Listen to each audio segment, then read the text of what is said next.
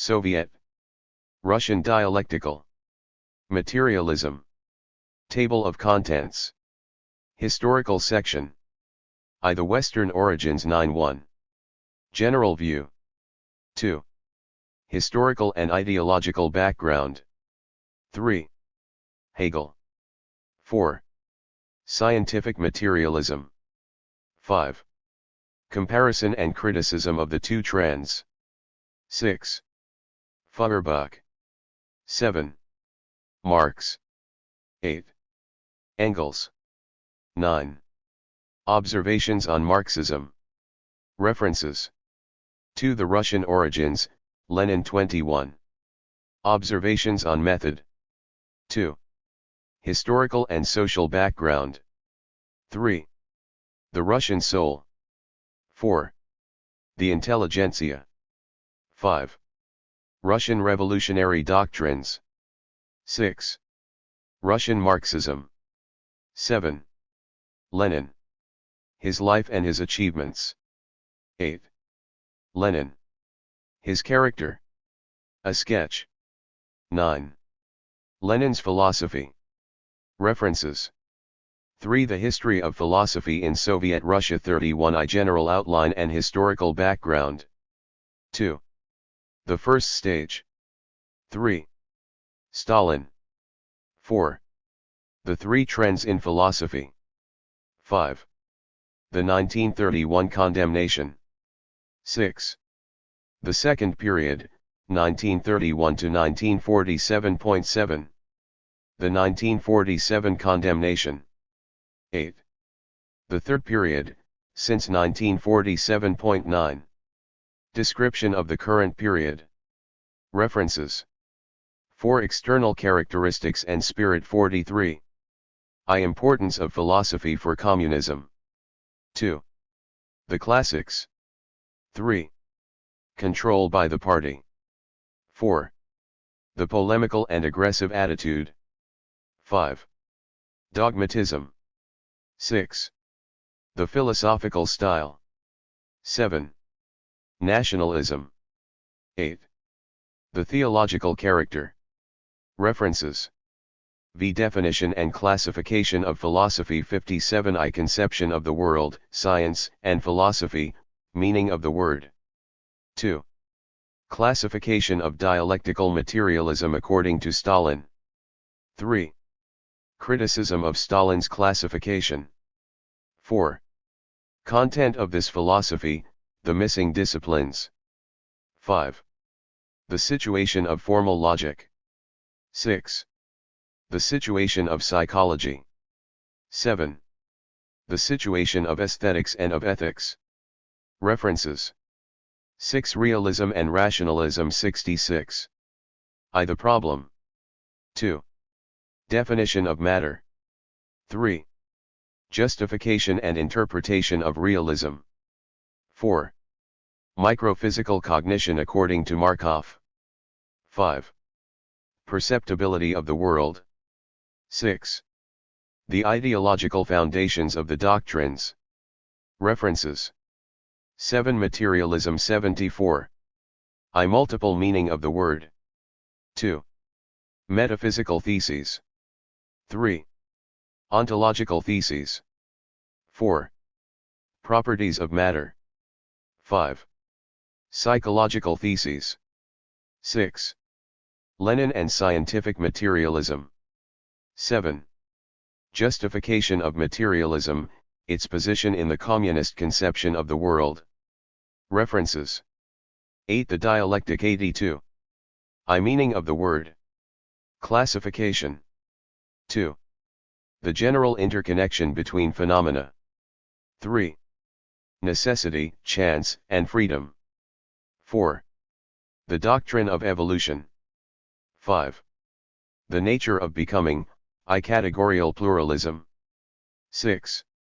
The nature of becoming, to the dialectical leap. 7. The conflict of opposites. 8. Summary, Lenin 16 points. 9. The foundations of dialectic. References. 9. Methodology, Applications 94. I. Subjective dialectic. 2. Theory and practice. 3. Application to science. References. 6. Table of contents. X. Historical materialism 98. I. The foundations. 2. Sketch of the theory. 3. The importance of ideas, pragmatism. 4. The partisan character of philosophy. 5. The partisan character of morality, art, and religion. References. 11. The value of dialectical materialism as a theory 106. I. Positive elements. 2. Dialectical materialism and common sense. 3. Technical level of the philosophers. 4. Dialectical materialism as a science. 5. The fundamental views. 6. Resort to the sociological point of view and its limitations. 7. Summary of the results. 12. Concluding remarks 117. I. The success of dialectical materialism. 2. Dialectical materialism and Christianity. 3. Dialectical materialism and the philosophers. Appendix I. 123. I. Samples of recantations 2. Description of some philosophers 3. The principle of contradiction and logistics. Appendix 2. 129. I. Supplements 2. The organization and spirit of contemporary Soviet philosophy 3. Dialectical materialism according to the Osnovi. Ignorance is not an argument. People belonging to no party are hopeless bunglers in philosophy just as much as they are bunglers in politics. Lenin. Preface to the first edition. This book offers a critical outline of the sources of the history, of the spirit and of the doctrines of present-day Soviet Russian dialectical materialism, i.e. of the philosophical foundations of Marxism-Leninism. It is scarcely necessary to stress the usefulness of a short outline of this kind, as Russian sources are not easily accessible in the West and as it is of considerable interest to know the doctrines which make up the faith of the communists in all countries.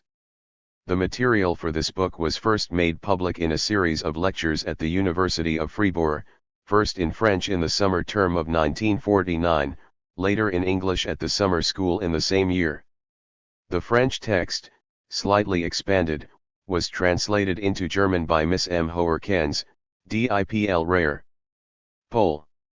Various imperfections in the wording of the text and in the bibliography can be explained by the process of formation of this book. The author hopes that such imperfections will not prove disturbing. Preface to the second edition.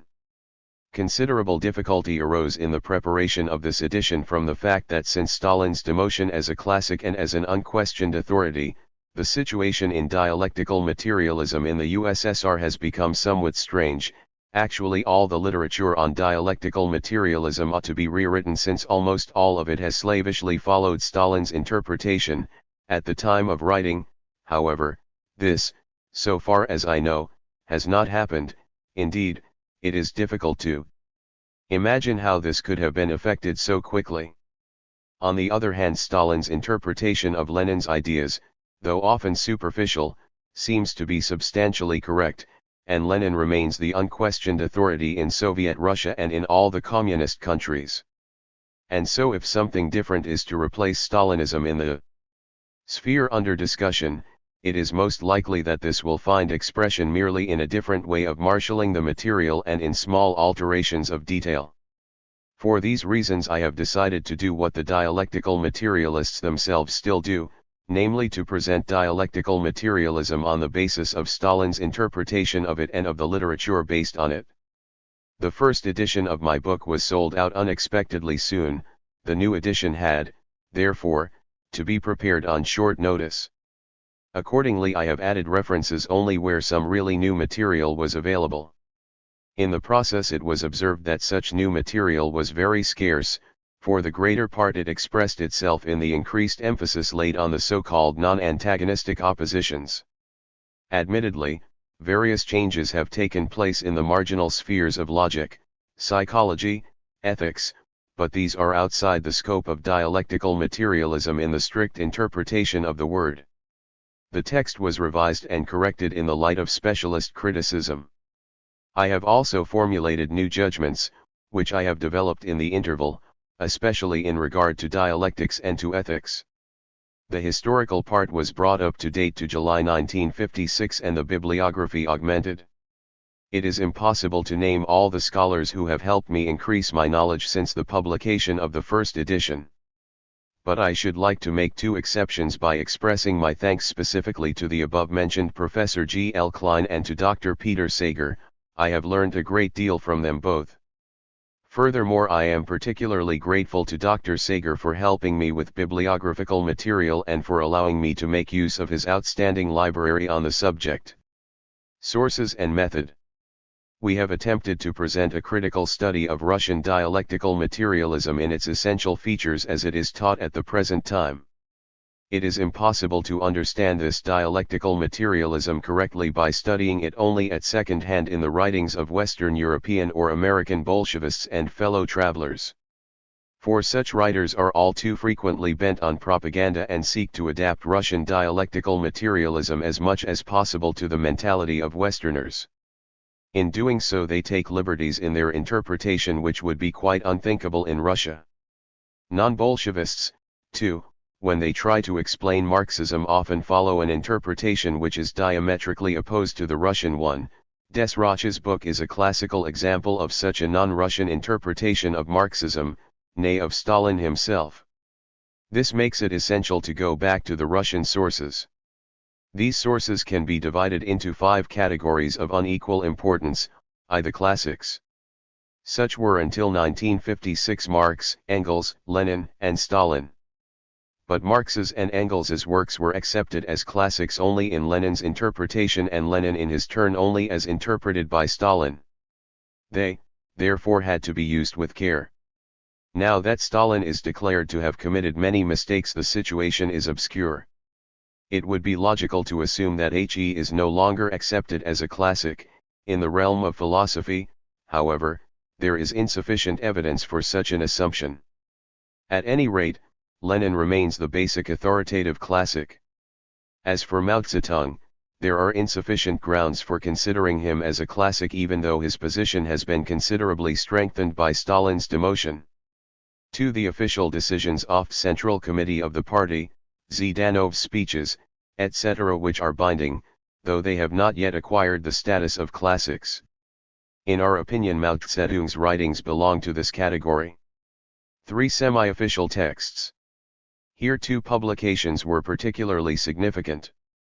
First, the short philosophic dictionary edited by P. Juden and M. Rosenthal, which, apart from some historical data and a few comments, consists almost exclusively of quotations from Lenin and Stalin.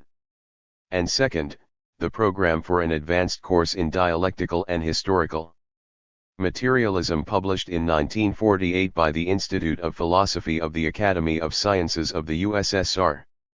So far these 2 publications have not been replaced, even though they were both composed along lines sanctioned by Stalin. Indeed, it is doubtful whether a substitute will be found for them on any essential point. 4 textbooks by acknowledged leaders of philosophic thought. 5 other literature. Here one must be very careful when using works published before 1931, especially if their authors were condemned, as, for instance, was the case with Bukharin and Deborin. Nevertheless, even in such writings can be found material which can contribute to a better understanding of the doctrine. Out of the study of this literature arises the following picture. Every essential element in present-day Russian dialectical materialism is contained in Lenin's works. Every such element is accepted in the form and interpretation assigned to it by Stalin in the above-mentioned essay and, to a lesser degree, by Juden and Rosenthal in their dictionary. In no single essential point has Russian philosophy gone beyond these 2 works. On the one hand, this was specifically stated by M.P. Baskin at the Congress of Philosophers even before Zhdanov's speech on June 19 of that year. None of those present disagreed with this statement. On the contrary, many speakers supported Baskin's opinion.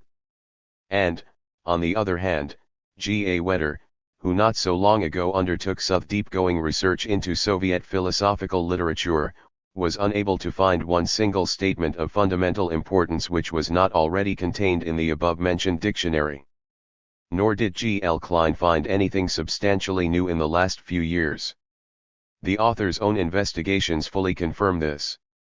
Admittedly, in the recent past the attitude of Soviet philosophers has changed on more than one point, but the doctrines have remained exactly the same, apart from a few deviations in certain marginal spheres of philosophy. 6. Historical section. I. General view. Present-day dialectical materialism has three different sources: Marxism, Russian revolutionary ideologies, and Lenin's thought. Lenin fused the other two into one under the impact of his powerful personality. It is impossible to understand dialectical materialism in the USSR without, at the same time, taking these three factors into account. A detailed study of its development will establish the following filiation for Leninism. Around the middle of the 19th century, the German intellectuals were influenced by one of two philosophic currents, by Hegel's philosophy or scientific materialism. Feuerbach, a disciple of Hegel, adapted Hegel's doctrine to the materialistic approach, and Marx was directly influenced by Feuerbach. Marx's friend and collaborator, Engels, perfected this philosophy and became the founder of dialectical materialism. Lenin's materialism goes back as far as this, even though he has also been much influenced by Russian thought. The following diagram can serve to illustrate the genesis of Lenin's philosophy. This diagram rather oversimplifies the historical situation, but by and large it does illustrate the main relationships.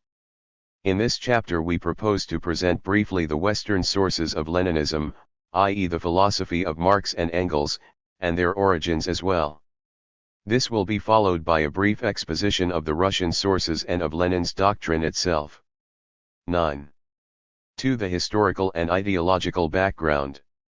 Every philosopher who attributes to the body and to the environment some influence on the spirit must acknowledge the validity of the principle of sociological method. This does not by any means imply that he is of necessity a materialist, but he must nevertheless admit that social conditions and, more particularly, economic conditions play an important part in forming an ideology. Unfortunately, it has been impossible, so far, to draw from this principle deductions which would be fruitful for the history of philosophy. It would seem that the complexity of life and the absence of scientific proof have made it impossible, so far, for the history of philosophy to derive proper benefit from the study of social and economic factors. It is possible to outline the general framework within which history takes its course, but it remains impossible to explain thereby the evolution of the various spiritual tendencies. Even so, it is of some value to represent briefly the characteristic features of that period. This does help us understand, at any rate partially, the various phenomena even though we cannot fathom their ultimate origins. Both Hegel and Kant recognized quite correctly that the so-called modern age was, in fact, a form of Middle Ages between two authentic cultural periods, between, on the one hand, the Christian Middle Ages, characterized by a well-knit culture and social order, and, on the other, an age still to come.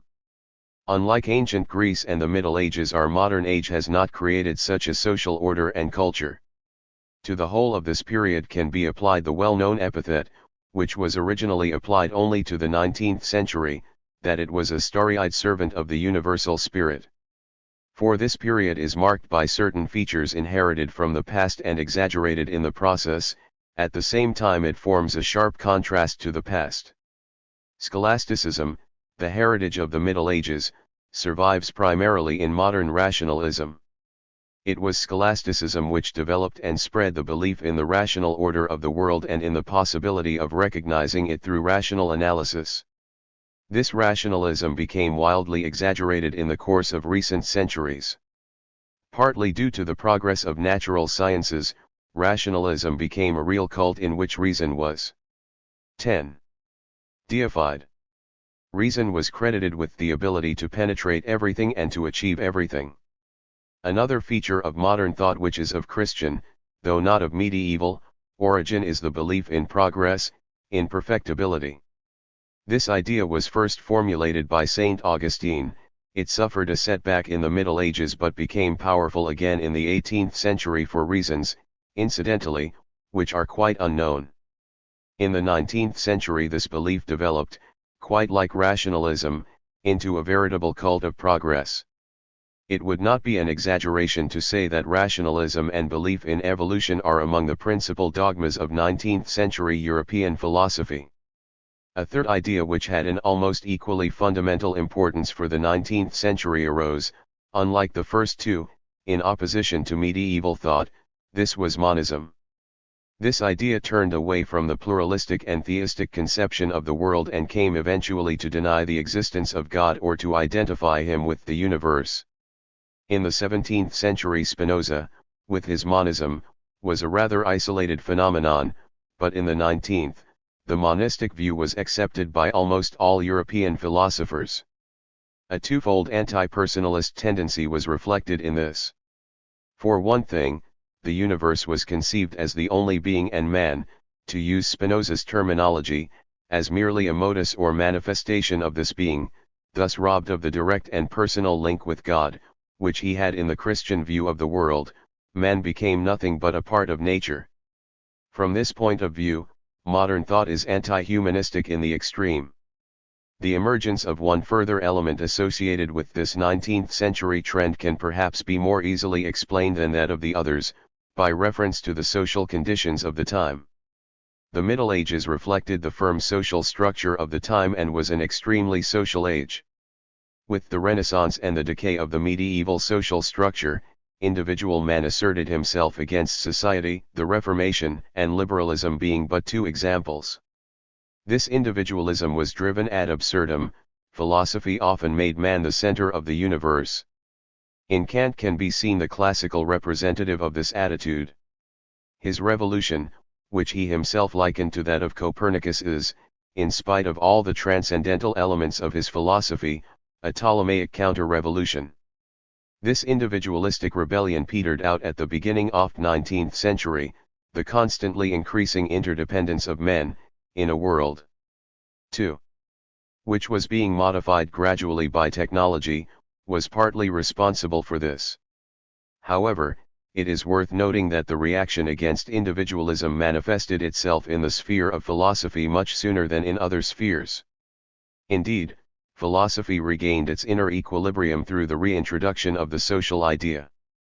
Up to then, philosophy had been rent asunder by mutually contradictory tendencies. On the one hand, it extolled the universe almost to the extent of negating the individual. On the other hand, it was inclined to obey the individualistic tendency and to extol this same individual, to the detriment and disregard of both society and the universe. It is not surprising, therefore, that monism should be establishing its supremacy just at this moment, for it became quite clear that the individual would be stifled. To begin with, this took place only in the philosophers' speculations. The masses, and even the educated people, continued to retain their faith in the anti-social rebellion. The two conceptions rub shoulders awkwardly in the Marxist doctrine. At any rate, if one takes philosophy in the 19th century by itself, one can say that it was rationalistic, monistic, and that it believed in evolution. Of course, these general features expressed themselves quite differently and were interpreted differently in the various systems of philosophy. Two of these systems, Hegelianism and scientific materialism, are of particular interest to us here. 3. Hegel. After Fichte and Schelling, Georg Wilhelm Friedrich Hegel is the third of those philosophers who are described as German idealists. Of the early 19th century philosophers, he exerted the greatest influence on his contemporaries and, indirectly, on our philosophy. He followed Immanuel Kant, whose idealism he adopted. Reality is determined by the notion, and the distinction between subject and object has no meaning except in consciousness, a concept which is badly defined in Hegel. There is but one reality, namely, the universal spirit, which assumes various forms as it evolves. Reality is understood organically. The whole is greater than the sum of its parts, and the parts exist only as contained in the whole and for the sake of the whole. With Hegel, This latter doctrine is founded on an ultra-realism based on the problem of the universals. These universals have, for Hegel, an existence of their own, but they are interpreted in a special way. 12. The spirit which molds reality evolves into ever more perfect forms. This evolution is considered to be, at any rate partially, independent of time. It takes place in a dialectical fashion. The thesis is always opposed by an antithesis, both are at the same time retained and dissolved in a synthesis. This synthesis, in its turn, is the thesis for a new antithesis, etc., etc. This is not a slow and progressive development, but an evolution in fits and starts which now and again manifests new qualities, for instance, life, consciousness, etc. The higher quality cannot be deduced from the lower. The development is strictly determined by the laws of the spirit. There exists neither chance nor free will. Everything that is real is rational, and everything that is rational is at the same time real. There is no room in Hegelianism for the fortuitous, the uncertain, or the inexplicable. Hegel professed Christianity and sought to fit religion into his system, but it is self-evident that his monism and his rationalism exclude every supernatural religion and every form of theism. In the sociological sphere, Hegel is a conservative. In his eyes everything that is, including the state that happens to exist at the moment, is necessary and rational. 4. Scientific materialism. Scientific materialism was associated in 18th century France with a number of encyclopedists. In Germany, towards the middle of the 19th century, its evolution was taken further by Jacob Moleschott, Ludwig Buchner, and Karl Voigt. In 1854 it emerged as a powerful force in the famous dispute over materialism. It enjoyed powerful support from two intellectual currents, from German positivism embattled against Hegelianism and, above all, from the supporters of the theory of evolution which spread rapidly after the appearance of Charles Darwin's Origin of Species. There are many points on which these doctrines are not in agreement, but they all contributed to the emergence of a fairly homogeneous philosophy of life. This philosophy became the creed of the majority of German intellectuals in the second half of the 19th century and found its most characteristic expression in the 13. Well-known work by Ernst Haeckel, Die Weltreise. The following features are characteristic of this philosophy. First and foremost, it is a realistic philosophy. Reality exists independently of our perceptions and outside of them. It is also monistic. There is only one being in the world. This monism is materialistic. Reality is material and mind is a product of matter and a function of it. Furthermore, the conception of reality is mechanistic. Matter as such is lifeless and is set in motion by extraneous forces. All that exists is conditioned by a time-space relationship and by the local movement of particles of matter. As regards the problem of the universals, this materialism is nominalistic. It claims that there are no universals, not even general concepts, but only names of kinds. Organisms are explained in a mechanistic way as being combinations of particles fitted together. The organism is merely the name for such a combination. This doctrine also professes a belief in evolution, but the development, a mere matter of chronology, manifests itself in small changes of a purely quantitative nature and adds no new element apart from increasing the multiplicity of atomic combinations. This leads to the conclusion that all qualitatively higher phenomena can be traced back to locally limited movements of matter. In spite of their nominalism, the materialists are radical determinists. They are rationalists too, for it is their belief that scientific methods can enable man to fathom all of reality. They are impassioned atheists, opponents of all religions of revelation, and they hate Christianity. In its place they want to set up an optimistic religion based on science and on belief in the progress of humanity. This doctrine is curiously contradictory to their own system which, after all, does not admit that any human value can exist as an independent concept. For them philosophy is merely the sum of all sciences and has no method of its own.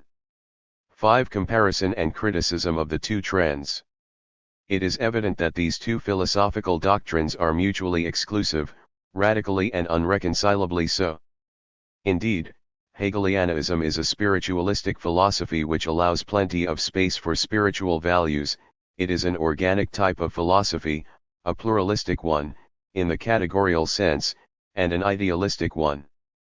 On the other hand, the existence of the spirit is just what scientific made. 14. Realism denies, while refusing to recognize any spiritual values.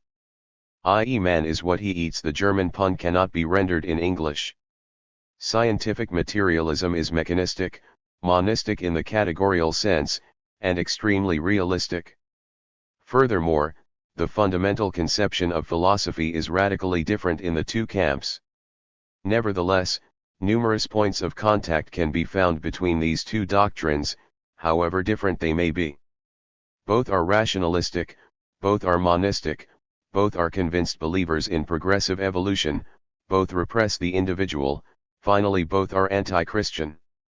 Even if Hegel did not himself draw this deduction from his system, it is an evident inconsistency that he did not do so, and his disciples have certainly recognized this. There is also a romantic kernel to be found in both doctrines.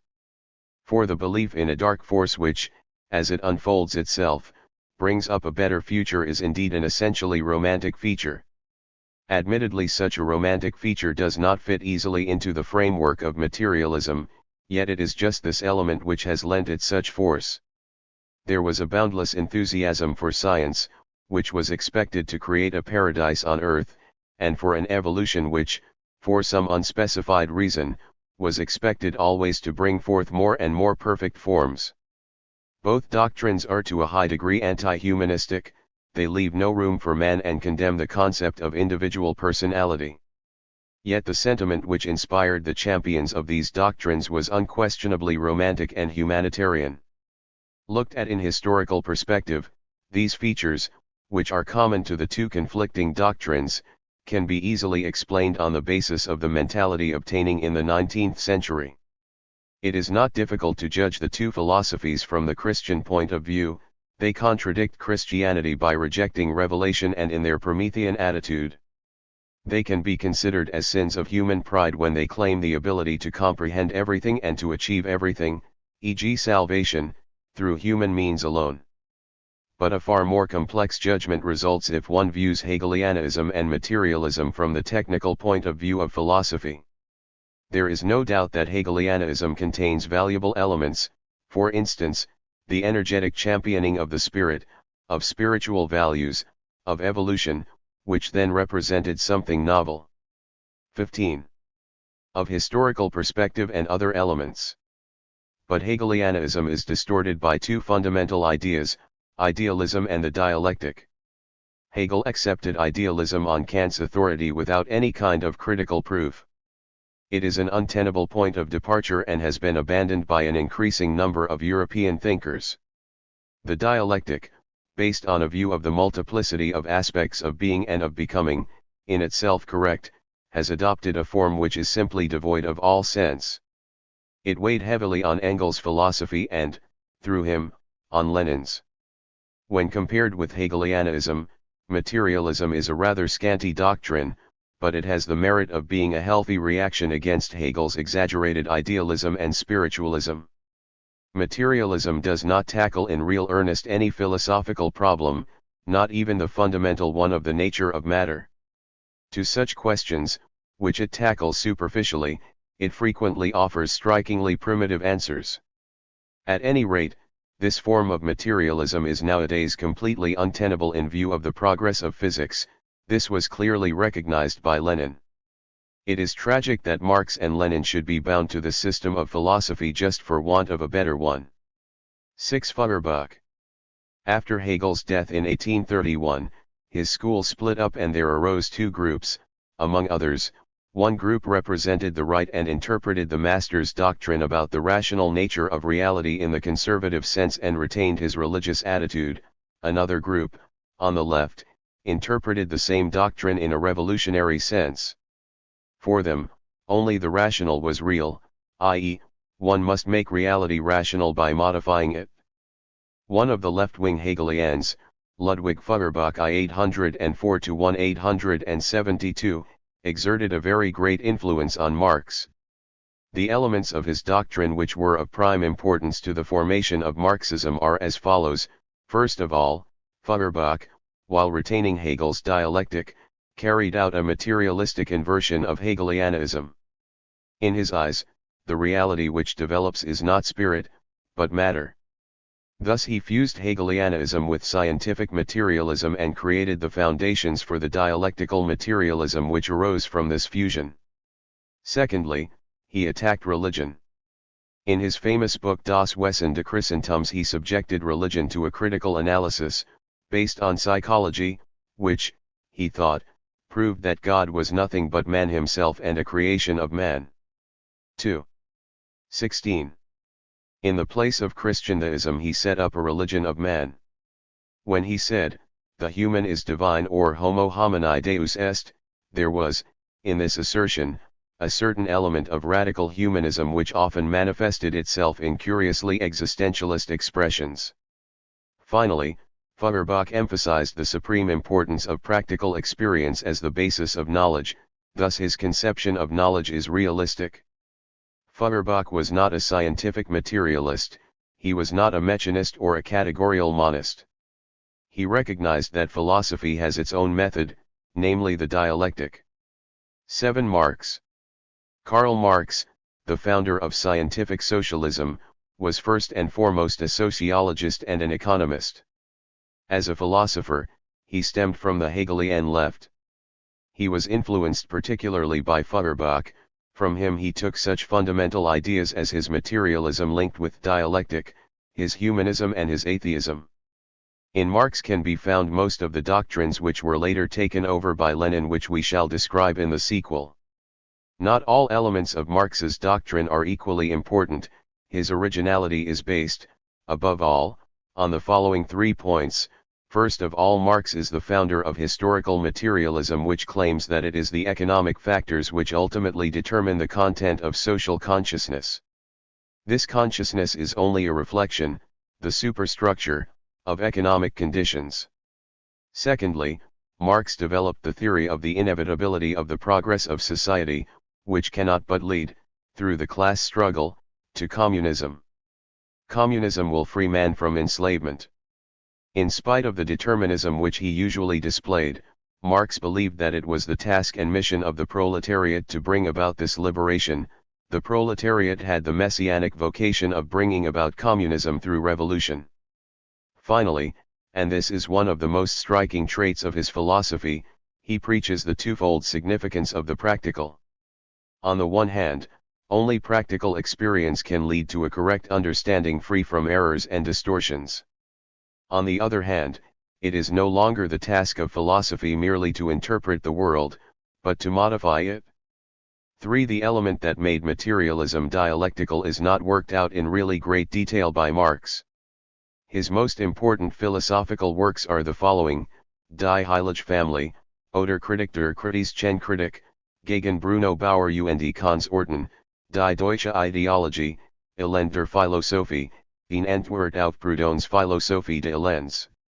Equal importance is attached to his economic masterpiece Das Kapital. 8. Engels. Friedrich Engels was from 1844 on Marx's closest friend and collaborator, so much so, indeed, that it is often difficult to distinguish their respective contributions to the common doctrine. In Russia today it is held by all writers that the doctrine of the two is indivisible. But this goes rather too far. Admittedly, Engels shared his friend's fundamental conceptions, but he stressed certain points in Marx's doctrine to such an extent that he thereby gave a distinctive tendency to Marxism which is rejected by some 20th century Marxists. These points are particularly important in his doctrine. He gave Marxism a more speculative, a metaphysical direction. Marx was concerned above all with historical materialism as a basis for his theory of economics and his revolutionary doctrine.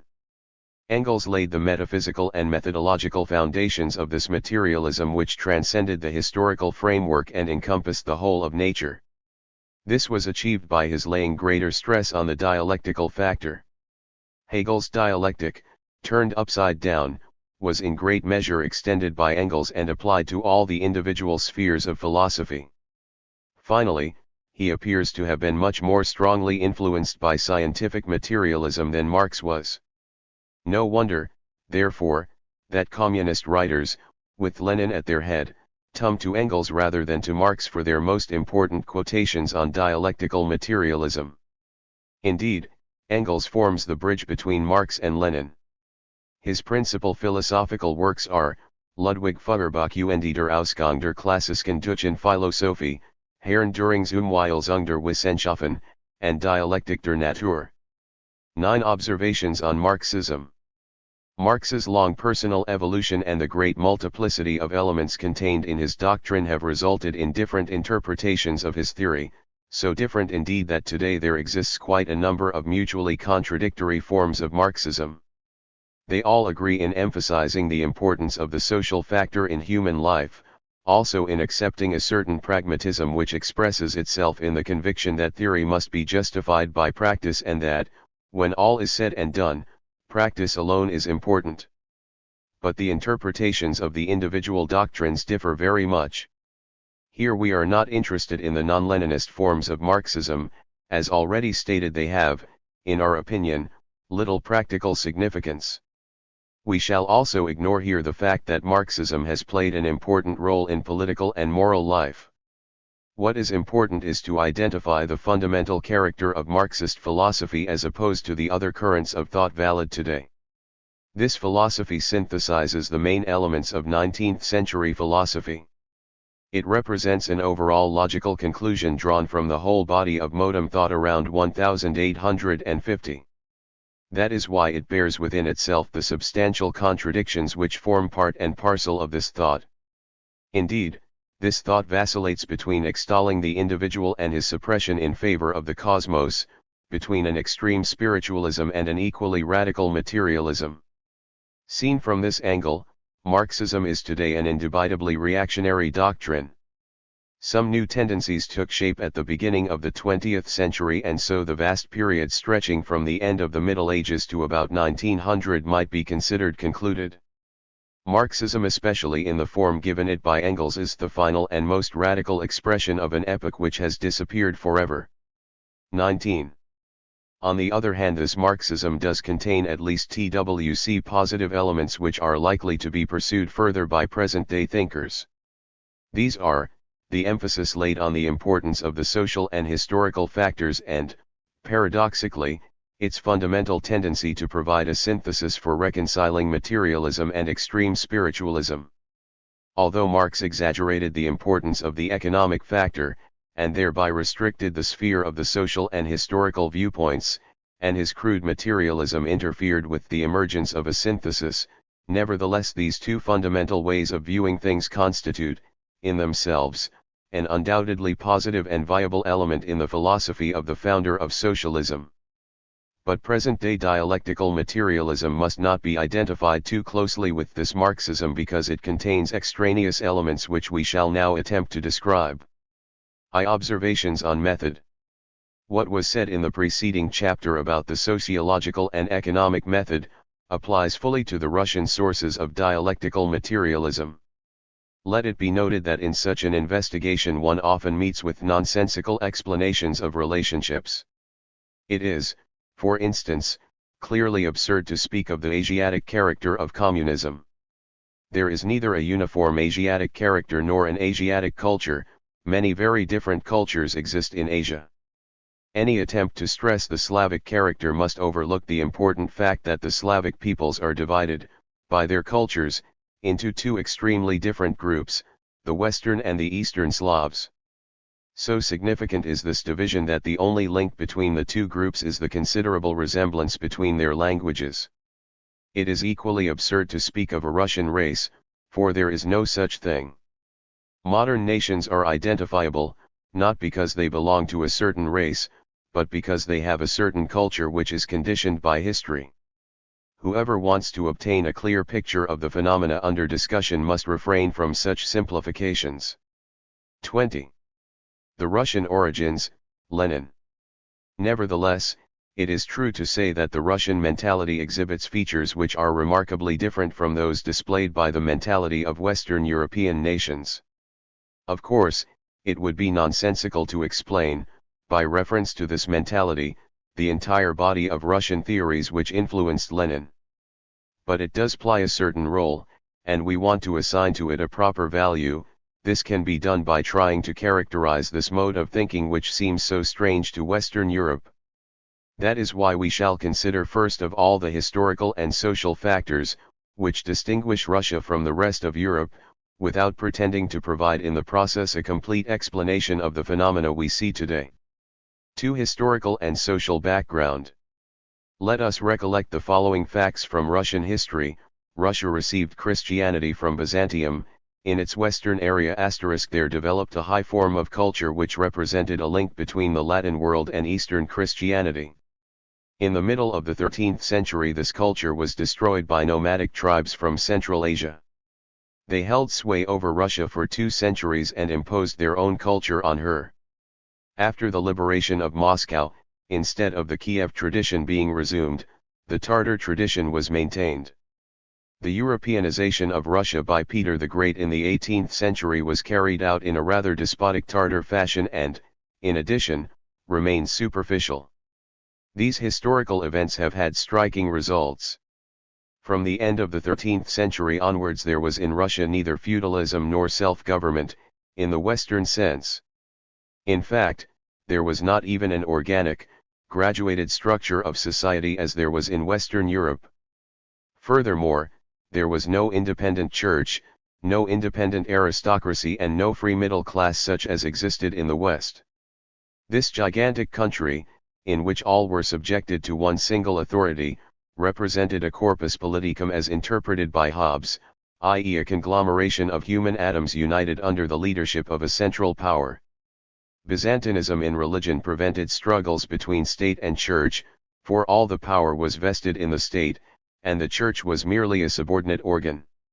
So different was the course of history in Russia that this country found it difficult to assimilate Western institutions. This, and propaganda by the Orthodox Church, aggravated what distrust and contempt Russia already had for the West. Early in the 19th century there was no middle class and no free aristocracy in Russia. The social structure consisted of 2 great classes, the peasants and the bureaucracy. Both were alike in being subjected to the despotic power of the Tsar. Admittedly there existed the rudimentary beginnings of other classes, among them the working class but they were insignificant when compared with the above mentioned. In the bureaucracy there originated a peculiar social layer, the intelligentsia. This was a fairly important group within society and strove for social reform, but it lacked all possibilities for action and consequently restricted itself to ideological activities, while becoming all the more radical in its views. This intelligentsia played a decisive role in the formation of Leninism and will therefore have to be considered again presently. 3. The Russian soul. A knowledge of this historical evolution and the resulting social structure can help us to understand this spiritual attitude, but we must also take into account certain features which good judges consider particularly characteristic of the Russian mentality. For instance, it is a peculiar Russian trait to take a large-scale view of all matters, especially social problems, and to neglect the concrete details of life. The subordination of the Russian Church to the state did not allow a clean separation, as was the case in the West, to occur in Russia between the religious and the secular spheres. Indeed, it fostered the merging of the two. The result was that all social activities acquired a certain hallowed air, an air of sacramental majesty. This is strongly developed in Russian revolutionary thought. Because the individual was unhappily conscious of being enslaved and ground into insignificance by the gigantic machinery of the state, Russian thinkers were driven, almost inevitably, to concern themselves with social problems. Hence the paradox of the Russian mentality: it did not, and could not, work out a clear conception of the dignity of man as the West had done, but displayed a far finer perception of social and human problems. Unable to solve them in practice, on the basis of smaller communities, the Russian views, from a basis of fundamental principles, all these questions in a very abstract manner. He neglects, in the process, facts for the sake of theories. In this The Russians are the exact opposite of the empirical English who, not using theory as their starting point, seek to solve all problems on the basis of concrete reality and of experience gained in their immediate surroundings. All these factors must be taken into account if one wants even to begin to understand Russian Messianism. The existence of the chasm between the Christian ideals, which are deeply rooted in Russian thought, and the deplorable reality around them, deeply affected this people whose thought had anyway been forced by fate to turn towards the general and the abstract. It engendered an apocalyptic vision of a fundamental upheaval which the nation had to carry out in order to free itself from the oppressive conditions of life. This nation, which could not comprehend the intellectual world of Western Europe, whose culture was so different from its own, was deeply shaken by many ideas from the West. Sooner or later the idea was bound to arise that Russia alone had preserved the truth and that it alone had the power to liberate and save itself and, eventually, the whole world, not contemporary Russia, but true, real Russia, the Russia of the dreamers and theorists. Some responsibility for the intensification of this messianism lies with the Orthodox Church which, conscious of its mission, ceaselessly preached to the people that the Latins were thoroughly decadent and evil. For the intelligentsia. Russian writers characterize the mentality of the Russian intelligentsia of the second half of the 19th century and of the early 20th century as follows. One of its essential features is coextensive with the Russian notion of principialnost. This embraces that special love of the abstract and that interest in great principles which also goes hand in hand with a deep distrust of the concrete. One Russian revolutionary puts it in this way: I have not been able to find anything that interests me either in men or in women, and so I dedicate myself to the service of mankind. A mental attitude of this kind is almost always allied to an extreme form of dogmatism which lacks the critical and sceptical spirit characteristic of the West. A profound dissatisfaction with the prevailing social conditions forms the basis of a longing for a decisive upheaval. At the same time, almost all the institutions of the modern Western world are lacking in Russia, nor has 23. Russia experienced the development of capitalism. Therefore, the Russian revolutionary tendencies have quite a different meaning from those in the West. The attitude of the Russian intelligentsia towards the West is one of hatred further intensified by a particular kind of distrust. When communists are heard referring, with profound contempt, to the bourgeoisie, all these factors must be taken into account, for this attitude towards the bourgeois is not only the result of Marx's teaching, but also a typical expression of the mentality of the Russian intelligentsia. Finally, the members of this class frequently display an aversion to spiritual values which could scarcely be found in Western Europe in the same intensity. All this is enshrouded in a deeply religious and messianic atmosphere. We shall give, as a useful illustration of this, the following short extract from Berdiyev who, as a Russian and a member of this intelligentsia, analyzed the mentality of his class in his characteristic and peculiarly searching manner. The Russians have displayed a quite peculiar disposition to take up and transform Western ideas. What in the West was a scientific theory which could be criticized as a hypothesis or as relative or partial truth with no pretense to universal validity, that was put forward by the Russian intelligentsia as an ultimately valid affirmation bordering on religious revelation. The Russian always seeks for the absolute. It is almost contrary to his nature to display a reserved attitude or to show scepticism in his criticism. The Russian intelligentsia considered science as something ultimate, almost divine, hence its methods.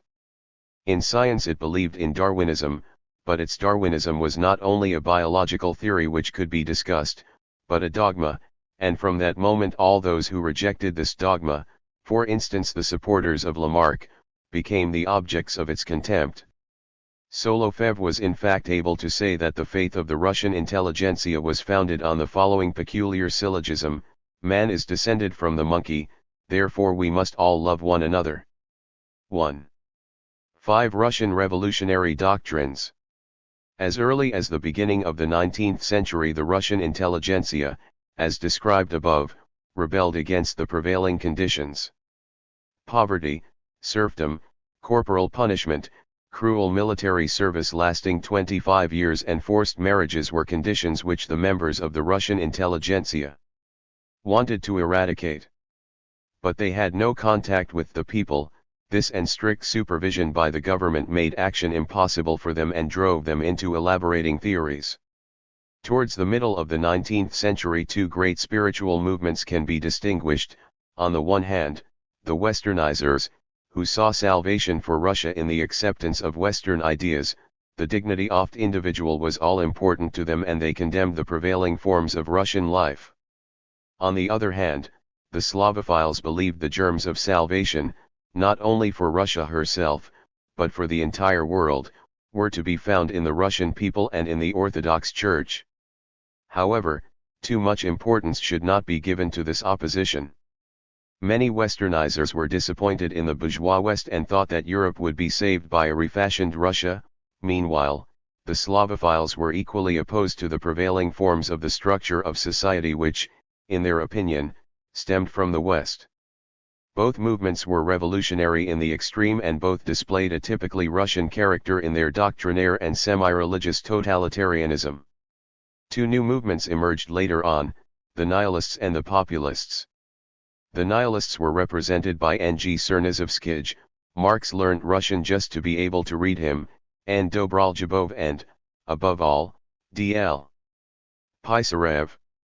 They were utilitarian materialists of a primitive and crude type. Many of them, sons of Orthodox priests, were distinguished by their outstanding spirit of sacrifice. They preached, with a truly religious zeal, the rejection of all spiritual values. Their influence was particularly noticeable in Russia between 1860 and 1870. The Populists were represented by A.I. Zeljabov, the well-known anarchist P.A. Kropotkin, S.G. Nikov, P. Tikasev and M. Bakunin, another famous anarchist. They were agrarian socialists who saw in the communism of the Russian village the natural foundation for a new order. They wanted to go to the people, a road which the people did not understand and which often led to denunciation to the police. Many of these revolutionary extremists developed an ascetic and, at the same time, Machiavellian morality which Lenin was to adopt. Tikasev in particular seemed to be his direct precursor in this respect. Their influence made itself felt particularly strongly between 1870 and 1880, their periodical Zemelja I Volja appeared from 1876 to 1879. 25. Particularly deserving of attention is M. Bakunin, who was first a follower and then an opponent of Marx. He was an anti-individualistic anarchist who was remarkable for his intense hatred of God. If God exists, says Bakunin, then man is a slave. God was the main supporting pillar of the state which Bakunin wanted to abolish. Tikasev was also important. He formulated two theses which Lenin adopted. One was a radical ethical utilitarianism, similar to, but more radical than that of many other revolutionaries, and the other, in contrast to Bakunin, a theory according to which the state was necessary for revolution. A strong state would exercise the dictatorship which was required for the destruction of the opponents of the revolution. As regards utilitarianism, Lenin was also influenced by Chernyshevskij. 6. Russian Marxism. In view of all this, it is not surprising that the Russian revolutionaries felt much attracted by Marxism. This doctrine suited their doctrinaire, revolutionary, atheistic, and messianic character. For this reason there were many Russians among the early disciples of Marx. His doctrine was taught and discussed in Russia from 1870 onwards, first by Enzibur, then by many professors of economics. But the real founder of Russian Marxism was Georgy Valentinovich Plekhanov, who, because of his revolutionary activities, was obliged to emigrate and settled in Geneva in 1880. There he founded the first Russian Marxist group, the Association for the Liberation of Labor. The works which he published there are among the best in Marxist literature. The first socialistic society was founded in St. Petersburg in 1885. 10 years later, in 1895, some 20 similar organizations in that town formed the Union for the Struggle and Emancipation of the Working Class. The first party congress was held in Minsk in 1898, the second in 1903, first in Brussels, then in London. In London a discussion about the character of the party arose. Lenin, already a leader in the party, demanded a strict organization while a group led by Z.J. Martov opposed his views. Lenin had the majority for him, his supporters consequently came to be known as Bolsheviki while the minority came to be called Mensheviki. Plekhanov sided with the Mensheviks. An important congress took place in Prague in 1912.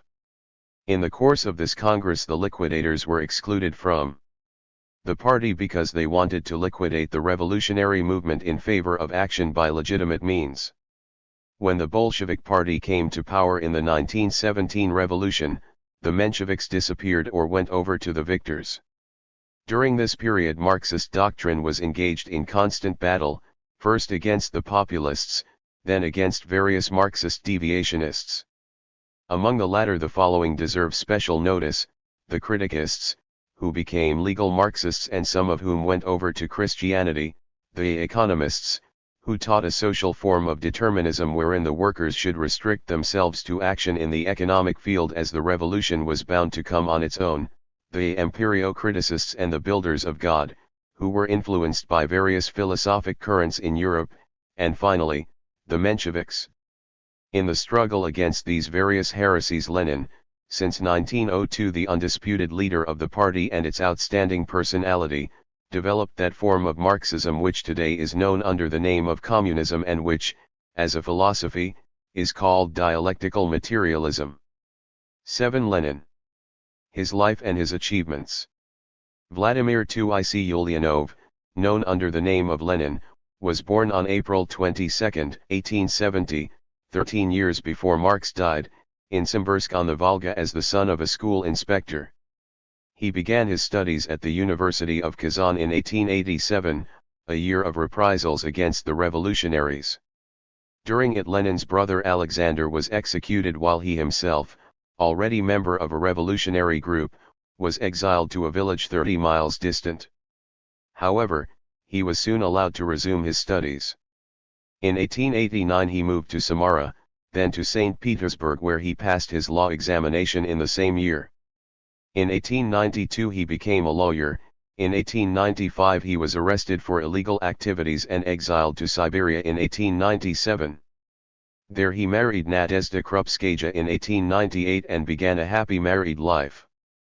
On being freed in 1900 he emigrated abroad. For several years he continued living in various countries abroad, including England and Switzerland. On the outbreak of revolution in 1905 he returned illegally to Russia but was compelled, after its failure, to retire to Finland in 1907. In 1912 he went to Paris and then to Krakow. 27. In 1915 he returned to Switzerland. In 1917 the Germans sent him back to Russia in a sealed railway carriage.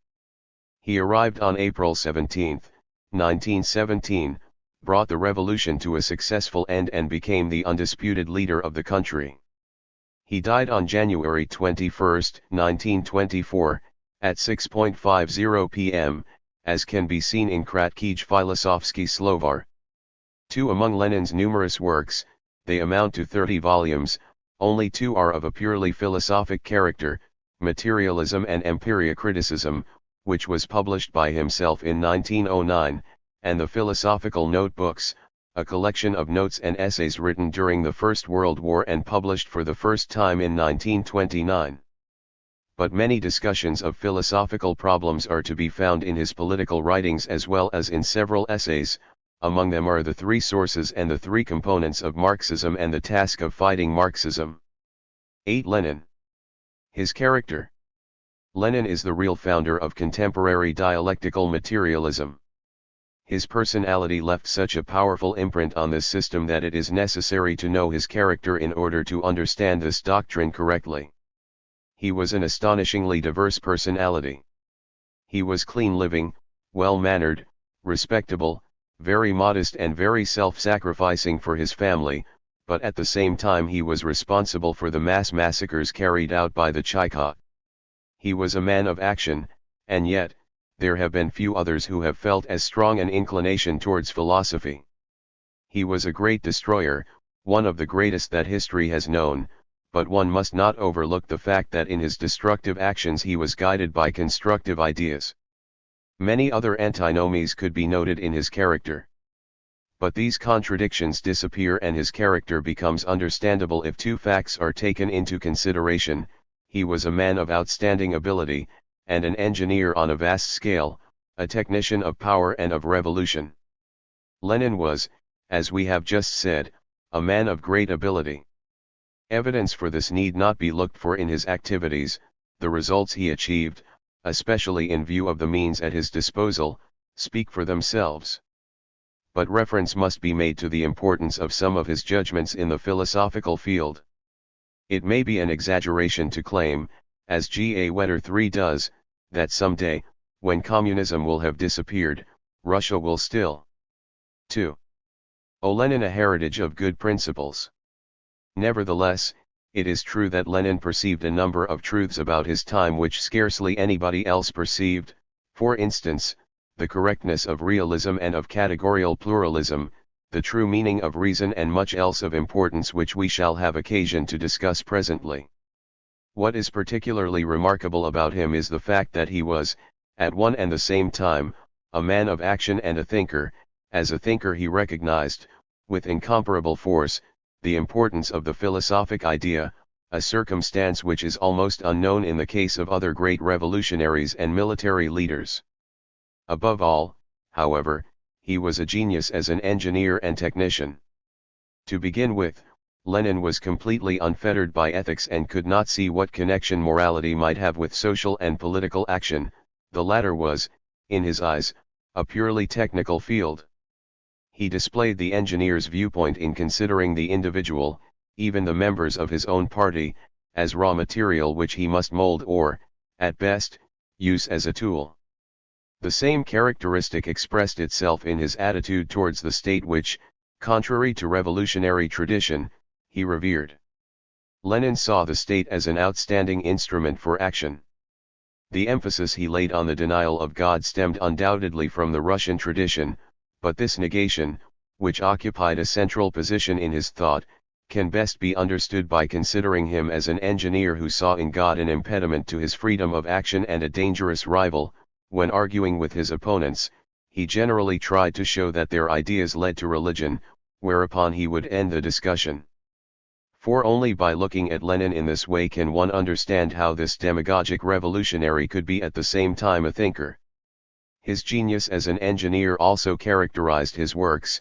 Stalin was perfectly right when he said that Lenin Americanized the Russians. It is a fact that Lenin's disciples are far from being the revolutionary dreamers their predecessors were; they are practical technicians, and Leninism has always been a cult of technical practice. 9. Lenin's philosophy. When dealing with contemporary dialectical materialism, it is necessary to analyze Lenin's thought, which, incidentally, will come to the fore again and again. It will suffice if we show what Lenin's original contribution to Marxism has been. 29. First of all, he fused into one the doctrines of Marx and Engels.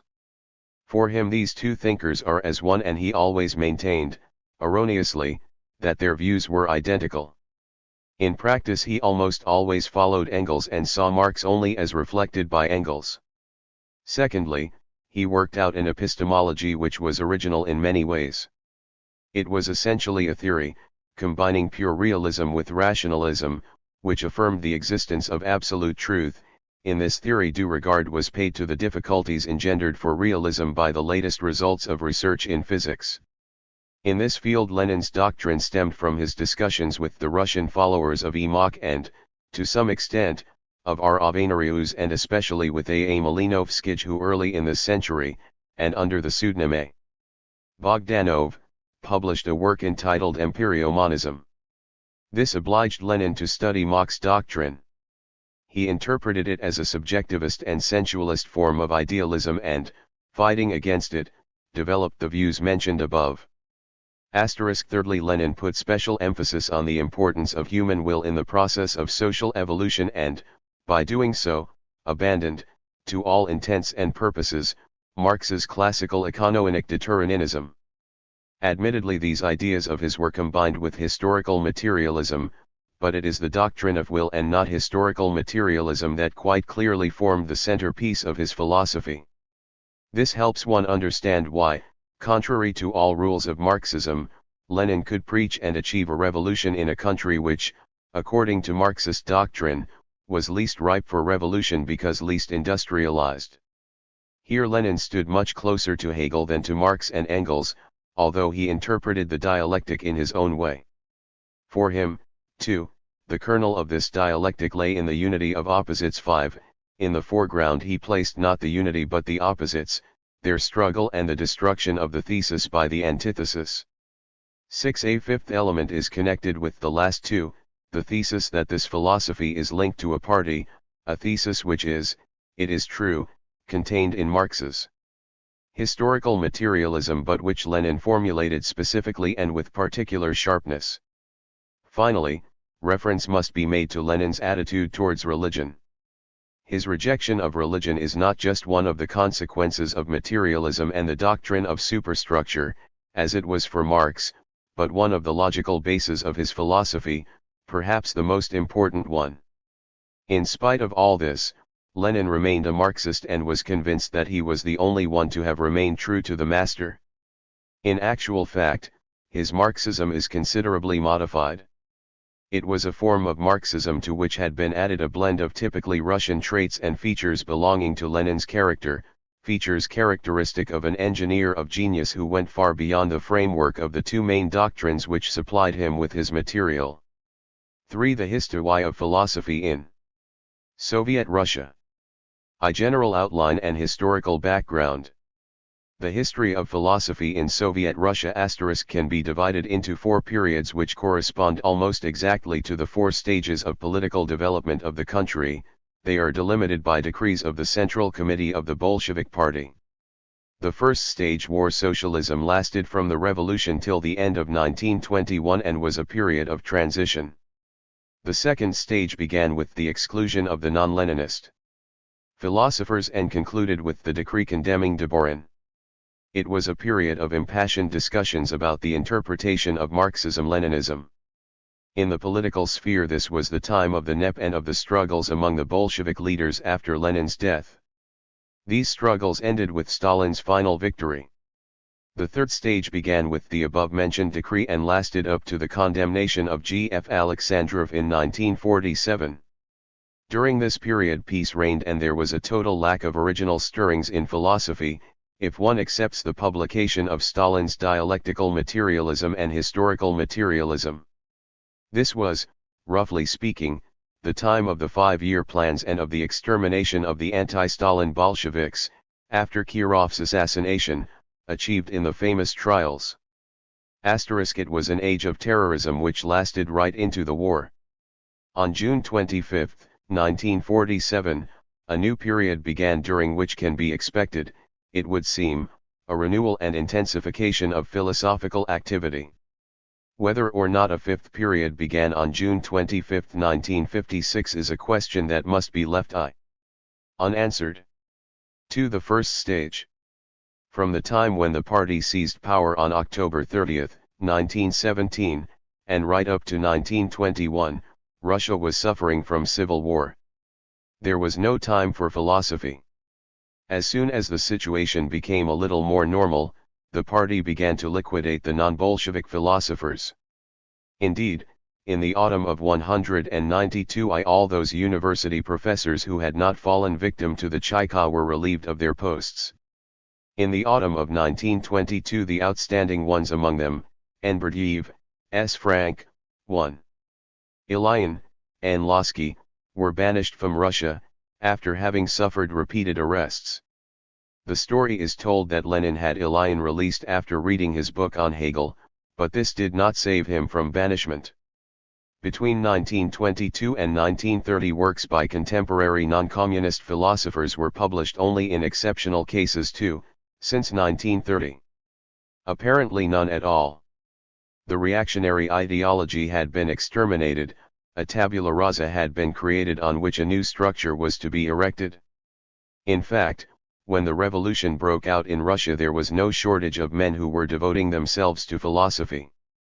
Lenin was now the dictator of the whole country. Apart from him, one should mention Lydia I. Axelrod, and Bukharin, Leon Trotsky, and others as people who concerned themselves with philosophy even before the revolution. Lunacharsky became Commissar for Education in the Russian Republic, although he had formerly been an opponent of Lenin. Other names could be added to these. In 1921, the Institute of Red Professors had taken up its activities with the stipulation that it should train new university teachers in the Marxist spirit. In 1922, the periodical Podzinaminum Marxismo began to appear under the editorship of A. M. Deborin. Around this periodical broke out the discussions and quarrels which finally ended with the 1931 decree. 3. Stalin. The man who, owing to his political position, was destined to play a decisive role in the development of philosophy in Soviet Russia was Iosif Vissarionovich Dzygasvili, generally known as Stalin. He was born on December 21, 1878 in Gori, the son of a village cobbler. Unlike Marx, Engels, and Lenin, who belonged to the middle class, Stalin was born in poor circumstances. He attended the village school of the church and, at the age of 15, went to the Orthodox seminary in Tiflis. He was expelled from there in 1899 for revolutionary activities. From 1898 onwards he belonged to the Socialist Party and devoted himself to work for the party in Tiflis and Baku. He was arrested for the first time in 1902, and it was from prison that he sent his declaration of adherence to the Bolshevik Party. Between 1902 and 1917 he was arrested no fewer than 6 times. In 1917 he took part in the revolution and became a member of the first Politburo. He remained on it with Lenin, Trotsky, and Sverdlov when its membership was reduced to 4 in 1918. From 1922 onwards he was the secretary of this highest party organ. When Lenin died in 1924, a violent struggle for power broke out among the Bolshevik leaders. This struggle, which lasted for years, ended when Stalin emerged as master of the situation. He had almost all. 33. The proved Bolsheviks condemned and executed. From that time, until his death on March 5, 1953, Stalin was the unassailable dictator of the whole of Russian life and thought. For almost 3 years after his death he remained the authority for communists. He lost this position on February 2, 1956. It is difficult to call Stalin a philosopher. His opera Omnia Philosophica consists all told of half a chapter in the history of the party, itself only a resume of the principal themes of Marx and Engels as seen through Lenin's eyes, and of some 40 pages of reflections on linguistics. In spite of this, Russia and the other communist countries regarded Stalin as a philosophical genius, and it is almost impossible to find a single philosophical publication which does not mention him as that. The reason for this is to be sought partly in the importance which Leninism attaches to the practical element and partly in the attitude of the Russians towards their ruler. But one cannot overlook Stalin's great influence on philosophical thought in the USSR. This is shown above all in the decrees of condemnation which we will now discuss. For the 3 trends of philosophy. The second period, especially during its last years, was characterized by impassioned discussions on the interpretation of the true foundations of Leninism. They are carried out in the communist style, i.e. they take the orthodoxy of the doctrine as their point of departure and they are punctuated by denunciations. It is not surprising that there should have been such disputes, for Lenin's dialectical materialism contains 2 mutually exclusive factors, materialism and Hegel's dialectic. And so, in their interpretation of Leninism, one group attached more importance to materialism and neglected the dialectic, another group gave particular prominence to the dialectic, meanwhile a third group sought to create a balance between the 2 elements. Thus there arose 3 philosophical parties, the Mechanists, the Menshevik idealists, and the Orthodox group. The Mechanists, among them are Bukharin, Axelrod, Stepanov, Minin, gave Leninism an anti-dialectical interpretation. They retained the concept of a final state but conceived the changes as being purely quantitative and denied any qualitative difference between the various phases in the evolution of matter. Representatives of this trend also believed in a radical form of determinism which had its root in the concept of the automatic movement of matter. In sociology they insisted on a naturalistic conception of the evolutionary process. They also tended to deny that philosophy is a science. On the whole, the writers of this group emphasized the materialistic element in Marxism. At the head of the second group, whom Stalin stigmatized as Menshevizing idealists, stands A.M. Deborin. Leon Trotsky is also reckoned as belonging to this group. There is no clear-cut distinction between the representatives of this conception and the orthodox Leninists as there is in the case of the Mechanists. At their trial they were criticized for using the dialectic as Hegel had used it, i.e. without adapting it to materialism for seeing in matter a sum of mediations, and finally for underestimating Lenin's originality in philosophy in favor of Plekhanov's. In short, this group was accused of giving a one-sided emphasis to the dialectical element in Marxism. But this accusation does not seem to be properly justified. Finally, the orthodox group, which was recognized as such by the party in 1931, should be mentioned.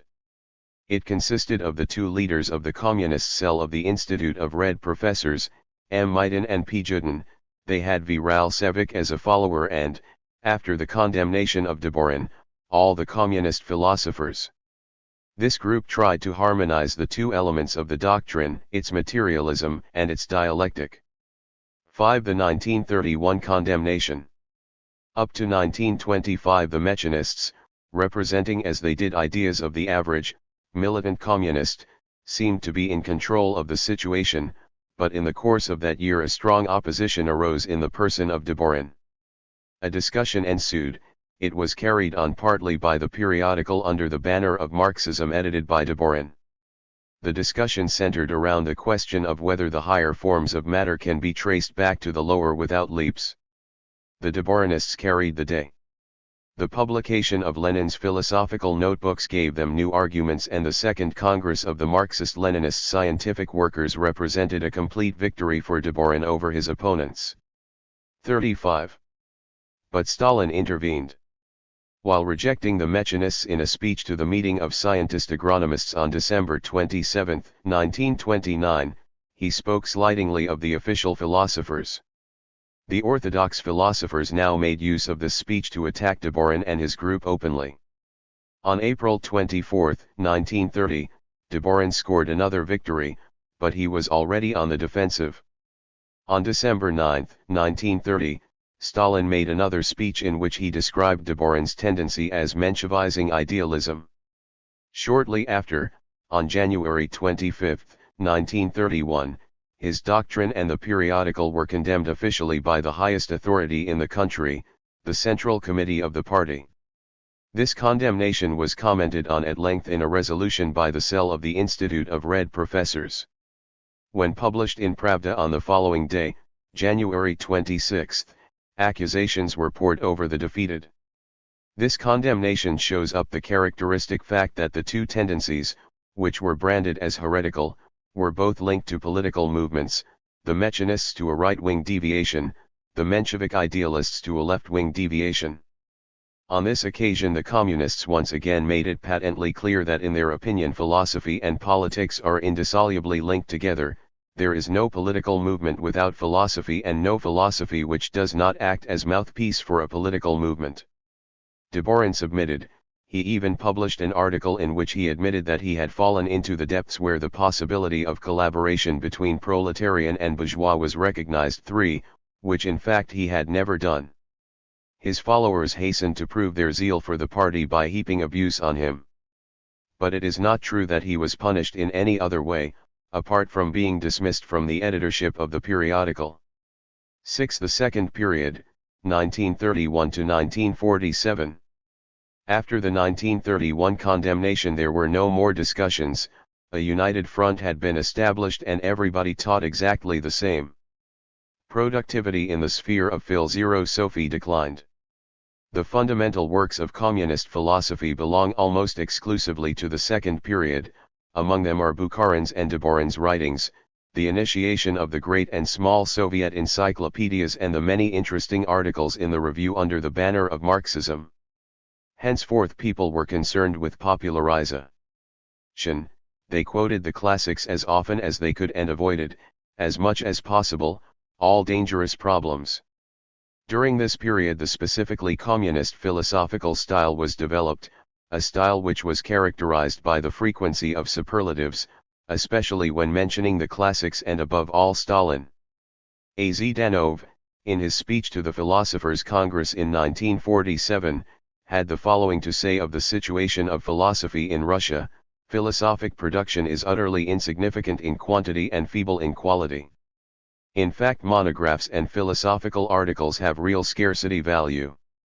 For he added that the communist philosophers lacked a progressive spirit, that they restricted their discussions to historical problems long since solved and that they were afraid to tackle new questions.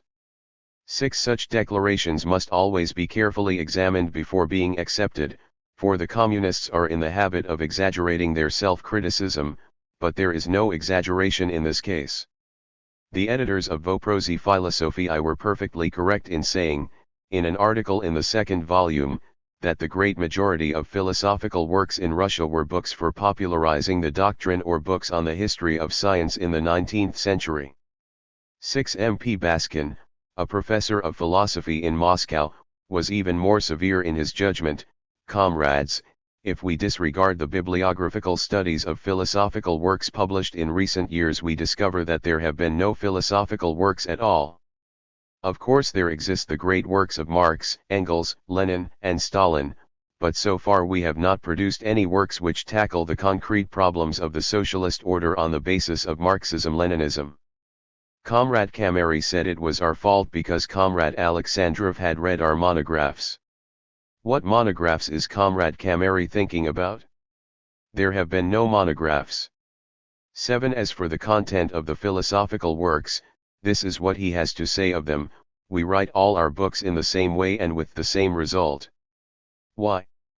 Supposing someone writes a really original article which expresses the author's own ideas and which does not conform to the stereotyped forms laid down by the editor, what happens?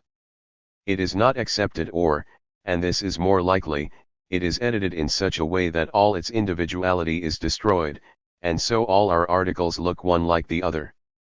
8. However, during this period an event took place which had supreme importance for the Bolshevik philosophy.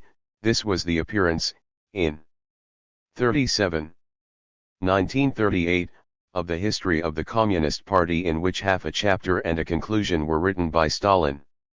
This chapter, entitled On Dialectical and Historical Materialism, is, admittedly, only a summary of the philosophic doctrine of the party, but, coming from the dictator of communist thought, it was particularly important in that it gave the whole of this philosophy a more definite course. It must also be said that Stalin succeeded in expressing clearly the substance of Lenin's doctrine. Since then, this text has belonged to the most quoted classics, and what is more, it is the principal authority for contemporary dialectical materialism. 7. The 1947 condemnation. It would seem that after the war Stalin became worried by the situation of Soviet thought, and this for two reasons: on the one hand it appeared to him too passive and, on the other, it took liberties which were incompatible with Soviet democracy. Besides, during the war the national spirit had been particularly fostered. The need was therefore felt to adopt this element officially in the intellectual life of the country. First of all, a declaration of principles was made by the Central Committee of the party in 1946, these dealt with the ideological front in general. Then it was shown how this declaration applied to various groups of intellectuals. In March 1947, and by order of the Central Committee of the Party 9, a debate was held at the Institute of Philosophy of the USSR Academy of Sciences. It was about G. F. Alexandrov's History of Philosophy in Western Europe. This book took the place of the History of Philosophy, a compendium whose third volume had been condemned for underestimating nationalism and overestimating the importance of the German classics. Alexandrov was rewarded with the Stalin Prize. Nevertheless, it was soon resolved to submit both him and the whole of Soviet philosophy to a critical review. The March discussion, at which 15 persons participated, was held to be insufficient by the Central Committee. It convened from June 16 to 25, 1947, a congress of more than 90 philosophers under the chairmanship of A2 Danov, an outstanding politician and secretary of the Central Committee of the party. At this congress the speakers criticized the accused book and, finally, Tu Danov himself spoke. He began by stating that he was not a philosopher, then he criticized Alexandrov's book sharply as well as the work of Soviet philosophers in general. Alexandrov was accused of not having understood the nature of Marxism and its relations with the earlier philosophies, of having neglected Russian philosophy, of lacking the fighting spirit of the party, of not using Lenin's energetic language and of being objective, not to mention his technical errors and considerable lacunae. Zhdanov criticized the philosophers in general for isolating themselves from the people, for lacking respect for their readers, for neglecting their contacts with one another and above all for being cowards. By this last accusation he meant that they treated only such problems as involved no risk and that they dared not tackle problems of systematic philosophy which affect the whole of life, for instance, the question of what the nature of the dialectical struggle should be like in a classless society.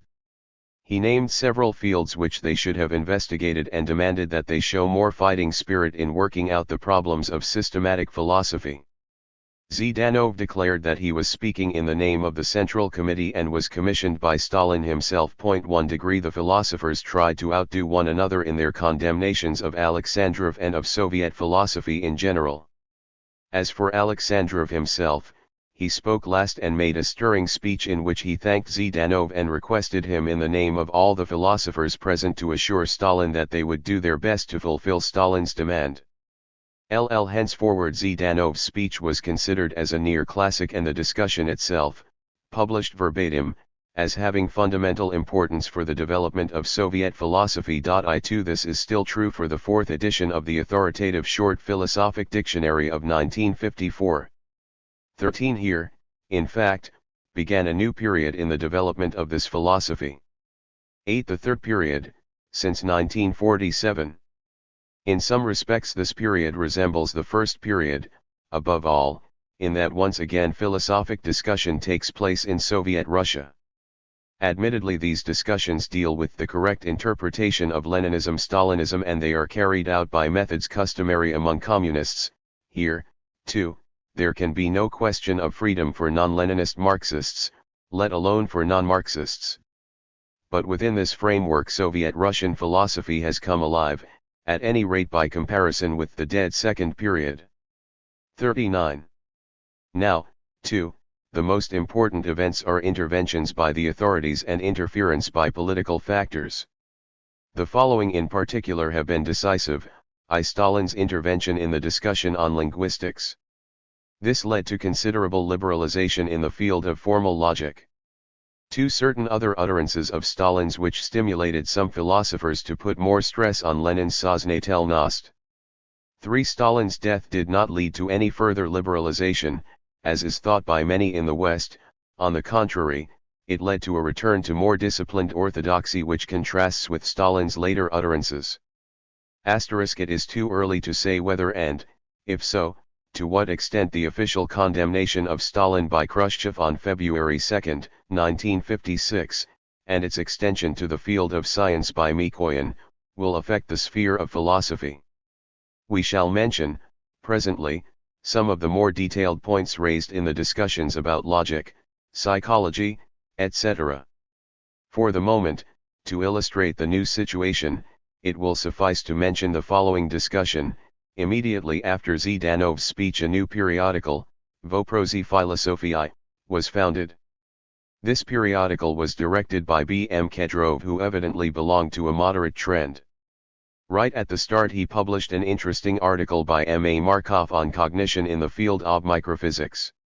Markov, quite apart from exhibiting a doctrine which was quite untenable from the Marxist point of view, maintained that the philosophers were not entitled to criticize theories of physics.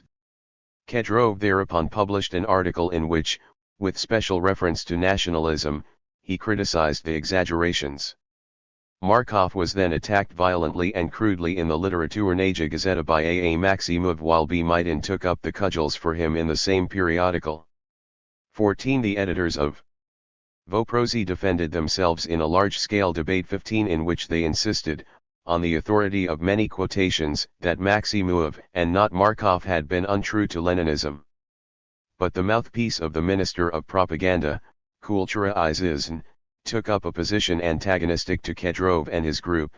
The editor-in-chief was forced to publish a humiliating letter 16 on November 13, 1949, in which he retracted his errors.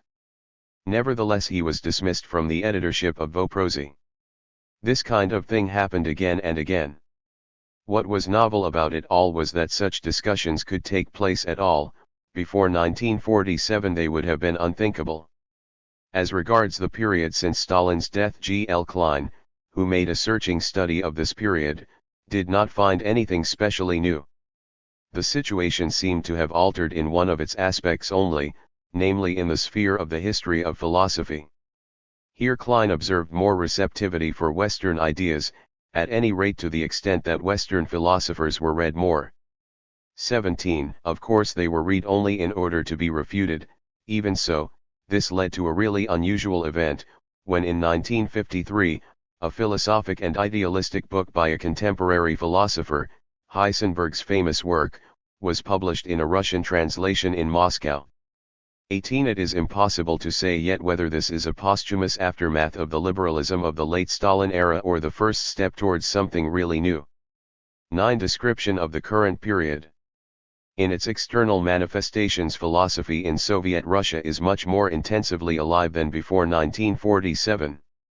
The following figures will show this. Among the 8 departments of the Academy of Sciences of the USSR, the Department of History and Philosophy stands 6th. Since 1944 it has been publishing an information journal.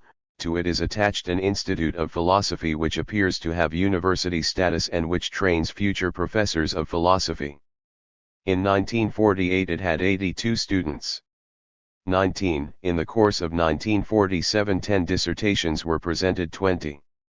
Apart from this institute there existed, in 1946, faculties of philosophy at only 3 of the 30 universities in the USSR, in Moscow, Leningrad, and Kaunas. 21. It is known, however, that in Moscow alone, philosophical dissertations were presented at the following institutes: at the Academy of Social Sciences, attached to the Central Committee of the Party, at the University, at the State Pedagogic Institute, at the Municipal Pedagogic Institute, at the Institute of Economics. 22, 56 all told.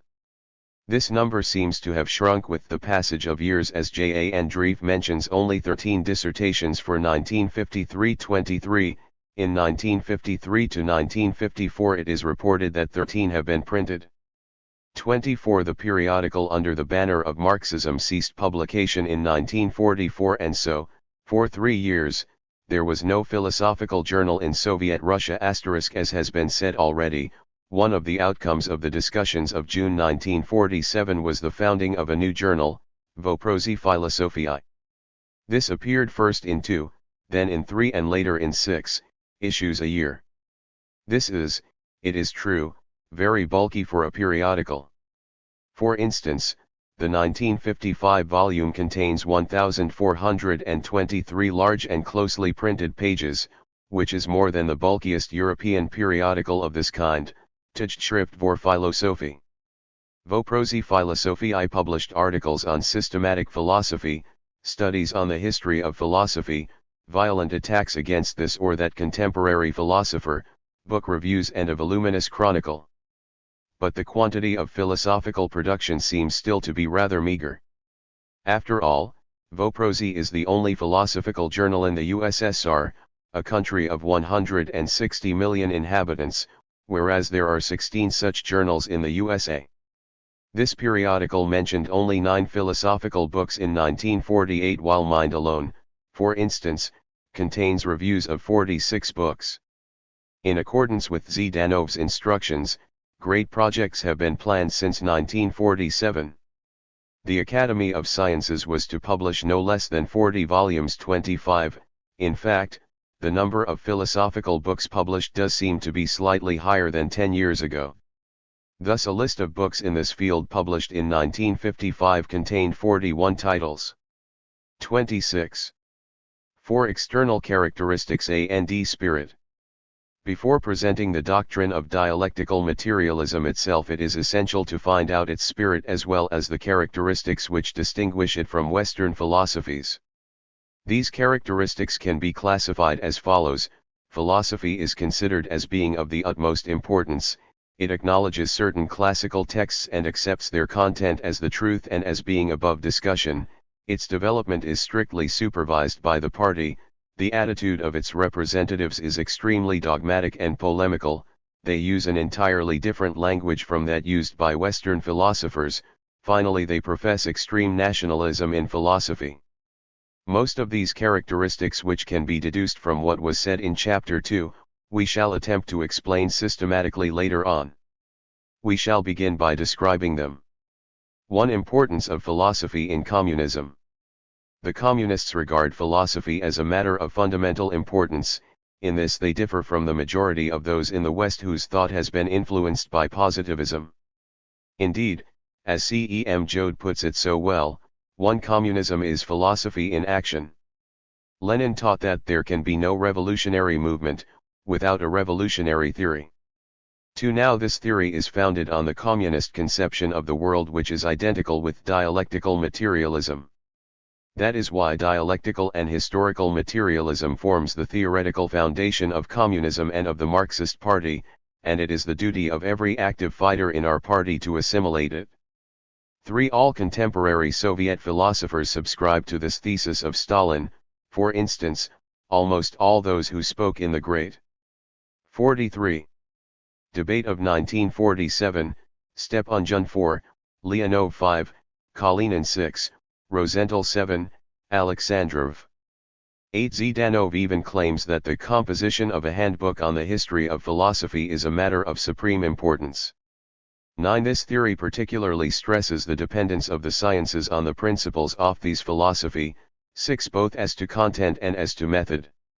Thus, in Soviet Russia numerous scientific doctrines were condemned because the party organs declared them incompatible with the teachings of their philosophy. Practice corresponds to theory. Philosophy is taught on a vast scale.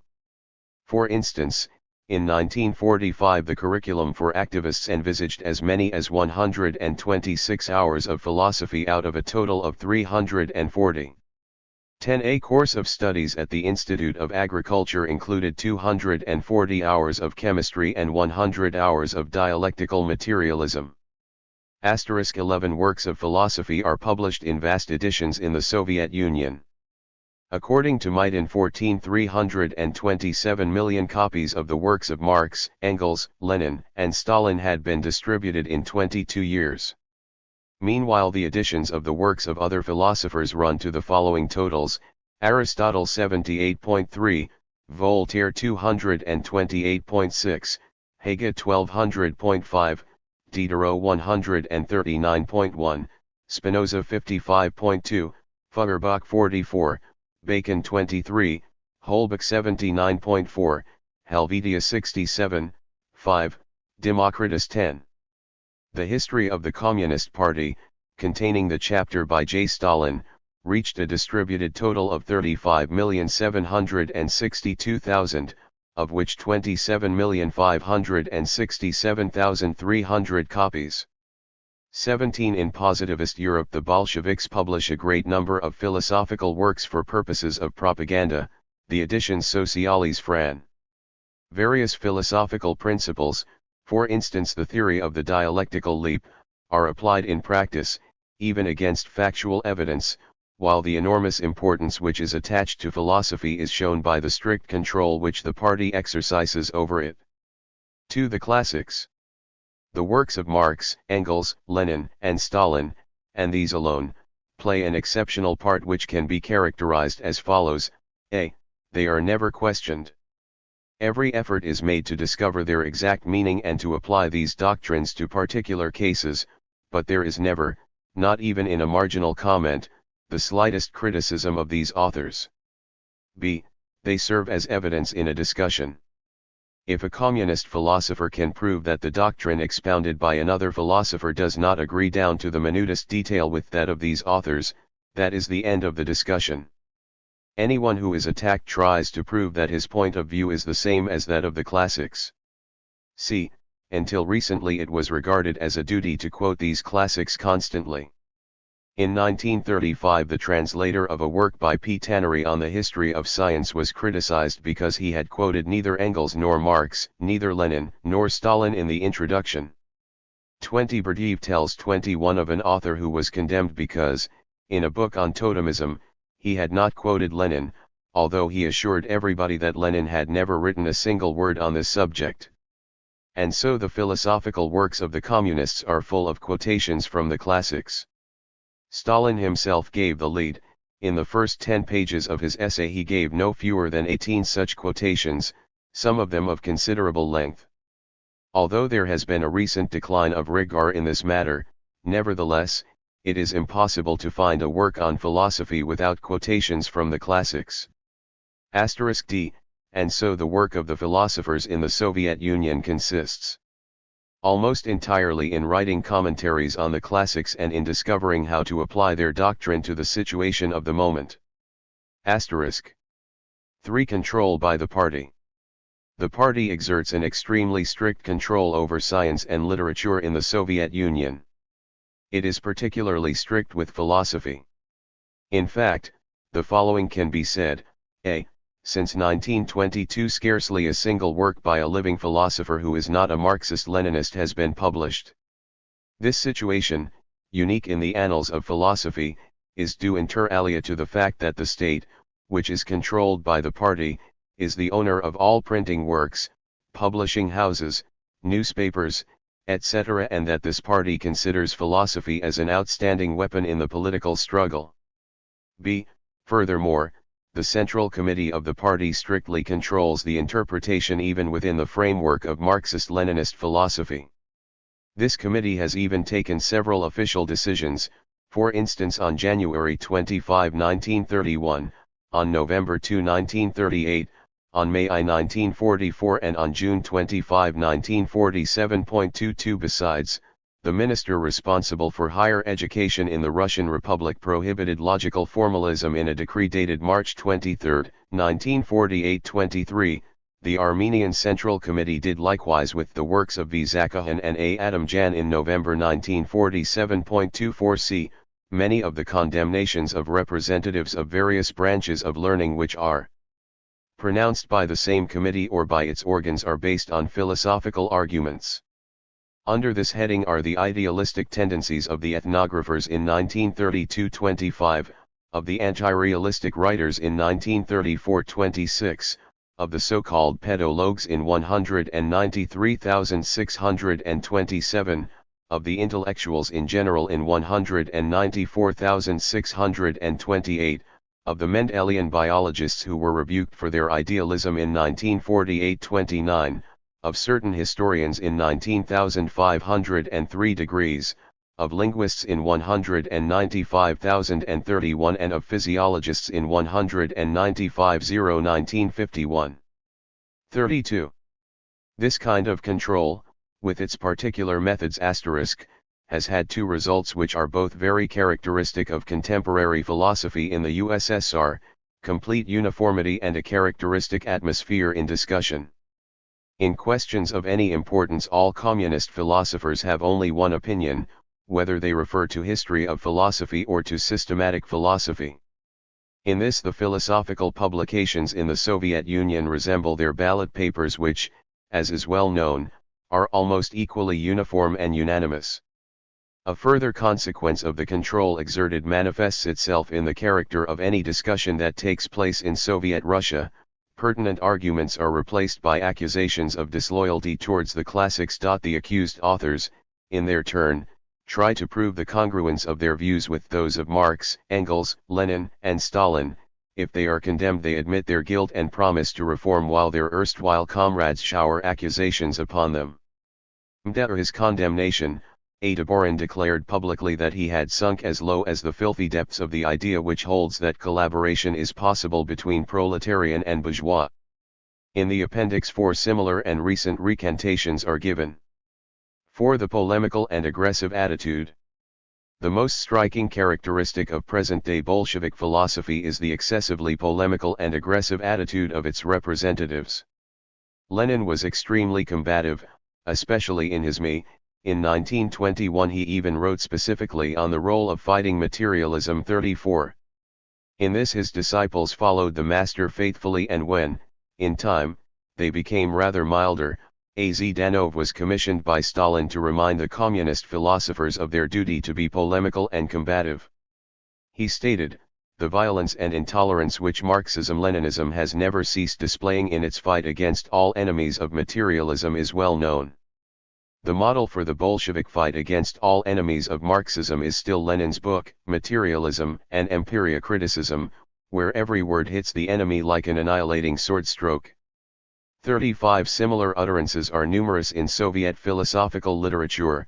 There is a constant mentioning of the philosophical front, strokes, shots, etc. Inspired by Zhdanov's above-mentioned appeal, numerous articles dealing with this subject appeared. Philosophers were urged repeatedly to be fighters. In 1948 alone, 4 such articles appeared. A large proportion of the philosophical works of the communists are directed against this or that philosopher or this or that philosophical tendency. One's own attitude is attributed to the philosophers whom one attacks. They are said to have taken orders from capitalist organizations, from the Vatican, from the American government, etc. Communist philosophy today considers itself as an instrument of political warfare and, similarly, considers every other philosophy as such an instrument. To illustrate this point yet further, here are a few titles of recent philosophical studies, published in 1948, Philosophy of Life as an Ideological Weapon of Imperialistic Reaction in China 36, The Philosophy of Militant Catholicism 37, Racial Theories in the Service of American Imperialism 3s, Against Formalism and the Unpolitical Attitude in the Theory of Logic 39, Against Idealism and Metaphysics in the Theory of Heredity 40, Against Idealist Propaganda 41, Against the Cringing Attitude towards Bourgeois Philosophy 42. Let it be noted that this refers to studies published in an academic journal, not to works of popularization or of propaganda. Their contents correspond to their titles. 5. Dogmatism. This philosophy is founded on undisputed, unimpeachable texts. It is controlled by an authority which is considered infallible, and its function is to be an instrument in the political struggle. It is natural, therefore, that this philosophy should be dogmatic. Its representatives in their writings are far less concerned with solving problems than with teaching the solutions already found by the classics and refuting opinions which contradict them. It might be said that the communist philosophers are not so much seekers or explorers as apostles of a doctrine which is already there. Not only have they a firmly established opinion in regard to all great problems of philosophy, but they also make very little effort to justify and prove it. The critical spirit, as it is understood by Western philosophers, seems to be totally unknown to them. What they understand by criticism and self-criticism is merely the testing of their own or of somebody else's doctrine for loyalty or disloyalty to the theses of the classics. This attitude is expressed, in a remarkably outspoken way, in the preface to Lenin's Materialism and Empiriocriticism. As a reply to his critics, who set themselves the task of searching for truth, he said, "As for me, I am also a seeker in philosophy. Indeed, in the papers which follow I have set myself the task of finding out what madness it is that has brought people so far as to serve up, under the guise of Marxism, such incredibly confused, entangled, and reactionary stuff." 43. In other words, Lenin does not seek to understand whether Marxism is true, he would rather find out wherein lies the disloyalty of those whom he attacks, i.e. wherein they deviate from established truth. An even more revealing passage is to be found in a letter in which he declared that the very moment he set to work he forgot all about philosophy, wishing to use it only to combat his opponents more successfully. This is the attitude which is characteristic of communist philosopher. The same dogmatism is, remarkably enough, to be observed in the history of philosophy. Not only have communist philosophers their ready-made and perfectly uniform judgment of every philosopher of the past, but even their appreciation of the purely historical importance of a doctrine is dogmatically determined by what the classics have to say about it. Lenin admired Aristotle and valued Plato but little, therefore Aristotle is always the great philosopher while Plato is almost ignored. During the early 19th century, medieval philosophy was still almost universally held to be fairly unimportant, the views of Camus. 49. NIST historians reflect this attitude even today, and so, in order to be faithful to the classics down to the last detail, these historians find themselves in curious opposition to the Marxist theory of evolution. According to this theory, scholasticism should be more, not less, important than ancient philosophy, because it represents a more advanced evolutionary era, namely feudalism. A number of similar examples could be quoted. Asterisk. 6. The philosophical style. The style of the philosophical writings in Soviet Russia reflects these features: preeminence of the classics, submissiveness to the decision of the party, aggressiveness, and dogmatism. This style is characterized by three further features. It uses a special vocabulary based on superlatives when talking of the classics or of important politicians, and on insults, when talking of opponents. On this score, the entire literary production of communist philosophers contrasts completely in style to that of Western philosophers and strikes a non-communist reader as repellent. A.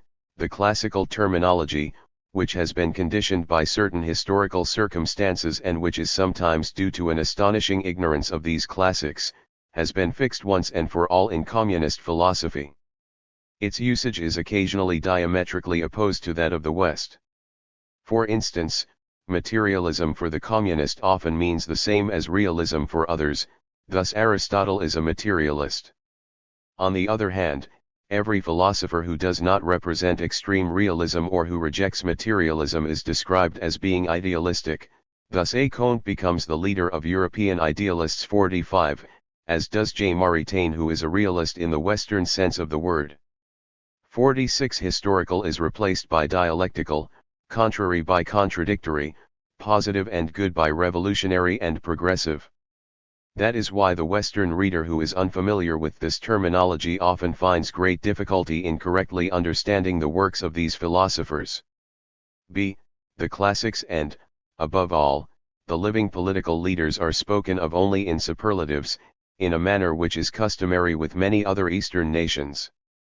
They are geniuses, incomparable leaders, thinkers who inaugurate a new epoch, etc.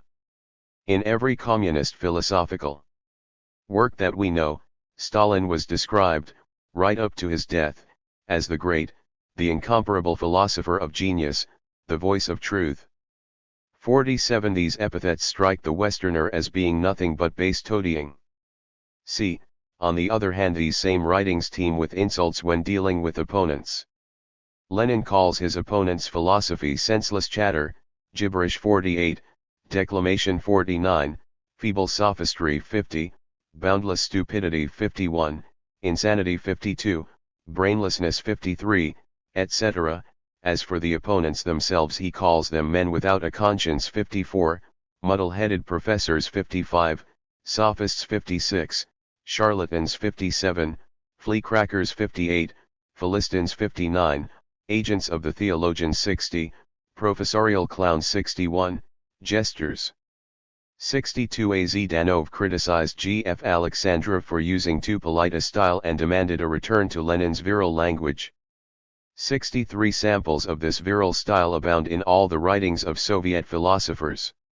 In the single 1948 issue of the journal Voprosi Filosofiae, published by the USSR Academy of Sciences, L. Bloom is described as a philosophic mercenary of imperialism. 64, E. Gilson and J. Maritain as obscurantists, J.P.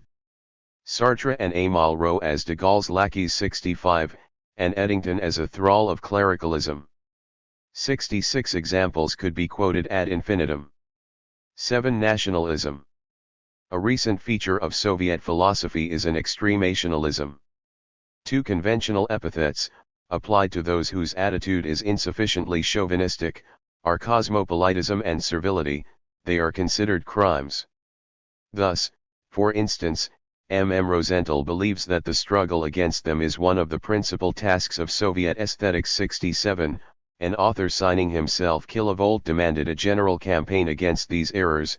M. B. Maidan, who is regarded as the outstanding philosopher, violently attacked a fairly moderate article by B. Kedrov because the latter had criticized the ridiculous exaggerations of chauvinism.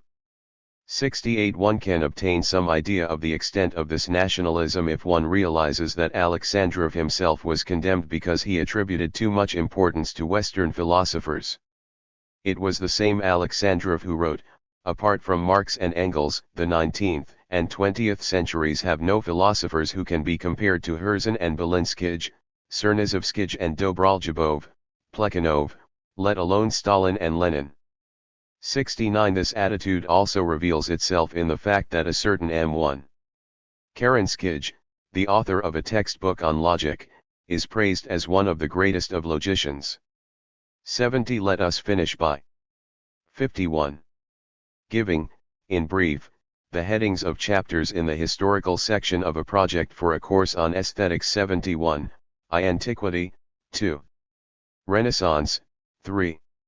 17th and 18th centuries, 4. Germany, 5. Russia in the 19th century, 6. Belinskij, 7. Semisovskij, 8. Dobraljubov, 9. Marx and Engels, 10. Plekhanov, 2. Lenin and Stalin. In other words, half the chapters are devoted to Russian thinkers on aesthetics. This phenomenon is not restricted to philosophy but is typical of all present-day Russian publications. 8. The theological character. All non-communist philosophers who have studied this philosophy have been struck by its, admittedly inverted, theological character. This is true, for instance, of B. Russell 72, W. Gurian 73, G. Mishi 74, G. A. Wetter 75 and above all of Berdiev who investigated this problem particularly thoroughly.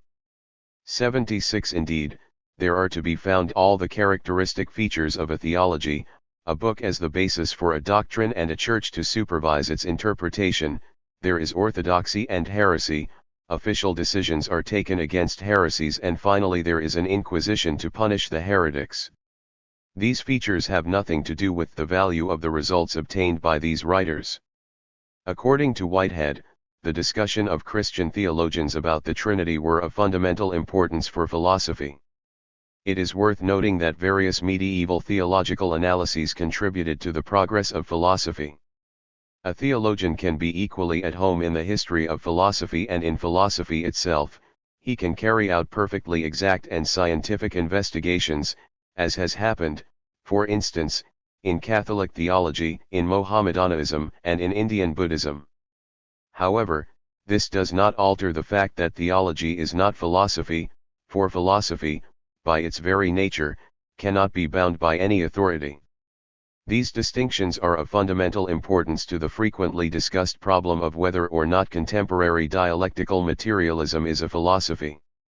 When G. A. Wetter 77 maintains that the principal representatives of dialectical materialism in Russia today are well acquainted with philosophy, he concluded from this that they must necessarily be regarded as philosophers.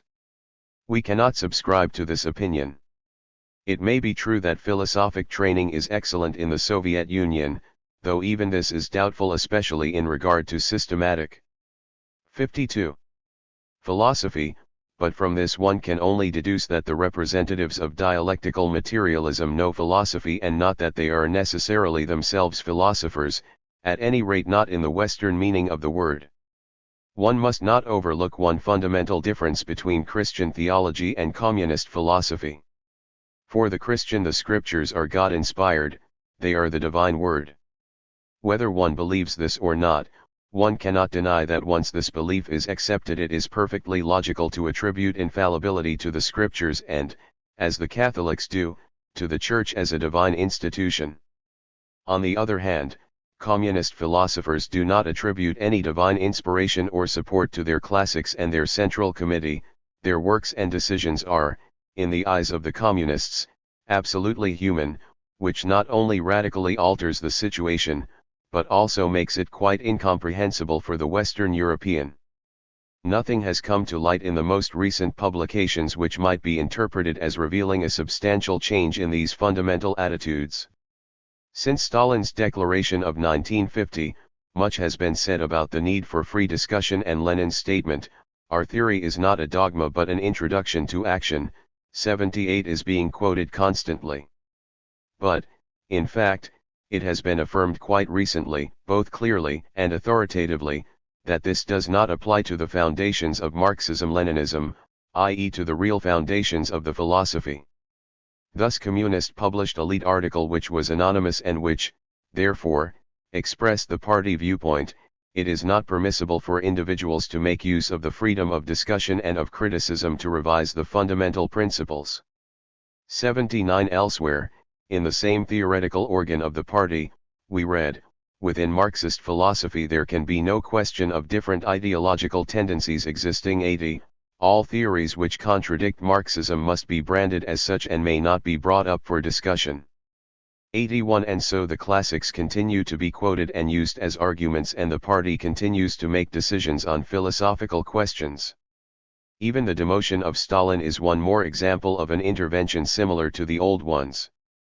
True, the tone has become more polite, but the dogmatic attitude remains and the philosophic style has scarcely altered. 53. Systematic section. Vde fin it ion and c los sif cat ion. Of philosophy. I. Conception of the world, science, and philosophy, meaning of the word. The conception of the world was formerly defined as the all-embracing consideration of all phenomena in nature and society. 1. Or as a certain system of considering nature and society. 2. A new definition runs as follows: a system of views, notions, and conceptions of the world as a whole. 3. It is often said that dialectical materialism, i.e. this philosophy, is the communist conception of the world. 4. However, a distinction should be drawn between the general and the particular meaning of the term. The essential kernel of every conception of the world, the conception of the world in the proper sense of the word, is formed by philosophical notions. 5. But interpreted more widely, the conception of the world includes not only philosophy, but also the other sciences. Science has the task of presenting an exact chart of the world. In its wider interpretation, science is a system of apprehending the laws which govern nature, human society, and thought. 6. While natural science studies the laws of nature, social sciences investigate the laws governing the evolution of human society. 7. In the ancient world, philosophy was identified with science in general. Bourgeois philosophy called it the science of sciences. This latter view is rejected as erroneous. 8. Philosophy must not be a science ruling over the others. It is an instrument of scientific investigation, a method which penetrates all sciences, both natural sciences and social sciences. 9. People have tried to deduce from this formulation of Zhdanov that philosophy is exclusively a method, nothing but logic, dialectic and epistemology. 10. This may be what Zhdanov thinks, but it is certainly not the official doctrine. All official statements give another interpretation of philosophy. For instance, the decisions of the Theoretic Front of January 25, 193 111, stated that philosophy has a goal of its own. Stalin, for his part, attributed to dialectical materialism a content apart from method. 12. Elsewhere, philosophy is defined as the science of the most general laws of nature, of human society and of thought. 13. This latter definition is the one which was accepted in the 1948 program. 14. The official doctrine, laid down. 57. In 1931, opposed the mechanical materialists and the Deboranists. Let us just add that, according to Lenin, philosophy gives the sciences a solid foundation without which no science and no materialism is fit for battle. 15. It follows that philosophy is an inclusive theory of being, i.e. it includes metaphysics, ontology, and logic. But the communists do not use these terms. As we shall see, presently, they use the concepts materialism and dialectic.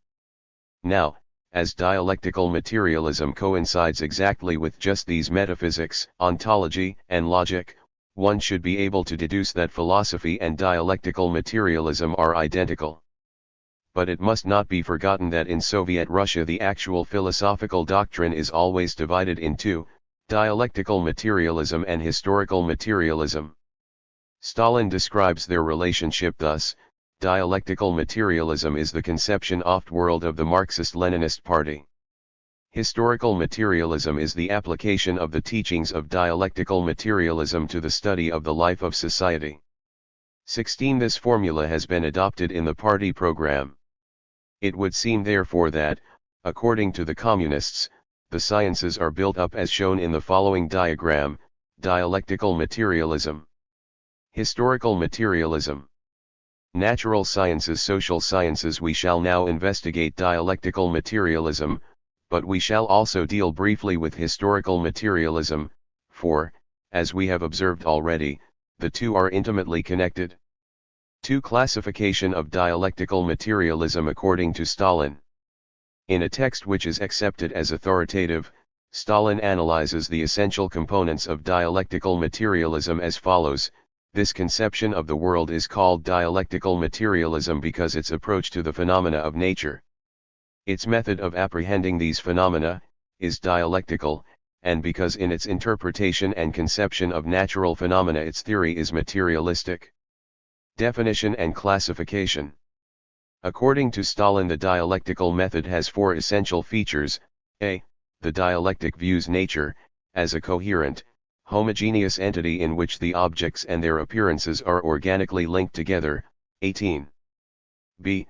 The dialectic views nature as a state of constant movement and change. 19. C.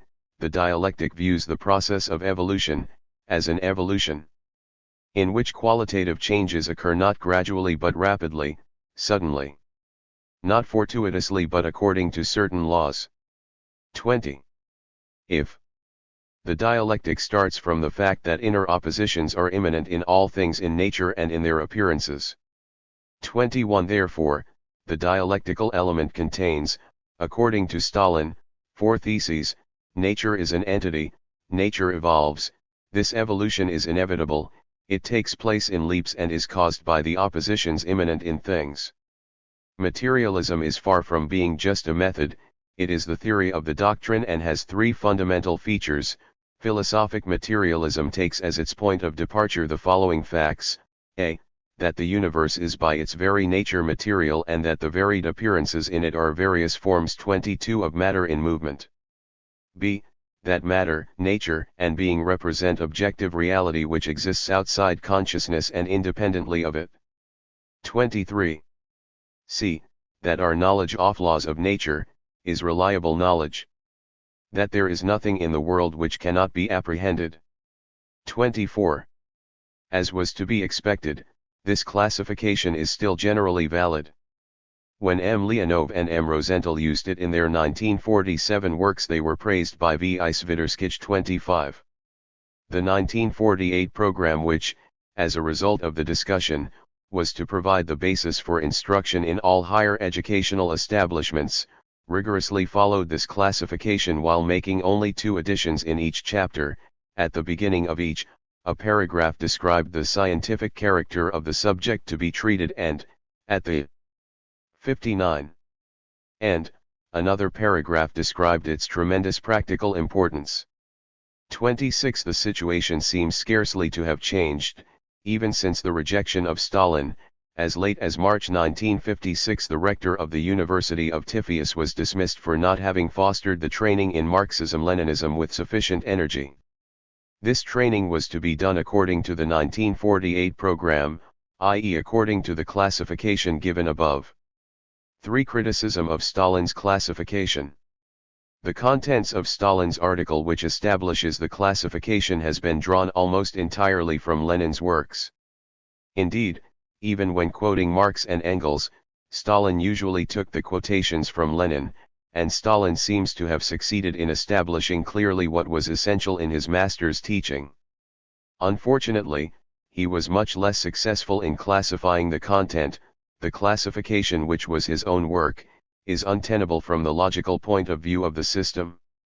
First of all, what Stalin calls dialectical method is not a method at all but a number of ontological and cosmological theses. He goes out of his way to introduce each of the four theses of the supposed dialectical method with the words, the dialectic views. Considers. From the point of view of dialectic, by doing so he pretends that he is developing a doctrine on the manner of considering objects, which would be a methodology, and not on the actual nature of the objects under consideration. It can be claimed that some of the theses of the sequence could make the foundation for a methodology, but all this does not alter the fact that the very nature of his theses clearly shows that they deal with the nature of the universe and not with the manner of considering it. In fact, they are ontological theses. Stalin not only demanded that one should view nature in a certain predetermined manner, he also demanded that one should find that nature is actually this or that it is an entity, that it is involved in a process of evolution and that it has such and such characteristic features. For instance, we read under that the changes occur not fortuitously but according to certain laws. 27, they are the outcome oft accumulation of imperceptible and gradual quantitative changes. 28, now these are ontological theses which have nothing to do with method. The same can be said of two fairly recent books by M. A. Leonov and M. M. Rosenthal, both called The Marxist Dialectical Method. They also do not deal with method but present Lenin's ontological theses. Lenin himself. 60. Definition and classification. Considered dialectic as the totality of laws of the objective world. 29. Secondly, it is evident that the theses put forward under the heading dialectic are of secondary importance compared to those in the chapter on materialism. In this latter chapter Stalin gave a justification of realism which is, in his own words and teaching, the most fundamental doctrine of all. Under the heading materialism he also dealt with materiality, i.e. the nature of reality. The spirit of the system makes it quite clear that these theses have precedence over those treated under dialectic. If the latter are placed first, this is due to the linguistic accident that in Russian the adjective precedes the noun. Thirdly, the order in which the theses on materialism are presented is not satisfactory. For Lenin realism is of prime importance, and rightly so, and so it is difficult to understand why materiality is treated first. The more so, as the thesis of the materiality of being is an exceedingly complex and difficult problem in dialectical materialism. The problem involved in realism is much simpler. And so we come to the conclusion that Stalin's classical classification is useless. That is why we shall not follow it. We shall organize our study as follows. We begin with what Lenin calls materialism, which covers his realism, i.e. thesis in Stalin's analysis of materialism. Logically connected with this thesis is the postulate that everything that is can be apprehended. Only then can we approach the problem of materiality. Having thus exhausted materialism, we shall move over to the dialectic and follow Stalin's classification. Finally, we shall briefly investigate the essential elements of historical materialism and its applications. For content of this philosophy, the missing disciplines. As we have pointed out, dialectical materialism includes the following: I. An epistemology.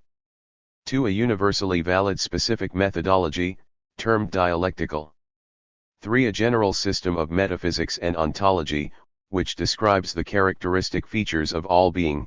This metaphysics and ontology, being monistic and materialistic, coincides with cosmology. As we shall see presently, historical materialism contains the following elements. 61. 4. A social philosophy and a philosophy of history. 5. The foundations of a general and special axiology. It is to be noted that in this system several disciplines are lacking which are considered classical disciplines in Western philosophy, for instance, formal logic, anthropology, and ethics. Admittedly, they have an embryonic existence in the Soviet system but, unlike dialectical and historical materialism which have a well-defined form, their position is very indefinite, thanks to Stalin. Logic, perhaps, enjoys the most favorable situation. Anthropology is represented only by psychology which, incidentally, is in a permanent state of crisis.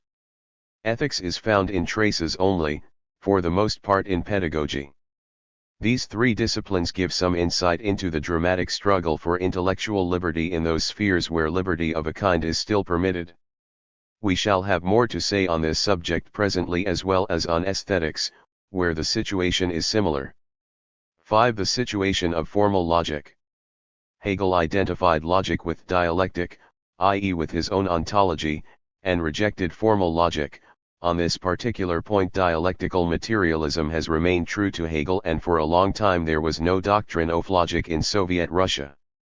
In November 1948, the Central Committee of the party resolved to introduce it into the curriculum of secondary and advanced schools and of universities. 30. Already in 1948, 140 professors of logic took part in a congress. 31. Also, lectures on logic were given at the Institute of Philosophy of the Academy of Sciences. 32. Because these lectures did not belong to the course on dialectical and historical materialism, they are not compulsory for those who are to become teachers of fundamental doctrine of the party. Apparently Soviet logicians too worked along lines which were not approved by the authorities. For instance, the teaching of the professor of logic, P.S. Popov, was condemned, by a decree of the Minister for Higher Education, S.V. Kaftanov, on the grounds of his formalism, scholasticism, and lack of political consciousness. 33. Similar accusations were leveled at V.F. Asmus' book Logica, a textbook of classical logic of a level similar to that of Western textbooks of around 191,034. This book gave rise to a violent discussion among the 62. Definition and classification. 140 professors of logic mentioned above.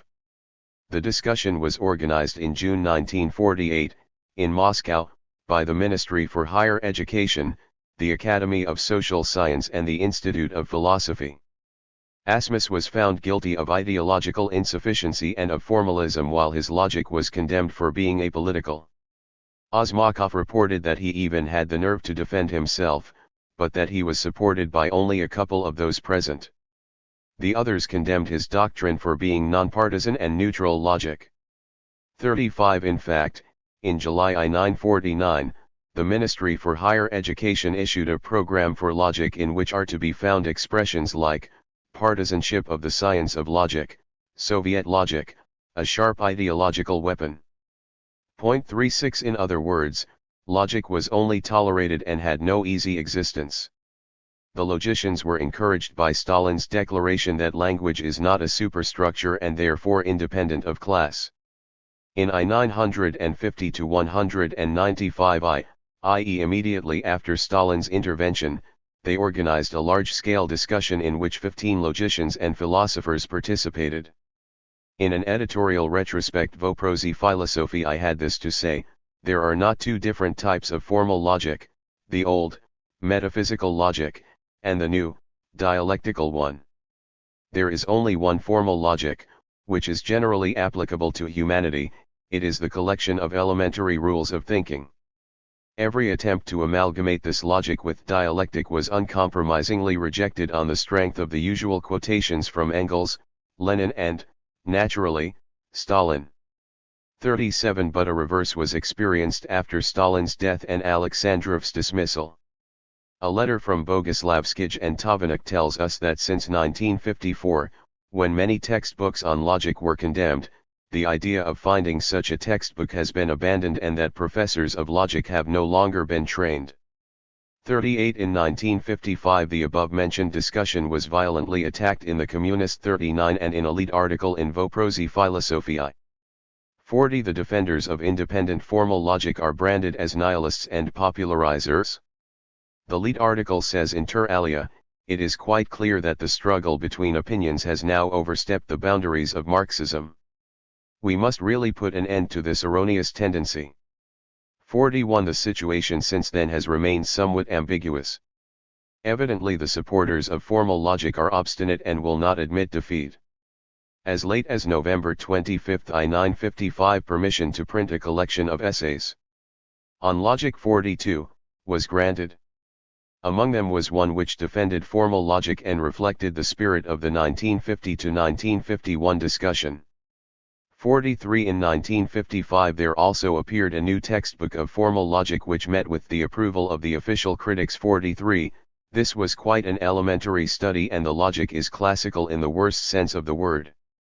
At the same time, and this must be stressed, investigations of a formal logical nature flourish in the field of mathematics, i.e. outside the sphere of philosophy. 44. 6. The situation of psychology. Although communist philosophy likes to describe itself as humanistic, it ignores philosophic anthropology. Even psychology has no assured future in Soviet Russia. It has experienced 4 phases which parallel those of philosophy. First there was the chaos of a multitude of different tendencies. During this period the Soviet psychologists resolved to find in dialectical materialism a foundation for their science. 2. The second period was one of varied experiments which all failed. Attempts were made to replace psychology by a reflexology, by a reactology and by a theory of cultural evolution. All these were, to some extent, copies of Western models. 3. In 1930 began a period of intensive criticism of these theories which ended in the condemnation of the so-called pedologues. These are the psychologists who sought to apply psychotechnical methods extensively to education. The psychotechnical institutes were abolished, by a decree of the Central Committee, on July 4, 1936, so were the school posts for psychologists. 4. Since then renewed efforts have been made to work out a form of psychology which would be based on dialectical materialism. Psychology developed to such an extent that in 1939 Russia stood 5th in the world according to the number of publications on psychology. 45. These publications seem to indicate that the position of psychology was changing. Even in 1939 there was no article on psychology in the Short Philosophical Dictionary. 46. But the main work written by S. L. Rubinstein and published in 1940 is called Principles of General Psychology. In 1947 the Central Committee of the party introduced psychology as a compulsory subject at advanced schools. 48. The Institute of Philosophy now runs a course on psychology. 49. In spite of all this, the position of psychology remains insecure. It is not a compulsory subject in the courses on dialectical materialism, and the party directives, as to its content and lines to be followed, change constantly. For instance, Rubinstein's book, which considers both sides of dialectical materialism, with special emphasis on leaps and on connection, was recommended as a textbook. The author even received the Stalin Prize in 1942. Since about 1949 a radical change has taken place. At the 1950 plenary session of the psychological section of the Academy of Sciences 50, Rubinstein was condemned as an idealist. A Pavlovian direction, i.e. a more purely materialistic one, was prescribed. What the actual significance of this is often remains vague. 51. The situation of these two disciplines shows what difficulties beset dialectical materialists as soon as they try to develop something which has not been defined firmly by the classics. 7. The situation of aesthetics and of ethics. The position of these two disciplines differs from that of logic and psychology in that a basis for a theory of ethics and of aesthetics can be found in historical materialism. Indeed, the program contains a short paragraph on aesthetics 52 and a special paragraph on communist morality, but the two disciplines experienced different fates. Owing to Maxim Gorky's asterisk influence, aesthetics has always been considered a legitimate discipline. For instance, a long article on aesthetics 53 appeared in the 1940 Short Philosophical Dictionary, but there was none on ethics. The only reference to ethics was in a few sentences, quoted from Lenin, which expressed the crudest utilitarianism. Later, however, both disciplines experienced a certain tum for the better. In connection with various decrees by the Central Committee, which condemned all forms of deviations by the artists, a discussion on aesthetics was organized, in March 1948, by the Academy of Social Sciences. 54 Rosenthal presented a report and formulated the latest decisions which we shall consider presently. 551 V. Kuznetsov pointed out how unfavorable the situation of aesthetics was in Soviet Russia. There were no chairs of aesthetics, no lectures, and no theoretical research was being carried out. 56 However, the introduction of such lectures is already under consideration, and as early as 1948, V.F. Berestnev and P.S. Trofimov had published a project for a course of lectures on the principles of Marxist-Leninist aesthetics. It was pedagogy which was responsible for the introduction of ethics. There are neither chairs of ethics nor lectures on ethics at the universities. M. Kalinin's book on communist education, published in 1946 and reprinted in several editions, contains some data on normative morality. It is impossible to educate the young without appealing to something more than what Lenin formulated as social utilitarianism, and so Kalinin's book contains many principles of traditional natural morality. The fourth edition of the Short Philosophical Dictionary already contains a longish article entitled Morality and Ethics. 57 Even so, the small number of publications on ethics is striking when compared to those on aesthetics or even on logic. The problem. As Engels says 1, as Lenin quotes 2 and as Stalin repeats 3, the highest problem of all philosophy is that of the relationship between thinking and being, between mind and nature. According to the answer which philosophers find for this question, Engels calls them idealists or materialists. This thesis can be interpreted in one of two ways. First of all, it is an 66. Epistemological problem if one sees in it predominantly the opposition between thinking and being.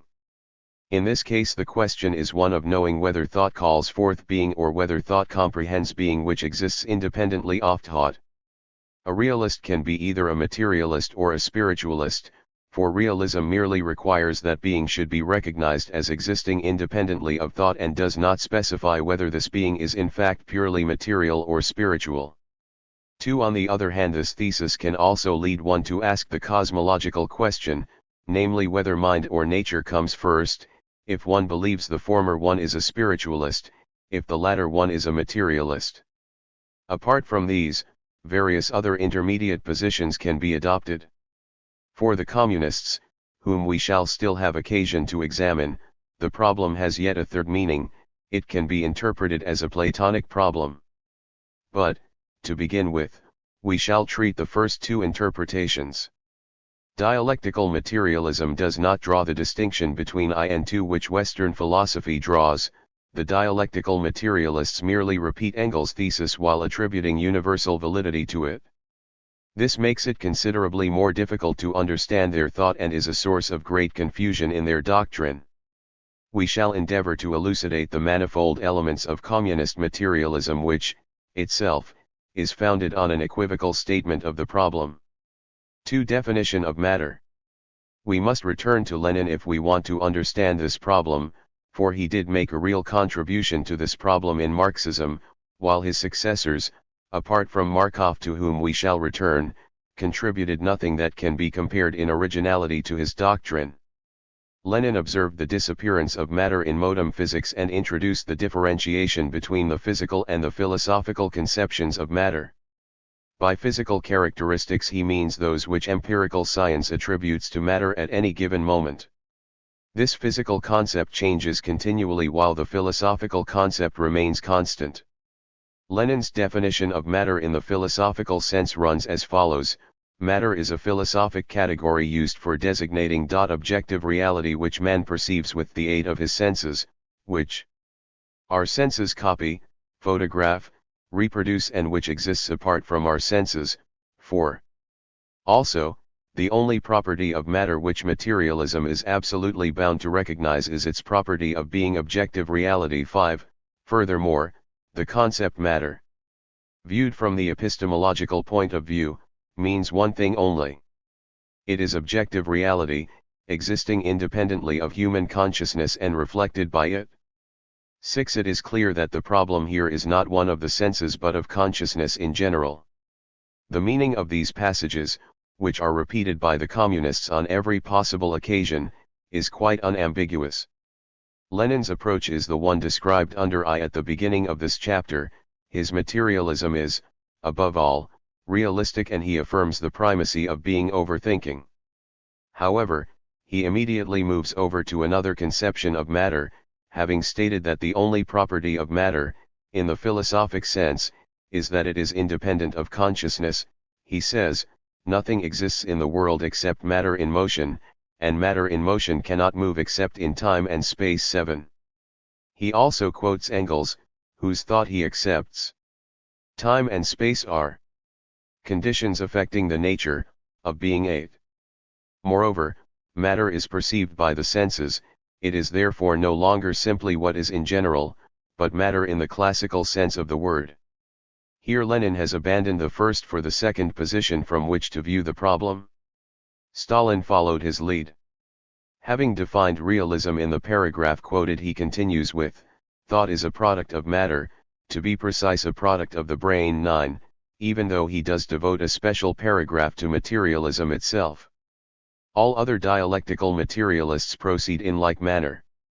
It was apparently due to historical considerations that Lenin gave his realism the name materialism. In this he followed Engels, who used this word in the same way. L0 Thus he could attack idealism of Berkeley, who, in fact, did want to suppress matter. 11 Finally, Lenin had to deal with the immanentists of the empiriocritist school who considered themselves realists although actually they were idealists. Neither the ambiguity with which Engels formulated the problem, nor Lenin's slithering from one conception of matter to another, nor historical circumstances can alter anything in the fact that dialectical materialism today is strictly realistic. Its champions may confuse realism with materialism, but they remain realists, and very radical realists at that. There are passages in Marx which can be interpreted in an idealistic manner. Such an interpretation is impossible in the case of Lenin and his disciples. 3. Justification and interpretation of realism. This realism is usually accepted as an axiom and justified, by reference to principles, almost incidentally. In Lenin we find 3 types of demonstration. The first and most frequent justification is based on the affirmation that science has demonstrated the existence of the universe long before the existence of consciousness. 12. In his second demonstration, Lenin based himself on practical life and quoted Engels' statement, this is the fundamental error in idealism, namely, that it poses to itself and solves the problem of objectivity and subjectivity, of the reality or unreality of the world, only from the theoretical point of view. 13 Foreign human existence practice is important not only as a phenomenon in Hume's and Kant's interpretation of the word, but has also objectively real significance. 14 After quoting Engels' famous dictum, the proof of the pudding is in the eating, he adds, objects exist outside of ourselves. Our perceptions and notions are images of them. In actual practice these images are submitted to a test which separates the correct from the incorrect ones. 15.3 Finally, the following demonstration is often found in Lenin, idealism leads to the recognition of the existence of God, but there is no God, therefore idealism is fallacious. All these proofs are very weak, the last one quite remarkably so, for it is a well-known fact that epistemological idealism excludes the recognition of God's existence. But neither Lenin nor his disciples attach much importance to proving their theses. We cannot but observe that it is here much more a matter of faith than of a doctrine to be proved. A detailed analysis of realism is only possible after a description of dialectical and historical materialism, for the epistemology of dialectical materialism is a complex matter. That is why we begin by describing what this type of realism understands by knowledge. In this connection, the most fundamental statement is that the object is copied, photographed, reproduced by our consciousness. 16 Lenin comes back again and again to the following idea: materialism is a theory of reflection, our perceptions are images of reality. 17 Consciousness forms a reflected image of the laws of the universe. 18 Materialism deals with our images. 19, it sees in our consciousness an image of reality. 20. That is why the communists replace the term epistemology by the term theory of reflection. 21. When it comes to analyzing how we can apprehend reality, Lenin adopts the attitude of an ilationist realism. The various sensations of color can be explained by reference to the different wavelengths of light which exist outside of the human retina, outside man, and independently of him. This is just what materialism is. Matter acts on our sense organs and creates sensation. 22. Naturally there arises here the following difficulty: how can the sensation of a color be the reflected image of a light wave? Dialectical materialists today reply to this objection by saying that the objective color quality of the light wave is reflected in the subjective form, in sensation. Color is something resembling the activity of light. 23. The least that can be said of this explanation is that it is incapable of explaining anything. Whatever else they have to say on this subject does not belong to the theory of knowledge but to the sphere of psychology. Indeed, they attempt to give a more accurate description of the psychological process of apprehending knowledge without bothering about its nature. An exception is represented by Markov's noteworthy essay, For Microphysical Cognition according to Markov. Latterly we find in Soviet philosophical publications attempts to give an explanation of the nature of knowledge, not, however, of knowledge in general, but of knowledge in the microphysical sphere. This has been the most noteworthy work in Soviet philosophy for a long time and deserves detailed study, even though, after a bitter struggle, it has been condemned. It appears in M. A. Markov's On the Nature of Physical Cognition, published in 1947.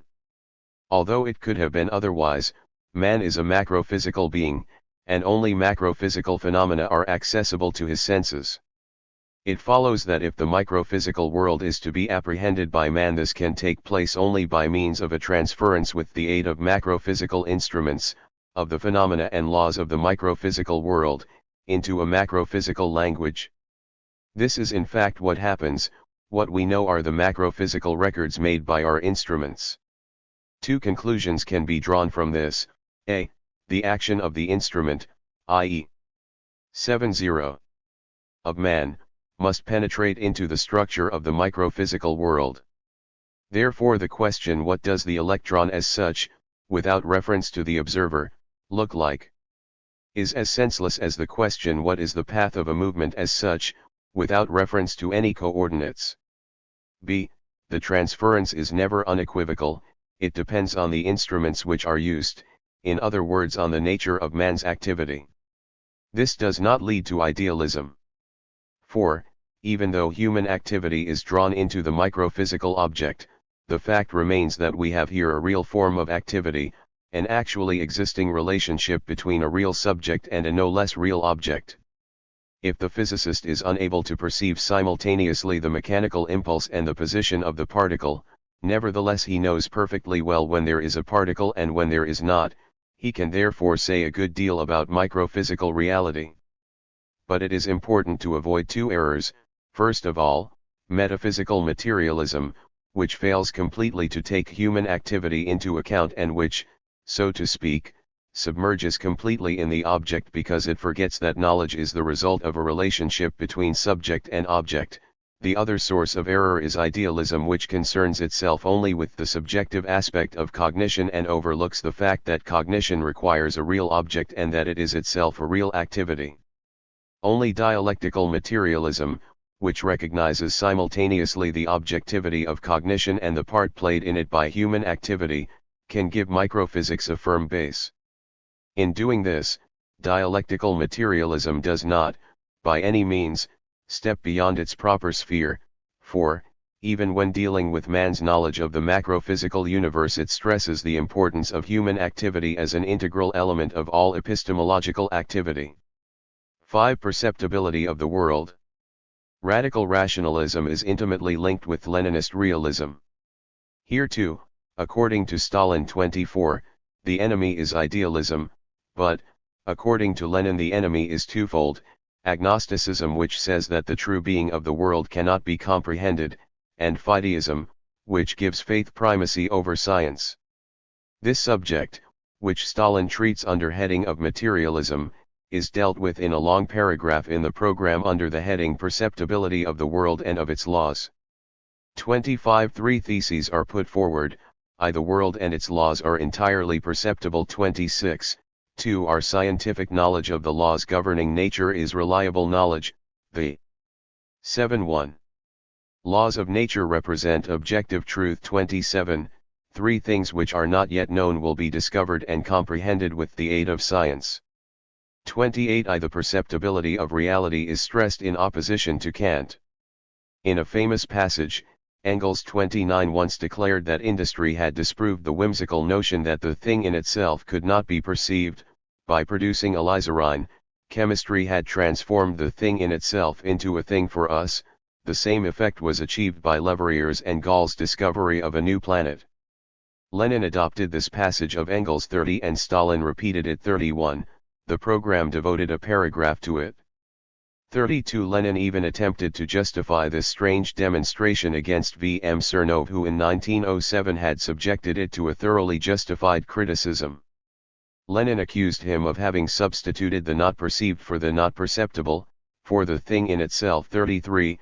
He thus held that the case of alizarine proved objects and bodies exist externally to, and independently of, us, and that there is no distinction between the thing in itself and the thing for us.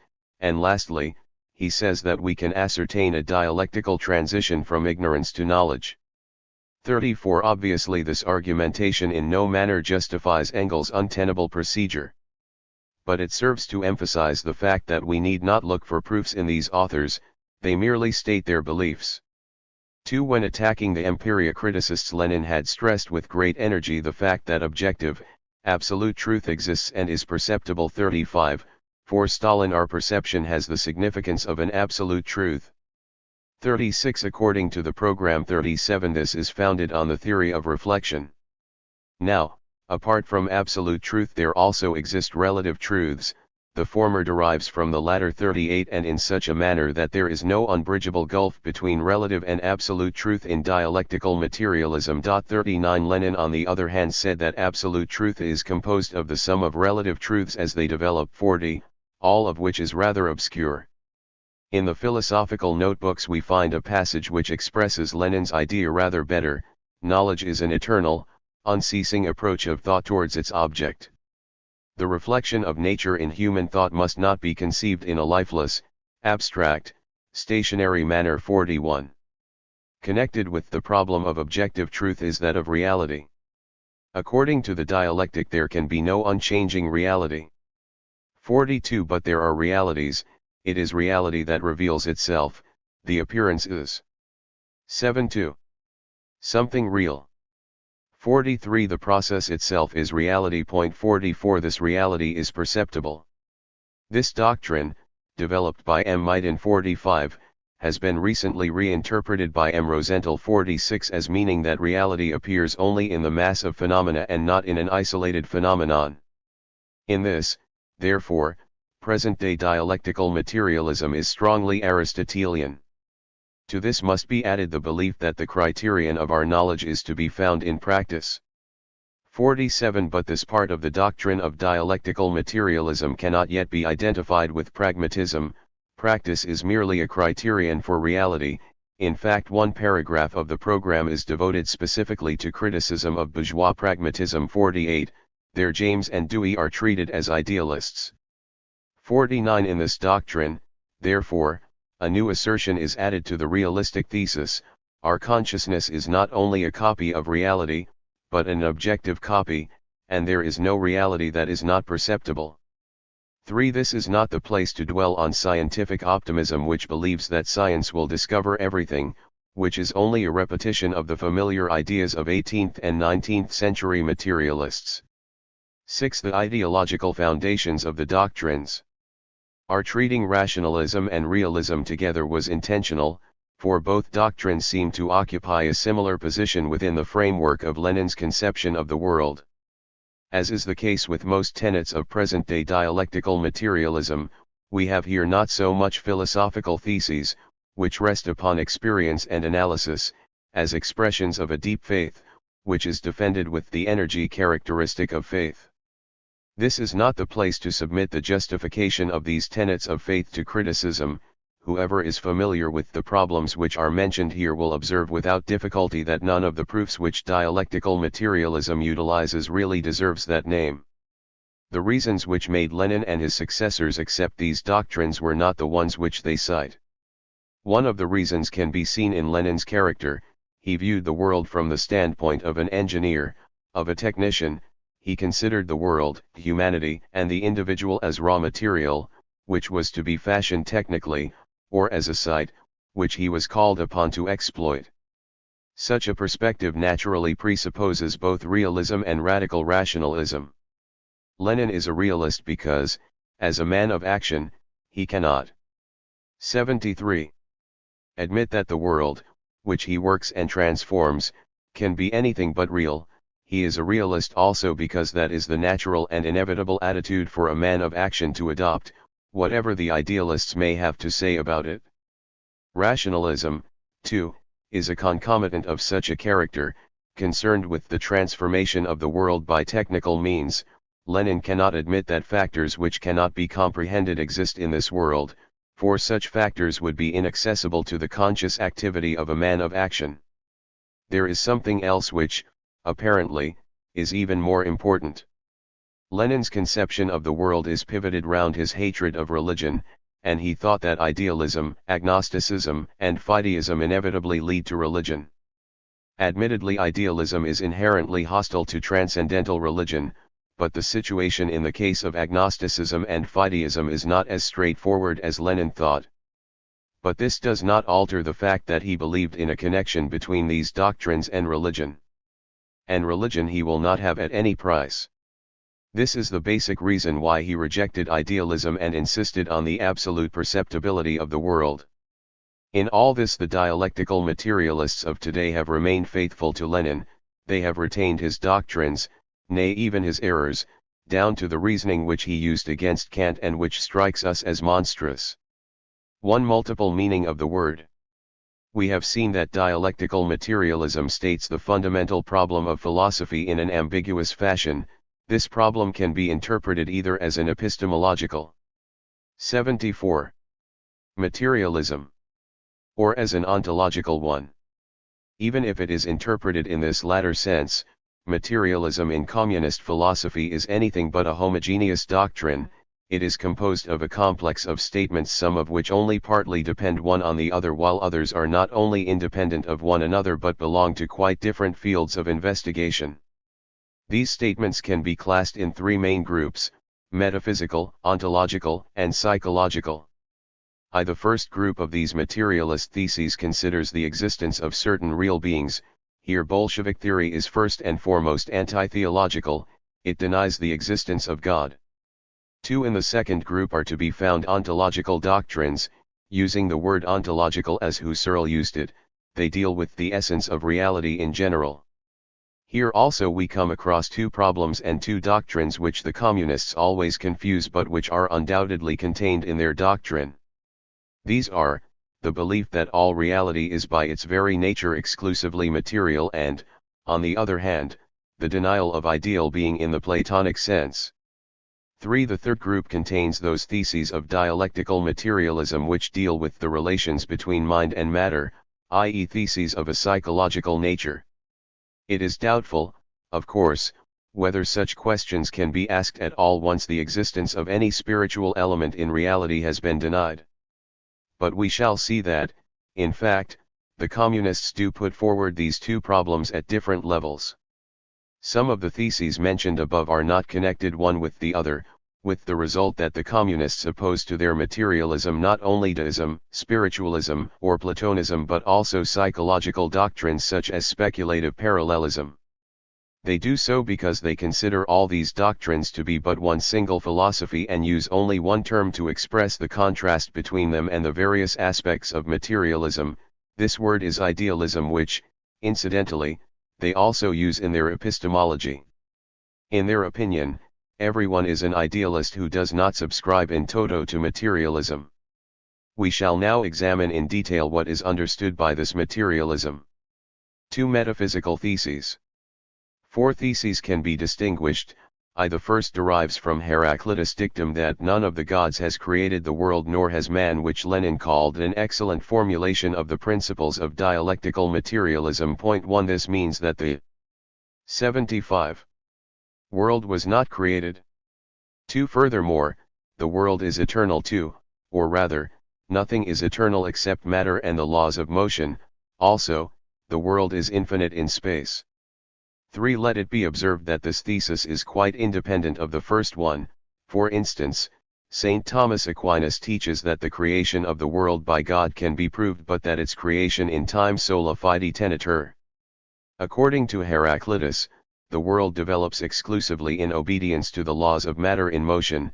This development does not require a spirit of the universe, for, in other words, the universe is autonomous not only with regard to the origin of its existence but also with regard to the continuance of this existence. God is not required, either as creator or as maintainer. For it follows that the material world which can be perceived by the senses and to which we ourselves belong is the only true reality. 5. This is the real monistic thesis, which states that nothing exists outside of the world. No attempt is made in Soviet philosophical literature to prove these theses.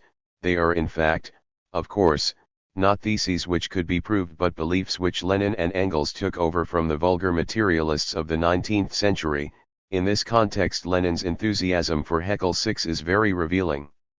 The main argument that is constantly brought up in order to disprove the existence of God is that movement is an essential property of matter. 7. 3. Ontological theses. A second group of theses concerns itself with the substance of actual things. Here 4 viewpoints can be distinguished in Stalin's argument. The world is not the embodiment of an absolute idea. 8. Although this statement is aimed immediately at Hegel, what Stalin really expresses in it is radical anti-Platonism, which denies the existence of any ideal element preceding the existence of the real world. As the existence of God is denied, there can be no question of divine ideas acting as models for the world, but it would still have been possible to conceive a world of ideas in Plato's sense. The dialectical materialists confuse these pure ideas with the subjective ideas in our consciousness, but their contempt of Plato is ample proof of the fact that their main concern is to reject Platonism, whether or not they confuse the ideal and the spiritual in the process. 2. Also, the world is material in its nature. 9. We shall presently examine in greater detail the word material, but one thing is clear already: Stalin wants to reject not only Platonism but also any system which conceives the nature of the universe to be, perhaps, vital, as in Bergson's Elah vital, or spiritual as with Hegel. This also means that the nature of the world has but one single basic form, the material one. There are not several different basic forms of being. In other words, this is a monistic conception of nature. 3. Matter is the subject of any change that takes place. 10. This subject is evidently a notion similar to the substance of scholasticism. Even though Lenin rejects the word substance, nevertheless Dvorin is perfectly right in saying, in the system of materialistic logic the main concept must be that of matter as substance. And the substance behind all changes is material. 4. Finally, the manifold phenomena in the world represent various forms of matter in motion. Point 12. While defining the preceding theses more accurately, phenomena here seem to be a conception similar to that of the accidentia of scholasticism. This fourth thesis also introduces a new element: matter in motion is what makes up reality. We shall examine the nature of movement when we come to speak of dialectic. This is a sequence of ontological theses. The first one occupies a special position and expresses anti-Platonic feelings. The other 3 define rather more exactly what materialism means ontologically. Obviously their meaning depends on the meaning that is given to the word matter. 4. Properties of matter. We have already said that Lenin draws a distinction between matter in the philosophical and matter in the physical sense. Now, which particular type of matter do the above-mentioned theses refer to? Evidently, not to matter in the physical sense, for this is a relative, variable notion which depends on the state of science at any given moment, while in these theses matter is spoken of as being a fundamental notion whose validity does not depend on the evolution of science. Matter in the philosophical sense is determined by its essential properties, movement, space, time. The word movement is interpreted in its widest sense as becoming, developing. The principal forms of movement are mechanical, physical, chemical, intraatomic movement, organic development, i.e. life, life in society, consciousness 13. In other words, the notion movement includes every type of change, change of quality, of form, of composition, and change in the relationship. 77. With environment. 14 Movement, thus defined, is conceived as an inherent property of matter and as the normal form of existence for matter. 15. It would, therefore, seem clear that for the dialectical materialists this conception of movement does not define the word matter as something material in the usual sense of the word. If it is said that movement is the essential property of matter, this means that everything that is in process of becoming, and no more than that. The situation changes, of course, if we take time and space into account. Indeed, according to Engels, movement is the combination of time and space. It is, therefore, not surprising to read in Lenin, nothing exists in the world apart from matter in motion, and matter cannot move except in time and space 16, and later on, the basic forms of all existence are space and time 17, they are forms which are most intimately and inevitably linked to matter. 18 Therefore, every movement, i.e. all development, is movement in space.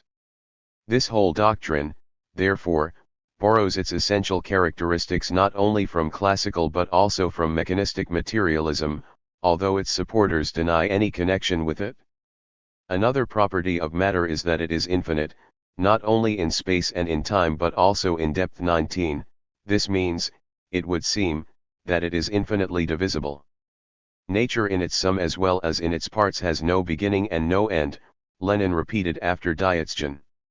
20 What is particularly striking in this doctrine, apart from its materialism, is its deeply substantialist character. Movement without matter is inconceivable. 21, space and time are inconceivable without matter. 22, and, as we have seen, matter is the substratum of all changes which are its manifestations. Also, only matter and its laws are eternal while everything else is changing constantly. 23 Now if this is so, then it would be conceivable that while the substance was material, in the classical as well as in the current sense, its various forms, its manifestations, should belong to different stages of being. The statement that the substance of the world is material does not necessarily imply categorical monism or categorical pluralism. It would be possible for the phenomena of such matter not to be material. At any rate, there arises here the problem of the relations between the different stages of its manifestations. These problems are dealt with in the third group of materialist theses, those which are concerned with psychology. 5 Psychological theses. Here, too, 4 different theses can be distinguished. 1 Thought cannot be separated from matter. 24 Thought without a brain is an absurdity, says Lenin. This thesis, which leads people to deny the substantiality of the spirit and consequently the immortality of the soul, is not necessarily materialistic. 2 But the following statements are: the spirit or mind is of secondary importance. 25 And consciousness is only the image of matter. 26 Doubtless this is first and foremost an epistemological statement, but the fact that here Lenin speaks of the spirit or mind in general shows that this is partly a psychological thesis. Mind is, in a manner of speaking, a concomitant of certain material processes and subordinate to them because it is called forth by them. Incidentally, Lenin deduces from this the basic thesis of historical materialism, according to which social consciousness reflects social reality. 273 Matter thinks. 28, means that thought is a function of matter. Now, most classical texts say thought is a product of the brain and the brain is the organ of thinking. 29 Thought is the product of matter organized in a specific way. 30 It is very difficult to grasp the exact meaning of these theses, especially if one takes into account what dialectic says on this matter. It is not clear just what kind of materialism the communists represent, for there are several mutually exclusive forms of it. If mind is a concomitant, it is not a product of matter, and if it is one or the other, it cannot be a function. On the other hand, dialectic teaches that there is a leap between crude matter and life, between life and consciousness. Therefore, the material substance from which issue all these functions must be something after all which is neither crude matter nor life nor mind. If it were not for dialectic, this problem would be easier for the dialectical materialists to solve, and this thesis still remains an impenetrable mystery in the system. 6. Lenin and scientific materialism. From what has just been said, we can conclude that dialectical materialism today repeats the essential doctrines of so-called classical, i.e. scientific materialism. There is, however, more than just this to be found in Lenin. He specifically professed belief in these doctrines. Indeed, in a discussion with Bogdanov, Lenin said that Engels criticized Buchner and co. for 3 reasons only: because they conceived materialism in an exclusively mechanistic 79 way, because they remained anti-dialectical, and because they retained idealism in the field of social sciences. 31. Lenin added, Engels rejects 18th century materialism exclusively for these 3 reasons and exclusively within these limits. In all other problems, which belong more to the ABC of materialism and which were distorted by the followers of Mach, there is no difference, and there can be no difference between Marx and Engels on the one hand and all these old materialists on the other. 32. Here, as always, Lenin accepted Engels' claims. Now, we have not come across one single text in Soviet Russian philosophic literature which rejected this doctrine of Lenin, and, after what we have said about the spirit of this literature and about Lenin's position as a classic, it is clear that there can be no such text. Dialectical materialism has other components as well, but everything that characterizes classical materialism also belongs to dialectical materialism. This fact must be particularly emphasized because, for purposes of propaganda, it is often denied in the West, and a dialectical and therefore mitigated form of materialism is attributed to communism. In actual fact, their materialism is by no means mitigated; it is, on the contrary, pure, classical materialism. 7. Justification of materialism, its position in the communist conception of the world. Proof of these materialistic theses is very summary and is mostly based on the results of scientific research in a manner reminiscent of 19th century materialistic literature. No proof is adduced for the anti-Platonic and substantialist doctrines.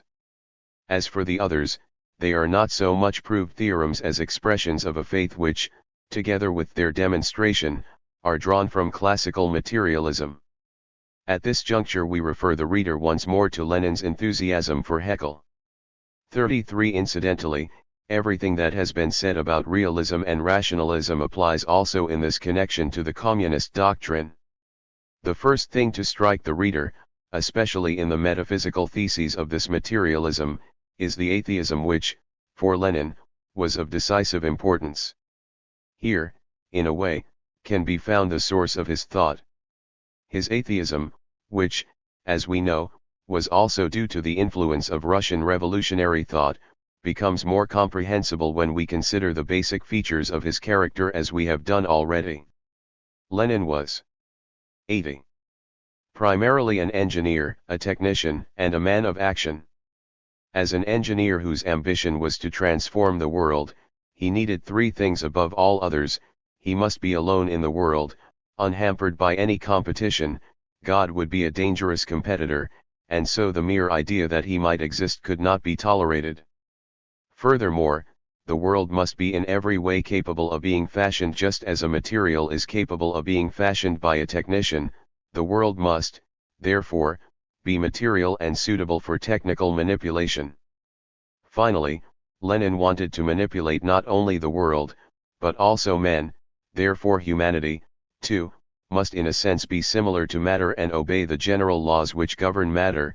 Here is the origin of psychological materialism. Here the ultimate foundations of materialism, in the narrower sense of the word, meet those of realism and of rationalism. All 3 of these doctrines are based, in a similar fashion, on the activist and technical attitude of Lenin and his disciples. When one views the situation from this angle, a certain unity becomes apparent among the various meanings of the word idealism, which are often mutually so contradictory. Also, the reason becomes obvious why this idealism is so violently rejected by the communists. As we have seen, the latter call an idealist anyone, one who claims that consciousness engenders being, 2 who admits the existence in reality of factors which cannot be perceived, 3 who believes in God, 4 who admits the existence of ideal factors in Plato's sense, 5 who teaches that reality contains something else besides matter, 6 who claims for the mind independence from the body. As has already been said, some of these doctrines have no connection one with the other. For instance, the Thomists agree with the dialectical materialists in rejecting theses I, 2 and 4 and, partly, thesis 6, but believe that theses 3 and 5 are correct. Similar examples could be provided by contrasting dialectical materialism with other contemporary Western philosophies. A twofold bond which unites these 6 theses is expressed in Lenin's above-mentioned attitude and in the historical origin of these doctrines, for, as we have seen, they can all be traced back to the 18th and 19th century materialists. Admittedly, some of these theses have taken a bias, in this or that direction, as a result of Lenin's Russian origin, but it is also true that Lenin himself made every effort to lead. 81. Materialism out of its classical stage, in which matter was viewed as the sum total of mechanically moving atoms, and to give it a more general form. But his efforts have failed, and the materialist substance contained in dialectical materialism is fundamentally the same as that of classical materialism. Meanwhile, this materialism is given a specific character by the other essential element of communist philosophy, its dialectic. Meaning of the word. Classification. In philosophic writings, the word dialectic has 4 distinct meanings. First of all, it refers to the art of discussion and, in Plato, to metaphysics as well. Thus it acquires the meaning logic, logic of probability and logic in general. For Kant, the word represents the sum of natural and nevertheless fallacious deductions. Finally, Hegel defines dialectic as follows: it is the very nature of thinking one, as, however, with Hegel, the laws of thinking and of being coincide. Dialectic is for him the specific and true nature of rational definitions, of things and of the finite in general. 2. In other words, Hegel sees in dialectic the totality of laws which determine the evolution of being. Juden and Rosenthal agree with Hegel when they declare, the dialectic is the science of the general laws of evolution in nature, in human society and in thought. 3. This dialectic plays an exceedingly significant part in dialectical materialism. Stalin calls it the soul of Marxism. 4. Lenin, when he grew older, summoned the Soviet philosophers to study Hegel's dialectic with zeal. 82. The Dialectic. In his opinion, the editors of the periodical under the banner of Marxism were to form a kind of society of materialistic friends of Hegel's dialectic. 5. He himself gave a lead by his studies in this field which find expression in his works. According to Engels, this dialectic comprises 3 laws: the law of transition from quantity to quality and vice versa, the law of mutual interpenetration by the opposites, and the law of negation of the negation. 6. Lenin distinguished in it no fewer than 16 essential points. 7. Stalin simplified Lenin's presentation and treated dialectic in 4 chapters, where the essential theses are the following: all phenomena are interrelated. 2. They are all involved in evolution. 3. This evolution progresses in dialectical leaps. 4. The motive power is provided by the struggle of the opposites. Apart from the above-mentioned classification of dialectic, we must also distinguish, as is now commonly done, between objective and subjective dialectic. Objective dialectic investigates the laws of nature, subjective dialectic deals with the laws of thinking and is therefore a kind of methodology and logic. We shall be following the current approach if we deal with these 2 aspects of dialectic separately. Finally, we must draw attention to yet another distinction which is encountered in the writings of dialectical materialists today. They speak of the fundamental features and of the categories of dialectic. The latter are basic concepts of logic which reflect the most general and essential associations and connections of reality. 8. As examples they name causality, necessity, content, form, etc. In spite of their universality, they are considered to have evolved out of the general line of dialectic. In the course of our investigation we shall step aside to examine briefly the most important of these categories. 2. The general interconnection between phenomena. Stalin writes, in contrast to metaphysics, dialectic sees in nature not a casual conglomeration of things and appearances unconnected one with the other, isolated from one another and independent of one another, but a well-knit homogeneous whole in which things and appearances are organically linked together, in which they depend on and influence one another. 9. In other words, there are no isolated phenomena, each noumenon belongs, at any given moment, to a whole with which it is organically associated.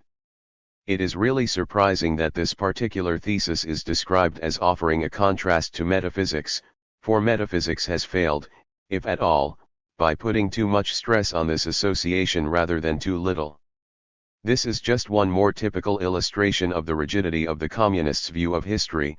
This was how Hegel and Engels viewed metaphysics, therefore these ideas must be repeated by the dialectical materialists. The doctrine itself stems from Hegel and was, as is well known, developed in detail by the English Hegelians.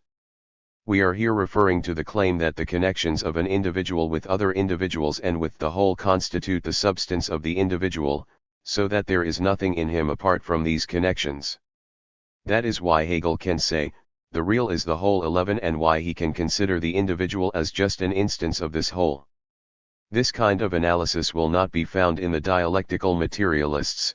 The nearest approach can be found in Lenin when he borrows the following statement from Hegel's Encyclopédie and fits it into a context: the individual members of the body are what they are only in their association with the body.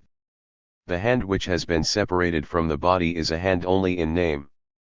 12. But the dialectical materialists teach that the unity of the world consists exclusively in its materiality. Point 13. That this is the central thesis of communism can be seen from its social doctrine, its ethics, and the practical application of the latter, for there the individual is considered as just such an instance without any true reality of his own. The first thesis of the dialectic therefore means much more than just an external, perhaps causal, connection between things. It is a very superficial formulation of an idea which is, perhaps, the ultimate foundation of communist thought and conduct, although the communists themselves have never fully clarified it. In this connection Stalin is particularly superficial. He cannot even draw the conclusion, therefore individualism and anarchism are fallacious. This thesis is treated by the 1948 program together with the problem of causality. Of course we do not find here a definition of causality or an attempt to prove the law of causality, but three theses are expressed with all necessary clarity. Causality is objective in nature. Lenin had violently attacked Mach's conception that there was no causality in the world. 14. This causality is only a small part of the general interassociation of things, of the real, objective bond. 15. Causality is always accompanied by a reaction and must be regarded as one element of a general reciprocal action. 16. Connected with this is the problem of finality. According to Meithen, the following is essential for the classical doctrine: there is no finality of any kind in nature. Here can be found the reason for the dialectical materialists' enthusiasm for Darwinism. But we do find finality in human life, especially in the life of society. 17. One of Lenin's most important statements is the one which says that the process of nature is not enough to bring about revolution. The doctrine of social determinism was condemned. Revolution, as well as all evolution in society, requires a conscious activity and a conscious striving by man 18 towards a goal. In the human sphere, therefore, there is finality.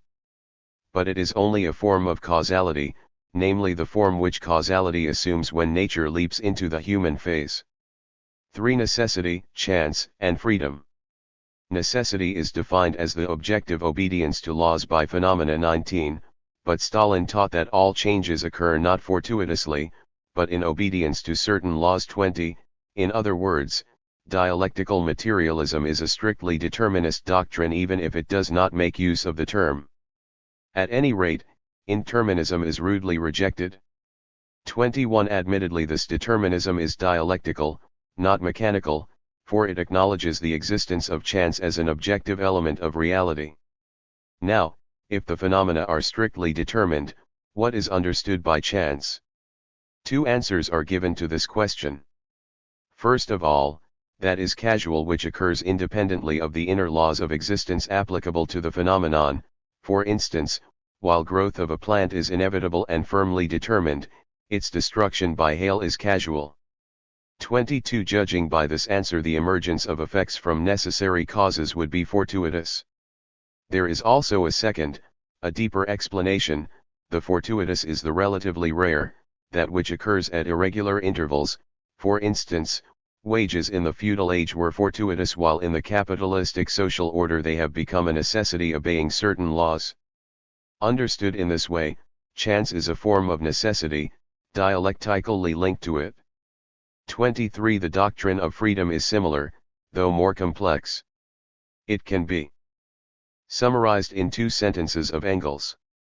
Engels writes, freedom does not consist in the longed-for independence from the laws of nature, but in the knowledge of these laws and in the possibility arising therefrom of making them obey a plan and work towards definite goals.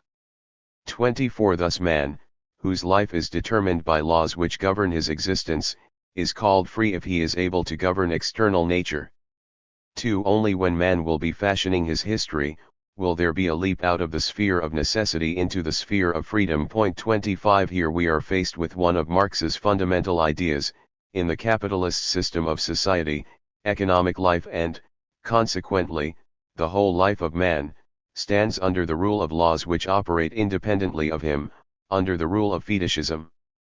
Freedom, i.e. independence from these laws, can be assured by the communist system alone, a social system in which the economy is consciously directed. These lines of thought lead one to speak of Marxist humanism. It is evident that all this has nothing to do with free will, because the existence of the latter is simply denied in dialectical materialism. We should like to take this opportunity to speak of the categories of reality and of possibility. Reality must not be confused with existence, only that is real which is historically necessary, and vice versa. 26. Here, just as in their treatment of chance and of freedom, the dialectical materialists reject fatalism, which excludes conscious activity. A distinction is drawn between abstract possibility and real possibility, which consists of the sum of the conditions which exist in reality. 27. From this Leonov drew the conclusion that formal possibility was indistinguishable from impossibility since it is unrealizable, but this is not the generally accepted doctrine. For the doctrine of evolution. In contrast to metaphysics, says Stalin, the dialectic considers nature not as a state of rest and immobility, of stagnation and of immutability, but as a state of unceasing movement and change, unceasing renewal and evolution. 28. In the commentary to the fourth thesis he adds that the process of evolution must be understood not as a circular movement, as a simple repetition of what has been, but as a progressing movement, as an upward movement, as an evolution from the simple to the complex, from a low phase to a higher. 86. 1.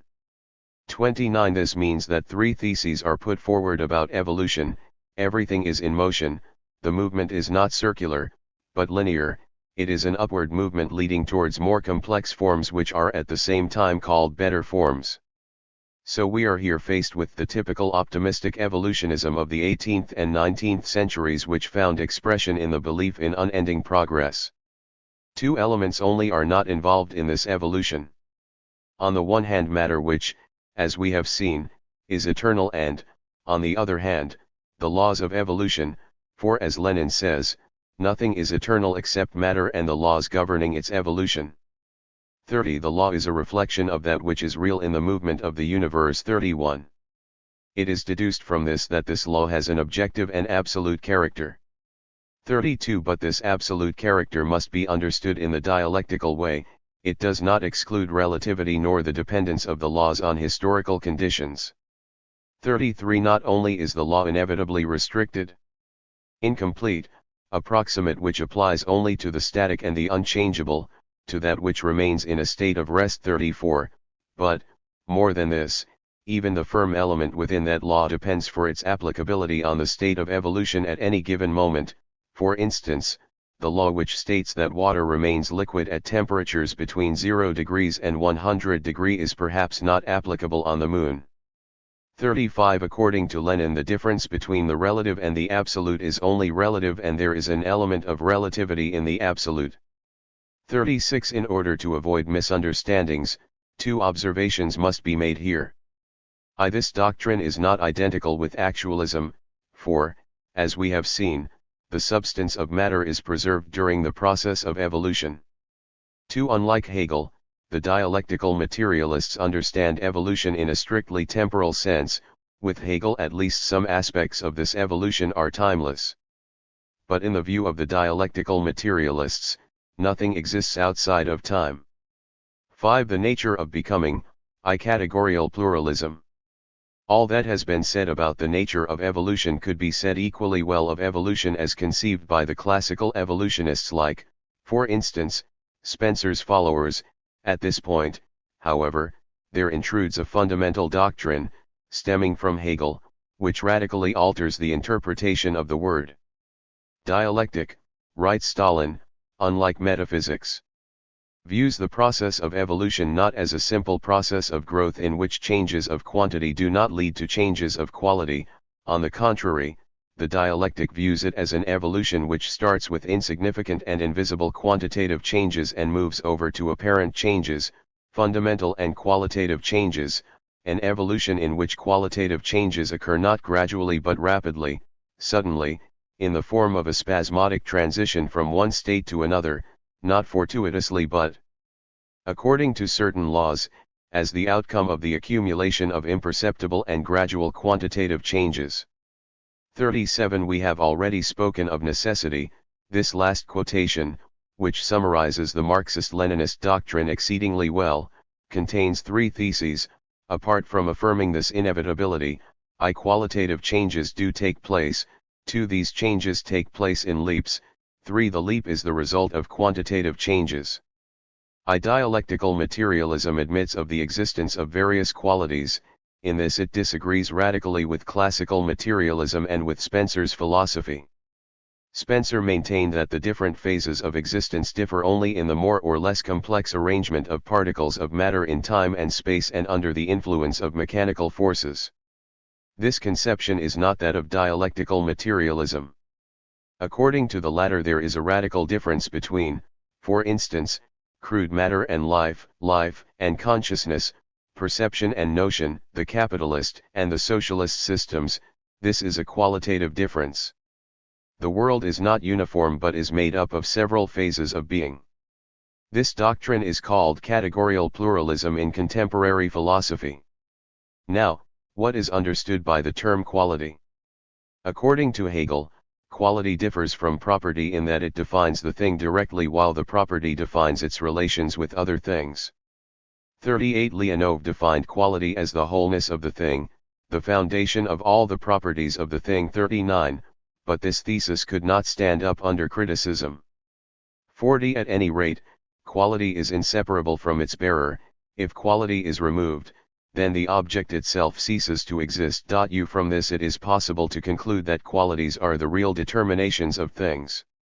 On the other hand, quantity, which, in Hegel's 42 view, is an external determination referring to the being of a thing, is defined by dialectical materialism as follows: quantity is a determination which is not identical with the object too. 88. The extent that the object itself does not cease to exist directly, its quantitative changes. 43. From this one can conclude that for the dialectical materialists quality and quantity are roughly the same, respectively, as the essential attribute and the accidental attribute were for the scholastics. What dialectical materialism teaches here could therefore be formulated in the terminology of scholasticism as the fact that evolution produces essentially new forms. 6. The nature of becoming. 2. The dialectical leap. The thesis of the phases of being is expressed even more pointedly in the doctrine of the leap. This leap represents a dissolution, a sudden transition into another quality. Thus water moves suddenly from the liquid into a solid or a gaseous state. 44, thus a given structure of society changes into another by means of revolution. 45. A few points need further elucidation. First of all, one must not imagine the leap independently of time. As we know, all movement is bound up with time. The only difference is that the movement in leap itself takes place exceedingly fast. 46. Also, not the whole amount of water evaporates simultaneously. Engels says, to be quite accurate, there are no leaps in nature, because nature consists of nothing but leaps. 47. What science tries to find out are the stages, the gradations within the leap, and it is the triumph of theoretical and of applied science to have discovered them. 48. Just as there are different phases of being, so there are different kinds of leaps. 49. It is even said that a new quality arises suddenly. There is obviously to be found here the possibility of applying this theory, for instance, to the theory of mutation in biology or to the socialist theory of revolution. But we must point out specifically that the communists insist that they are not supporters of the theory of the leap because they are revolutionaries. On the contrary, they insist that they are revolutionaries and believe that a change in the social order by evolution alone is impossible because they believe in dialectical materialism with its theory of the leap. 50. Here we should like to point out once again the resemblance between the theory of the dialectical leap and the Thomistic theory of substantial becoming. This theory even goes so far as to teach that such becoming takes place in a single instant. 51. Finally, and this is our third thesis, this leap is prepared and caused by a slow accumulation of quantitative changes, according to the already quoted definition of quantity and quality. This means that the accumulation of accidental changes at a given moment becomes a real change in the nature of a thing. We now can say that the revolutionary theory of the dialectical leap does not exclude evolution but actually demands it. A relatively long period of evolution is required to prepare the revolution, the leap into a new order of society. 7. The conflict of the opposites. Stalin's fourth law emphasizes yet further the revolutionary character of the dialectic. In opposition to metaphysics, the dialectic takes its departure from the fact that internal conflicts are inherent in all natural things, in all natural phenomena, that they all have a negative and a positive side, a past and a future, a side which is dying and one which is developing. Dialectic starts from the fact that the struggle between these opposites, the struggle between the old and the new, between what is dying and what is just forming, between what is decaying and what is developing, gives meaning to the sudden transformation of quantitative into qualitative changes. 52. This doctrine contains three essential components. Things contain opposites. 2. These opposites represent that which is old and decaying and that which is new and risnig. 3. The struggle between these antagonistic elements forms the inmost kernel of evolution. These theses are a summary of a passage taken from Lenin's Notebooks 51, which is of basic importance here. The opposites are elucidated by Lenin in the following examples: plus and dash, differential and integral, action and reaction, positive and negative electricity, the combination and the disintegration of atoms, the class struggle. 53. These are obviously not contradictory opposites, as Engels, who evidently did not know the elements of formal logic, thought, but opposites of a different kind. Lenin sometimes used a word meaning standing in opposition to, but he too understood one and the same thing under contrary and contradictory. He even spoke oft identity of contrary opposites. 54, but it is obvious that there cannot be true identity here. He even added that it might be more correct to speak of unity, saying, in a certain sense both are correct. 55, which certainly is not true. For instance, if two social classes fight against each other, they may be united within a society, but they are certainly not identical. It is evident that this badly formulated thesis really means 90. The following: there are in things certain factors and aspects which are in opposition one to the other. Put this way, the statement is not only Hegelian but just trivial. When Lenin followed in Engels' footsteps, he was equally obscure. For instance, he said specifically that the association of the individual and the general in our judgment is an identity, but, when he came to explain this identity in greater detail, he spoke of an association of the two. 56. The other dialectical materialists are even more obscure. One feature of antithesis, which is extremely important in Hegel's doctrine and which Lenin adopted, was not mentioned by Stalin in his summary. The contradictory factors are not only in opposition to one another, but they also determine one another, just as one magnetic pole cannot be conceived without the other. 2. If all that is also in the process of becoming, it inevitably follows that opposing factors are not static. Lenin deduced from this that one of the factors is a decaying element while another one develops at its expense. This is what he called the struggle of opposites, incidentally putting the word in inverted commas. This struggle will follow a different course according to the dialectical level at which it takes place. According to Zhdanov's speech, one can distinguish, at the present moment, an antagonistic struggle and a non-antagonistic one. The program 57, 2, devotes a paragraph to this opposition, but Leonov has not worked it out yet, for which he is blamed, even though his critics themselves can give no indication as to how a struggle can be conceived which is not antagonistic. All we learn is that the struggle must now assume the form of criticism and self-criticism.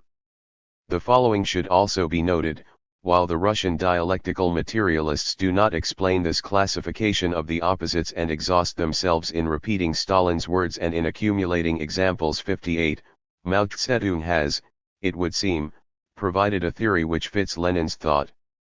He states that in an opposition both its universality and its particularity should be considered, its universality because it is to be found everywhere, its particularity because in every sphere it assumes a different form. 59.3 This opposition or struggle is immanent in the very essence of things. 60. 9.1. This is a fundamental thesis in the system taken as a whole. Lenin says that by means of it the autodynamism of nature can be explained. In his view, movement does not emanate from an external source, is not caused by a factor operating from outside, but has its origin in the very nature of things. And so it can be said that movement is an essential property of matter. This implies the anti-theological consequences which we have described. 61. 8 Summary, Lenin's 16 points. According to Stalin, the objective dialectic could be summarized as follows: it is a doctrine which says that the opposition, immanent in the very nature of things, is the motive power for the general deterministic development which takes place in leaps in a world which is a dynamic entity, thanks to the interconnection between everything that exists. This is a Hegelian doctrine in which the influence of materialism is not very apparent. It will be useful to quote a page from Lenin's Philosophical Notebook 62, which illustrates very well the relative importance of the separate elements in Lenin's dialectic. These can be formulated as follows. 1. Objectivity of observation. 2. Integral sum of the multiple relationships between this thing and others. 3. Evolution of this thing. 4. The tendencies of the thing. 5. The thing as sum and union of the opposites. 6. The struggle around the unfolding of these opposites. 7. The association of analysis and synthesis, the destruction of the parts, the sum total of these parts. 8. Everything is once again joined to every other thing. 9. Transitions from every determination, quality, feature, appearance, property to every other. 10. An unending process revealing ever new phenomena, i.e. an unending process of ever deepening knowledge of a thing. On the part of man moving from the phenomenon to the essence, from the shallower to the deeper essence. 12. From coexistence to causality. 13. At a higher phase the repetition of certain features, properties, etc. of the lower phase. 9-2. 14. Return almost to the primitive stage, i.s. struggle of content against form, stripping off of the form, transformation of the content. 16. Transition from quantity to quality and vice versa. Lenin considered the last 2 points merely as illustrations of point 9, In this he disagreed with Engels 63, who considered the transition from quantity to quality as one of the three great laws of dialectic. An interesting feature of this analysis is the fact that Hegel's synthesis plays a very subordinate part here. Stalin does not even mention it. Certainly modern dialectical materialists do not reject synthesis, but the essential for them is the struggle, the destruction of the old by the new. 9. The foundations of dialectic. The communists never prove the majority of the important theses of their dialectic. When Sviderskij called upon Leonov to provide a proof for various of these theses 64, he was criticized for wanting to have answers to sterile questions which were not to be discussed 65. If proof is given for certain dialectical statements, this always happens in Engels' superficial manner with the adduction of examples from natural science and social science. It is quite unnecessary to investigate this any closer. It will, however, be interesting to examine what connection there is between this doctrine and Lenin's conception of the world. Such a connection seems to exist at three different levels, hence the acceptance of dialectic by Lenin and his disciples. First of all, Lenin was a socialist revolutionary. It is only natural that he should have accepted a doctrine which propounded the existence of a social association of various elements of reality as well as its fluid nature, a doctrine which implanted the law of revolution into the very essence of being and which stated that the old must of necessity be eliminated. We have seen that in the sphere of logic the Bolsheviks deduced their revolutionary theories from the dialectic. But it is obvious that they accepted this dialectic for psychological reasons because it gave a theoretical foundation for revolution. There was one other reason, Lenin's deep-rooted bent for engineering, which was discussed in the chapter on materialism. Dialectic is a godsend for a man of this type, just as are the doctrines of realism, rationalism, and materialism. It supplied this very pronounced man of action with a theory. 93. In which priority was assigned to action and it revealed to him an unlimited field of action. Finally, it is easy to understand that this dialectic proved a useful tool for the elimination of God. The theory of autodynamism, according to Lenin an essential element of this doctrine, states that movement is the most essential property of matter and thereby makes it impossible for dialectical materialism to accept the existence of God. Here Lenin found another absolute, infinite, eternal matter in movement originating in itself. This is his God.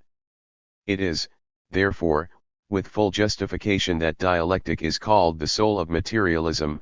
It is, in fact, its religion. I. Subjective dialectic.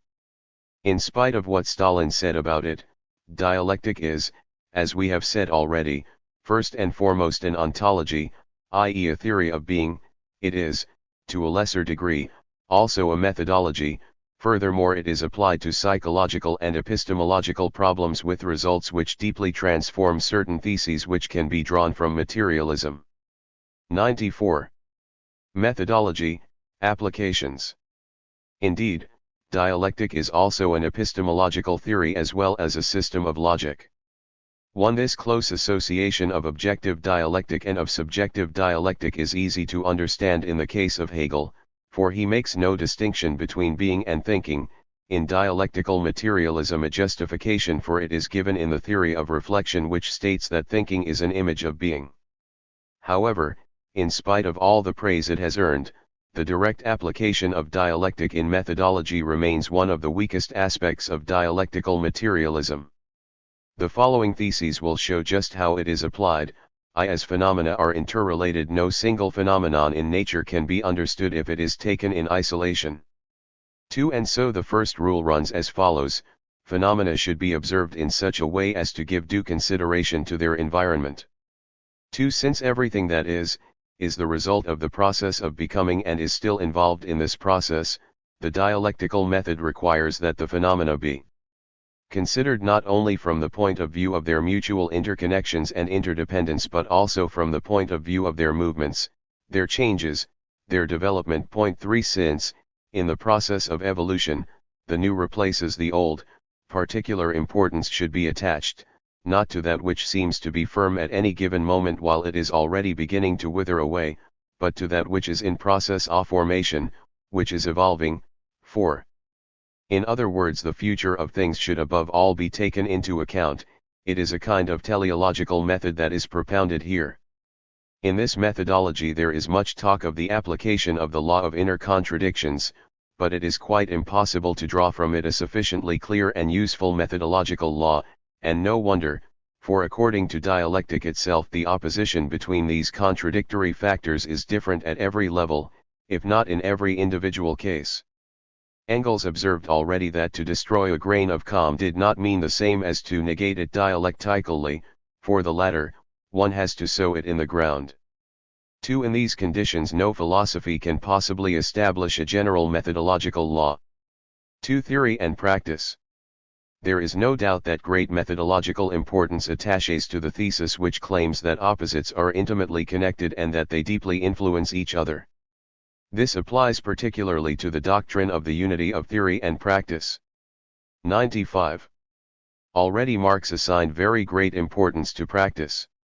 His 11th thesis on Feuerbach says, all that the philosophers have done is to devise various interpretations of the world, what is important, though, is to change it. 6. Lenin and the Leninists attributed even greater importance to this thesis. The unity of practice and theory is founded on this thesis. Practice is in fact the opposite of theory, therefore one deeply influences the other. Here is the source of various principles important in methodology, epistemology, and practice. We have already stated that for realism practice is the criterion of truth. Marx even went so far as to say, the question whether human thought is capable of attaining objective truth is not a theoretical but a practical one. 7. We have also seen how Lenin assents to and defends Engels' well-known argument against the existence of Kant's thing in itself. Apart from being the criterion for the realistic doctrine in general, practice is also the criterion for every individual apprehension of knowledge. Lenin says, human thought is economic only when it reflects objective truth correctly, and the criterion of this correctness is practice, experiment, industry. 8. Finally, knowledge arises out of practice. Here, as an illustration, is a dialectic with thesis, antithesis, and synthesis, the path from living observation to abstract thought and from the latter to practice, that is the dialectical path of the recognition of truth. 9. We might also quote Meithen, in practice is realized the union of subject and object. Man transforms himself by acting upon nature. 60. Here is to be sought the explanation of various, otherwise almost inexplicable, phenomena apparent in Soviet philosophy, for instance, its exaggerated acclamation of politicians as great philosophers, the stressing of the political character of all philosophy, the long chapters in the program 11 on the importance of philosophy, and finally the importance ascribed to philosophy itself in Soviet practice and the stressing of its importance as a weapon. The significance of these phenomena, and of practice in general, becomes properly comprehensible only in the light of historical materialism. 3. Application to science. References in Soviet Russia are constantly made to fruitful applications of the dialectical method to science. For instance, S.I. Vavilov, the president of the Academy of Sciences of the USSR, says that the Soviet scientists, armed with the method of dialectical materialism, courageously combat the crude falsifications of science by the bourgeois scientists. 12. He also underlines the fact that dialectical materialism forms the basis for the Academy's activities. 13. But, in actual fact, we have been unable to find one single way in which the dialectical method has been applied to natural science. On the other hand, its ontological theses are constantly being applied to various sciences. In this context it is interesting to point out two facts. Since 1922, Einstein's theory of relativity has been rejected by Soviet scientists, and 25 years have been needed for an acceptable dialectical interpretation of this theory to be found. Even this interpretation, however, does not find everything in physics acceptable. Thus Zhdanov declared, in 1947, that the finitistic theory and Milnes calculations were anti-dialectical, that Eddington's physical constants were Pythagorean mysticism and that the attempt to explain matter as a totality of waves was a devilish notion. 14.2 In economics, Soviet thinkers claimed that the revolution was a dialectical leap and felt it necessary to reject the notion of value. After 30 years they have now moved away from this position and have found a dialectical interpretation of value. 15.3 The best known illustration is to be found in genetics. We shall not examine in detail T. D. Lysenko's views, which were received very coolly by specialists in the Marxist camp. 16 It will suffice to say here that the discussion was based partly on philosophical arguments and the opponents were accused of being prepared to support the idea of the immutability of the genes, i.e. an anti-dialectical doctrine. 17 Similar situations are to be found in many other branches of science. We saw in Chapter V, 5 and 6, what catastrophic results the application of dialectic to psychology and logic had engendered. It can be said without exaggeration that everything positive that Russian science has achieved was achieved not because of but in spite of the application of dialectic.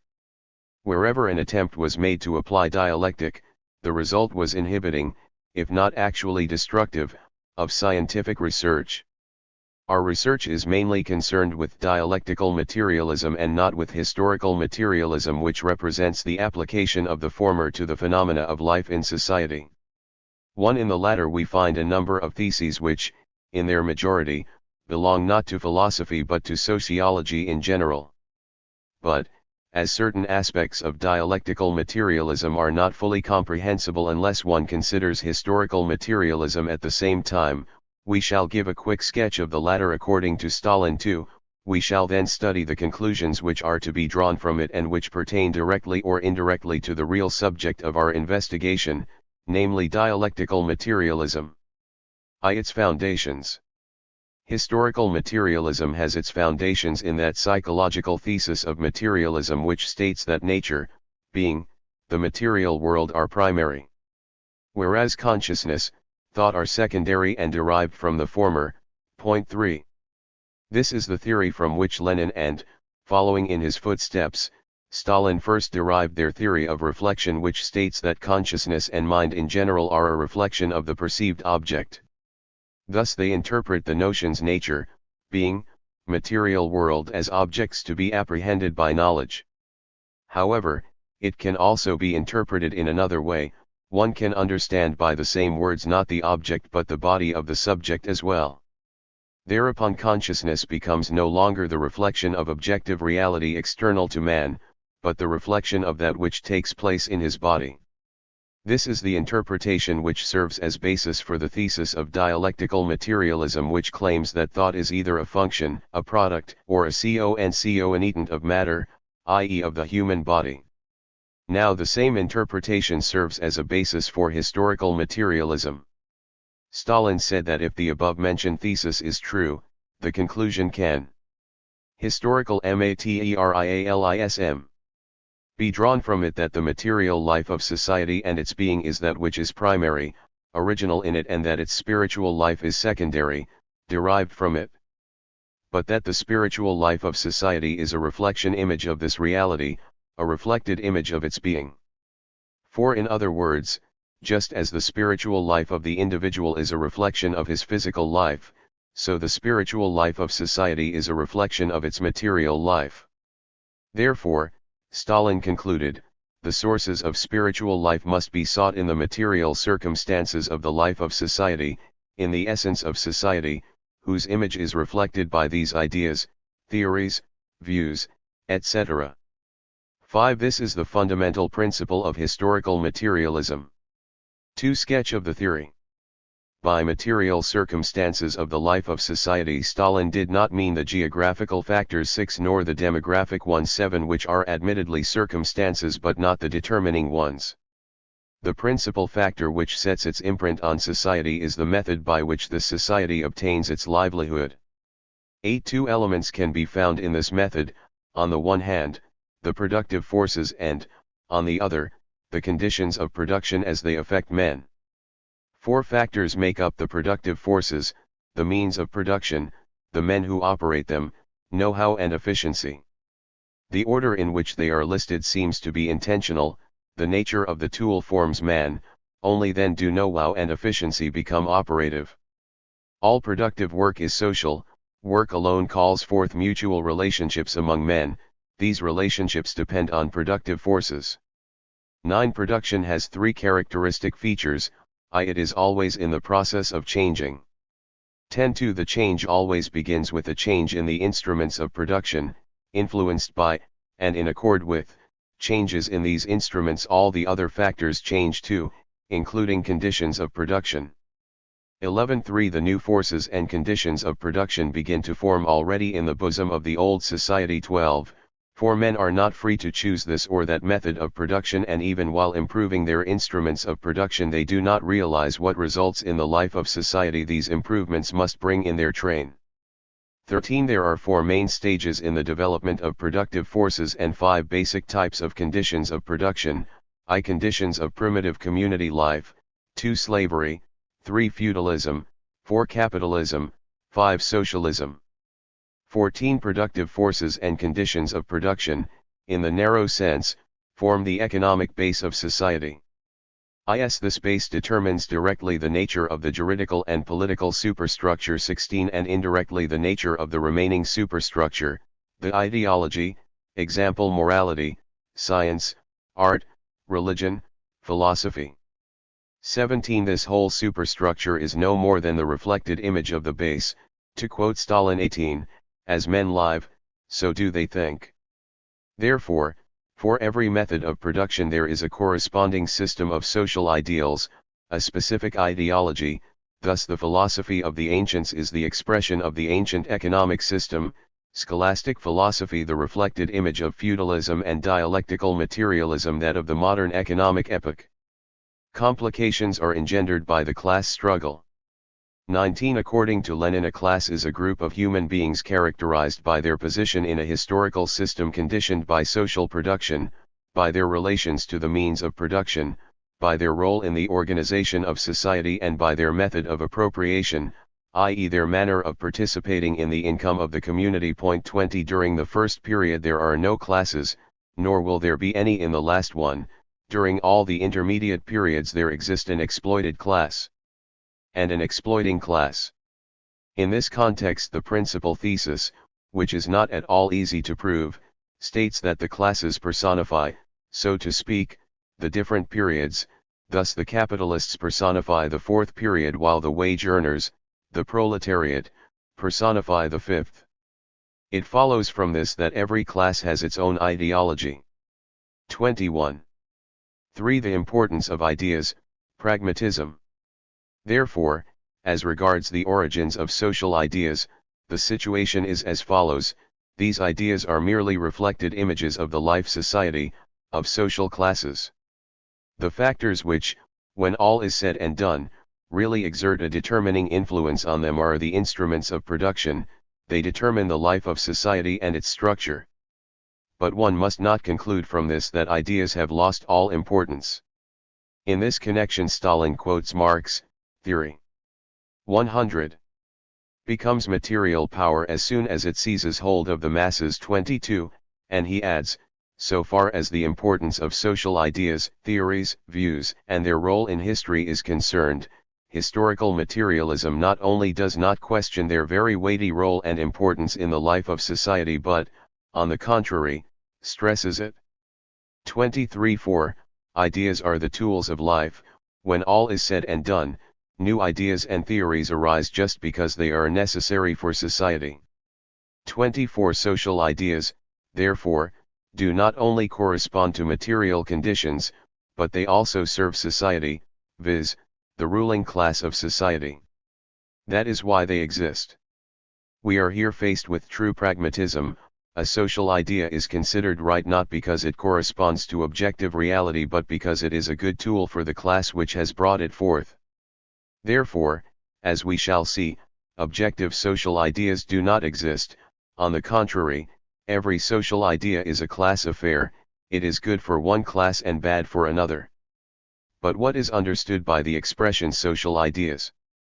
In the passages which we have quoted, this term covers all ideas which belong to ideology, i.e. political, juridical, scientific, philosophical, religious ideas.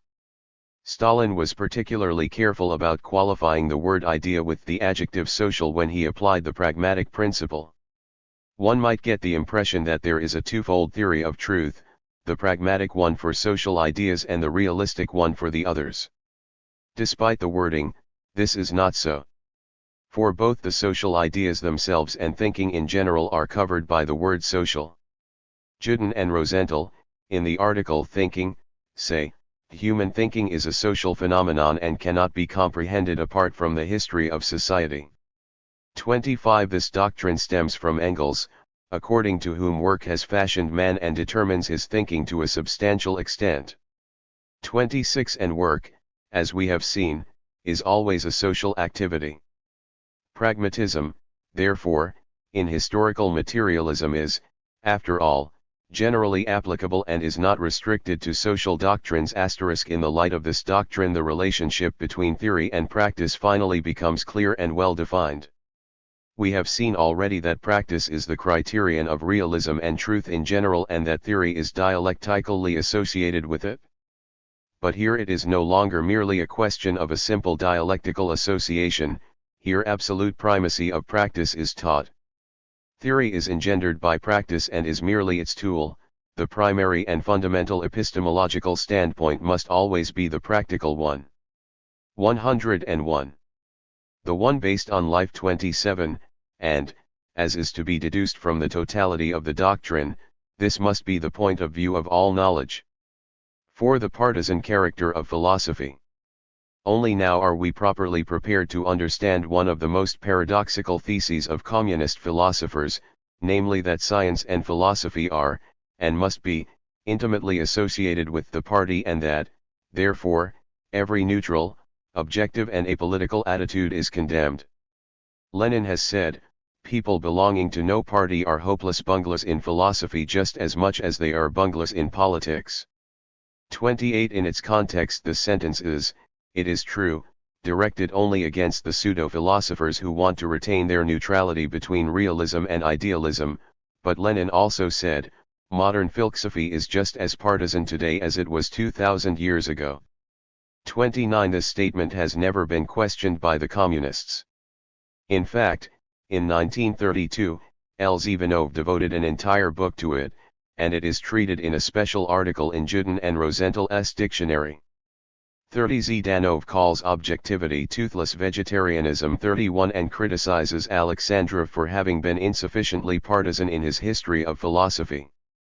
32 No wonder then that the program contains a special section on the partisanship of philosophy. 33 And that the scientists are reproached with increasing frequency for being objective and apolitical. We have seen already that the logicians were condemned for their neutrality. 34 No better fate seems to be awaiting the psychologists, for Bolshevik party spirit is demanded of them when dealing with problems of psychology. 35 There is a long study of this subject by M.D. Cameri. 36 More examples could be given.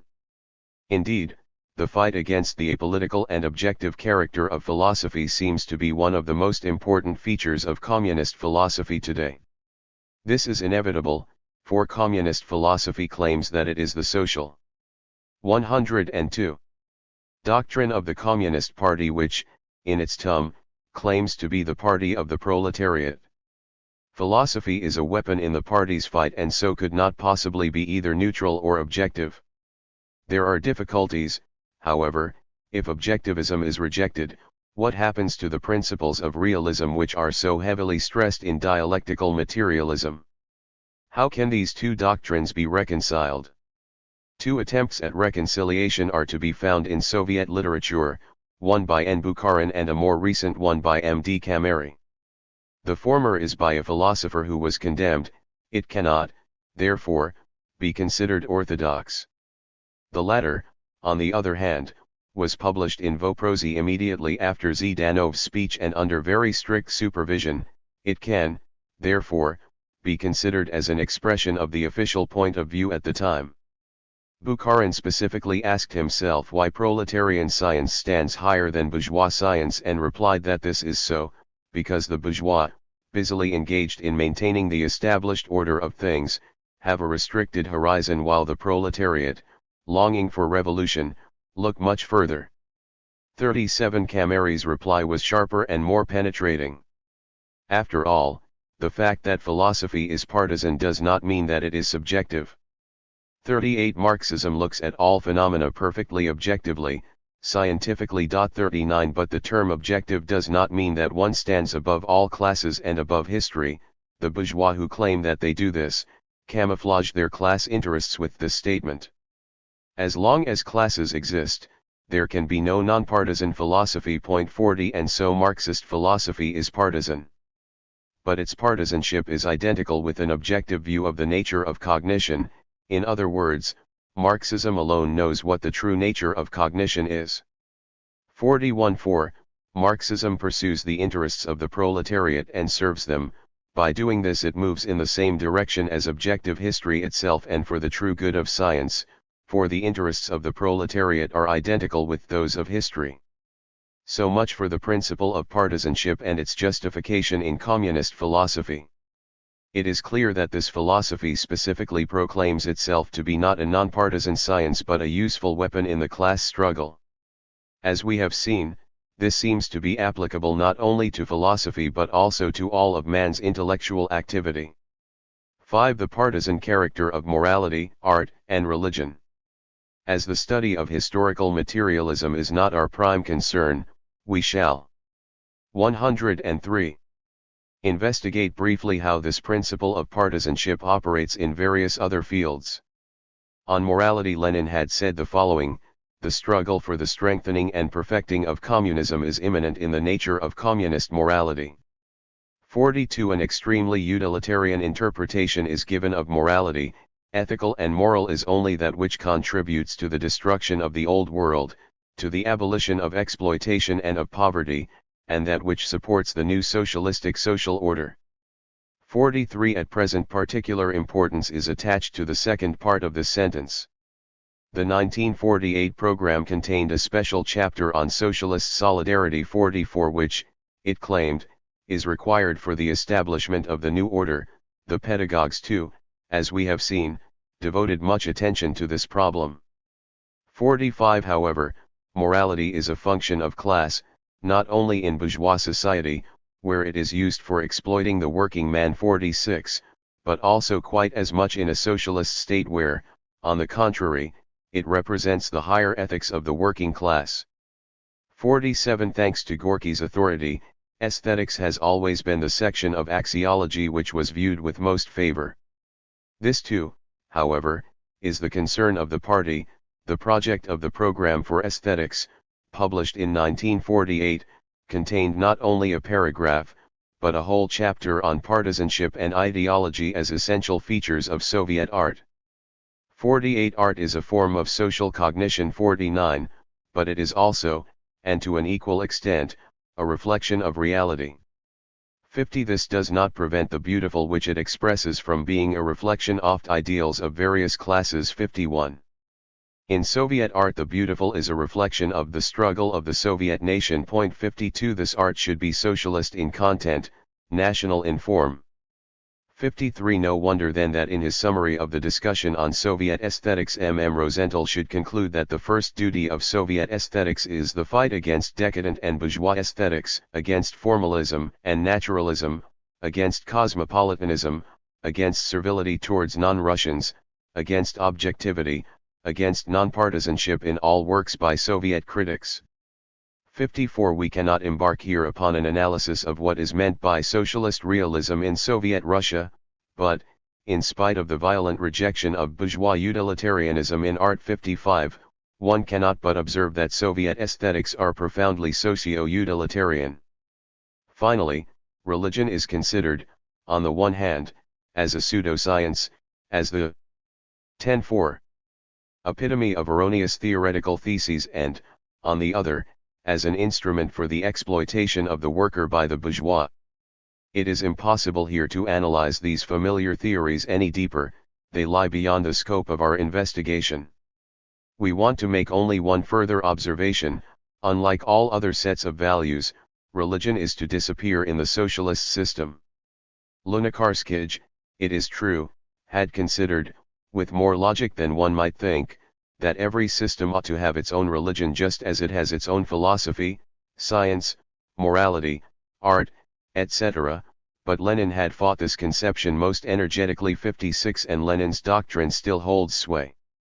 To prove this it suffices to refer to the publication of Lenin's selected works, Marx Engels' Marxism in 1947, which contained two of his most violent anti-religious works, The Attitude of the Workers' Party Towards Religion 57 and The Tasks of Militant Materialism 58. The program, too, contains a paragraph entitled The Importance of Philosophical Marxist Materialism in the Fight Against Religion and Superstition in All Its Forms.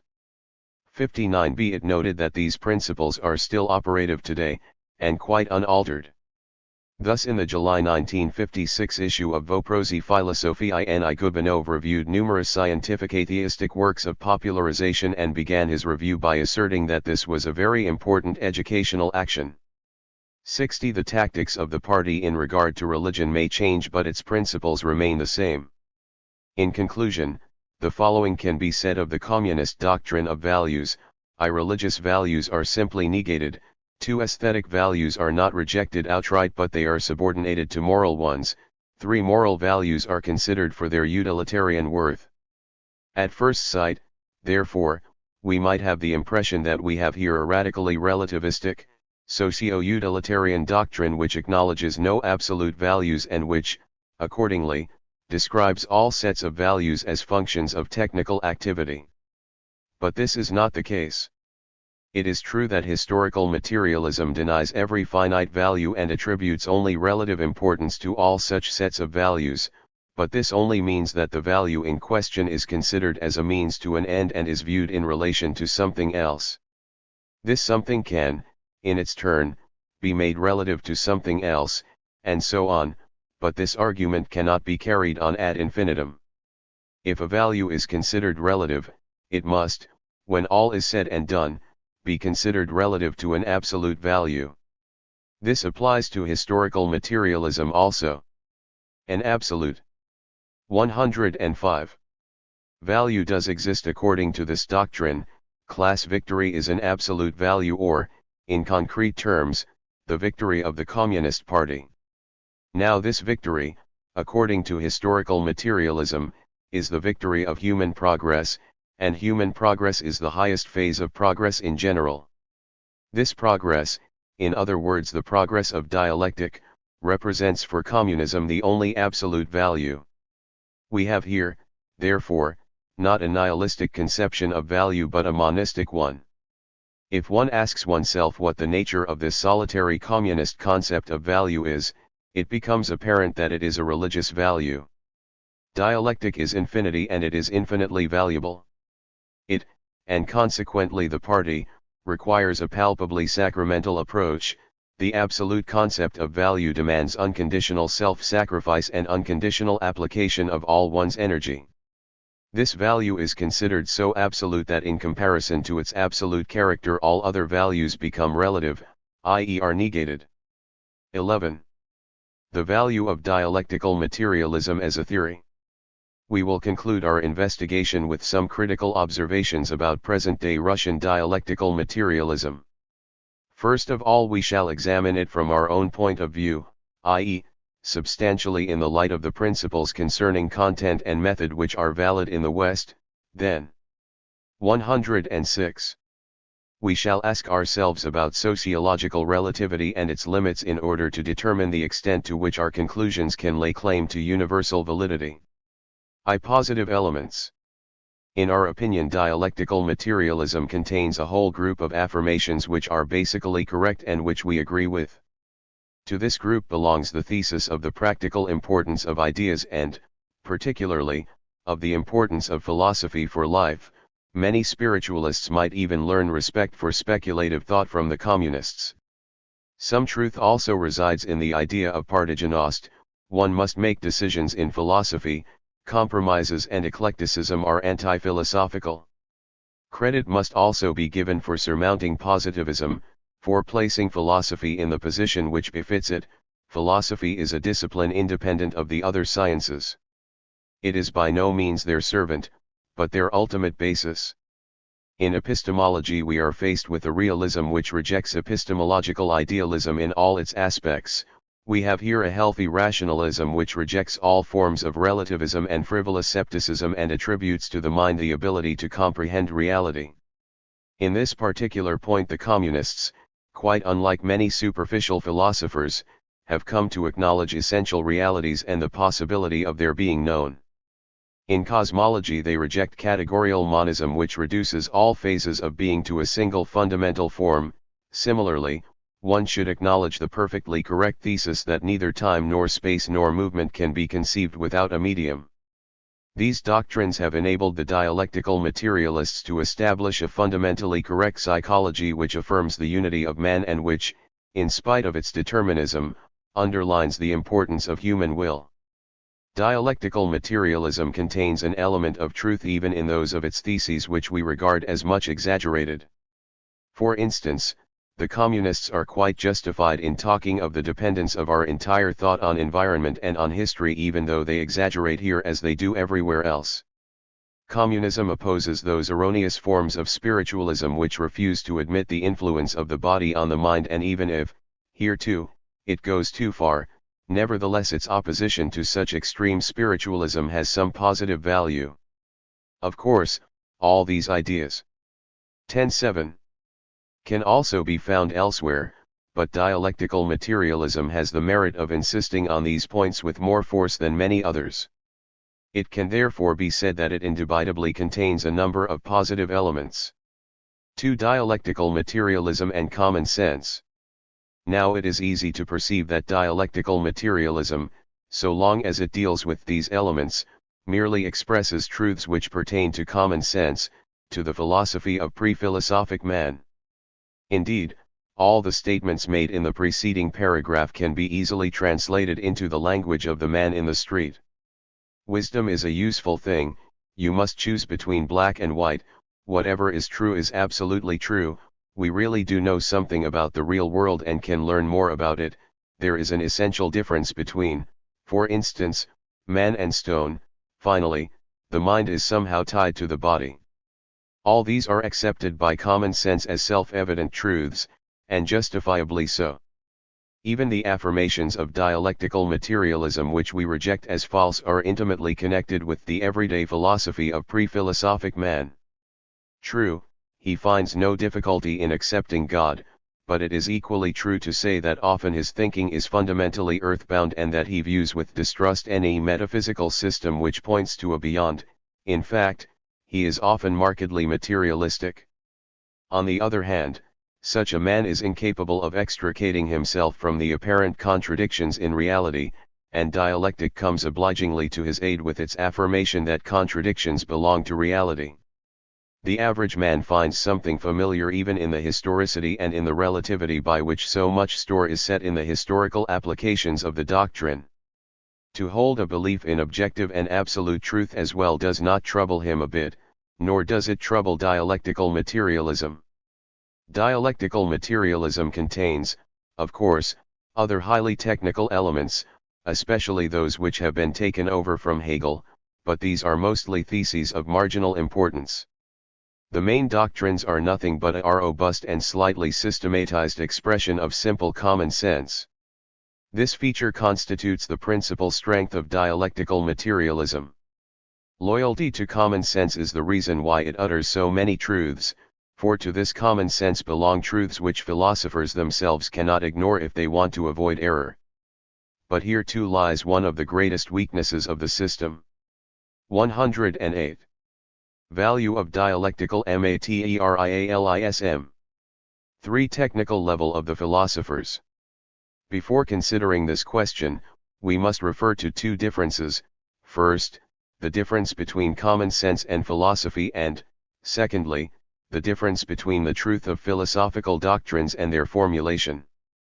Indeed, these two differences are, nowadays, sometimes overlooked in the West. First of all, it is to be noted that philosophy is not identical with common sense.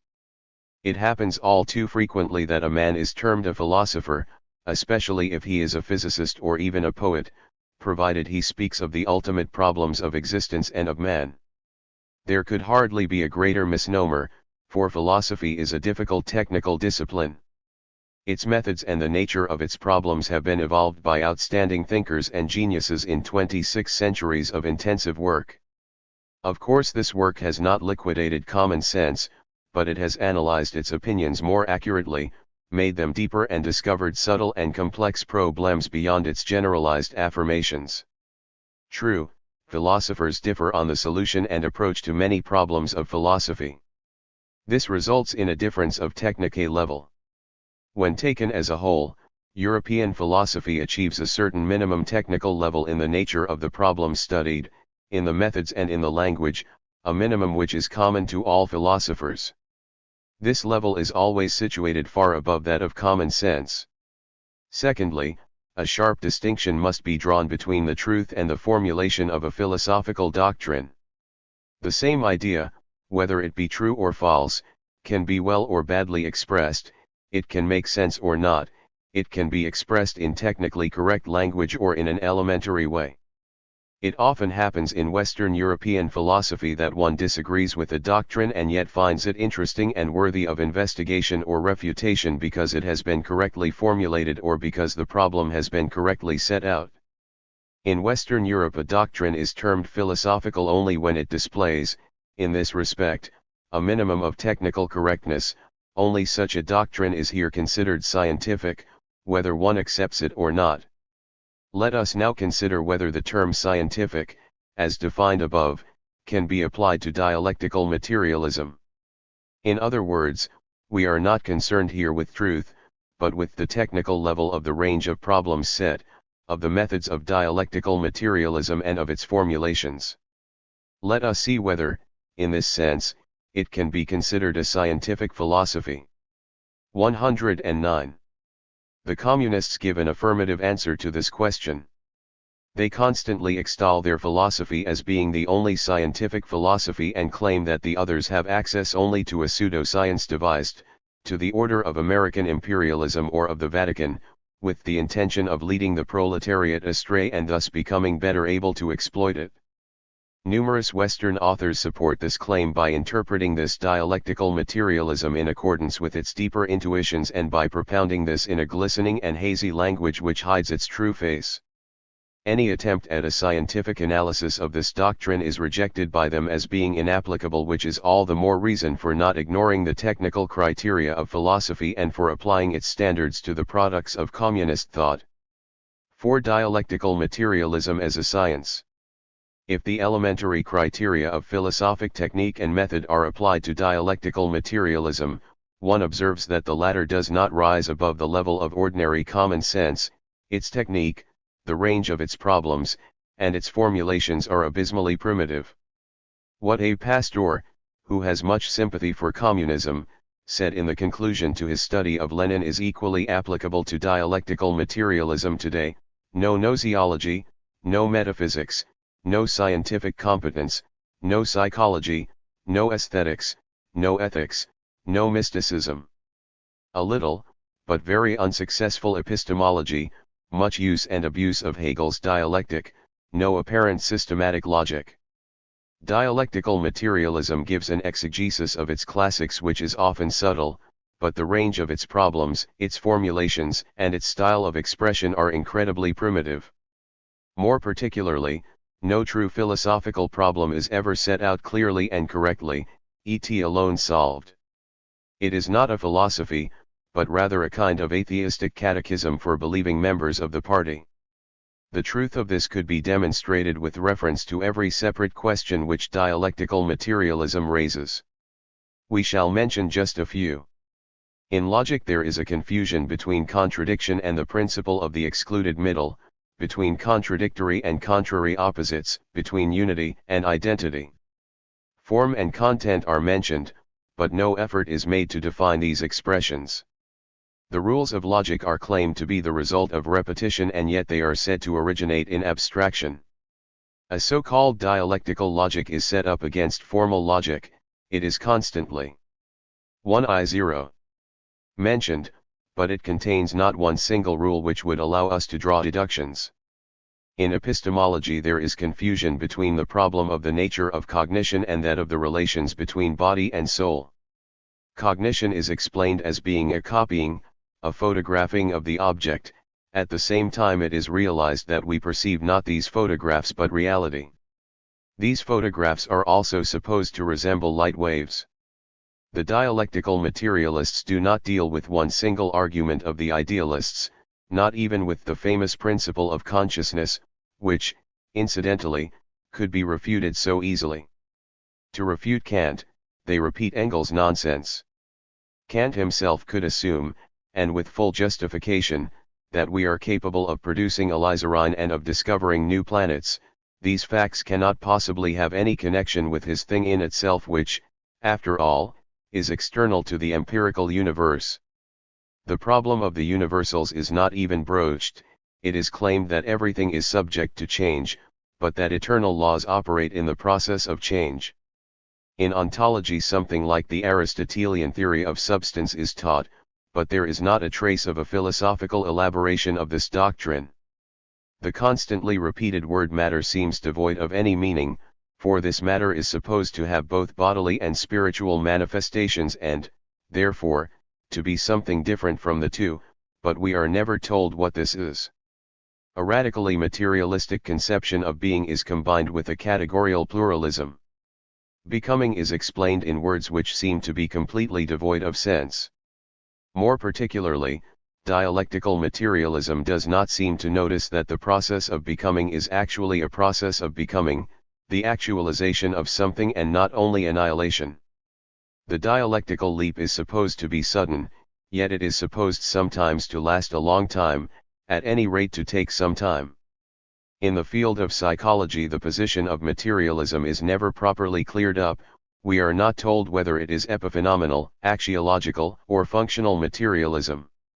The assertion is made that spirit exists, but the fact is glossed over that its dependence on the body presents difficult problems. The problem of free will is completely ignored. What dialectical materialism calls freedom is nothing but man's ability to apprehend and make use of the laws of nature. But the situation of axiology is worst of all. Dialectical materialism 3. Demands a heroic attitude and makes moral judgments galore. But the theory of dialectical materialism has nothing to say about them. Not a single question of theoretical ethics is submitted to detailed discussion. In aesthetics we find an extreme utilitarianism which, incidentally, has not been given a sound philosophical foundation. What is more, a great deal in this philosophy is quite simply devoid of all sense, for instance, the word dialectic, which is used constantly. The general is dialectically associated with the particular.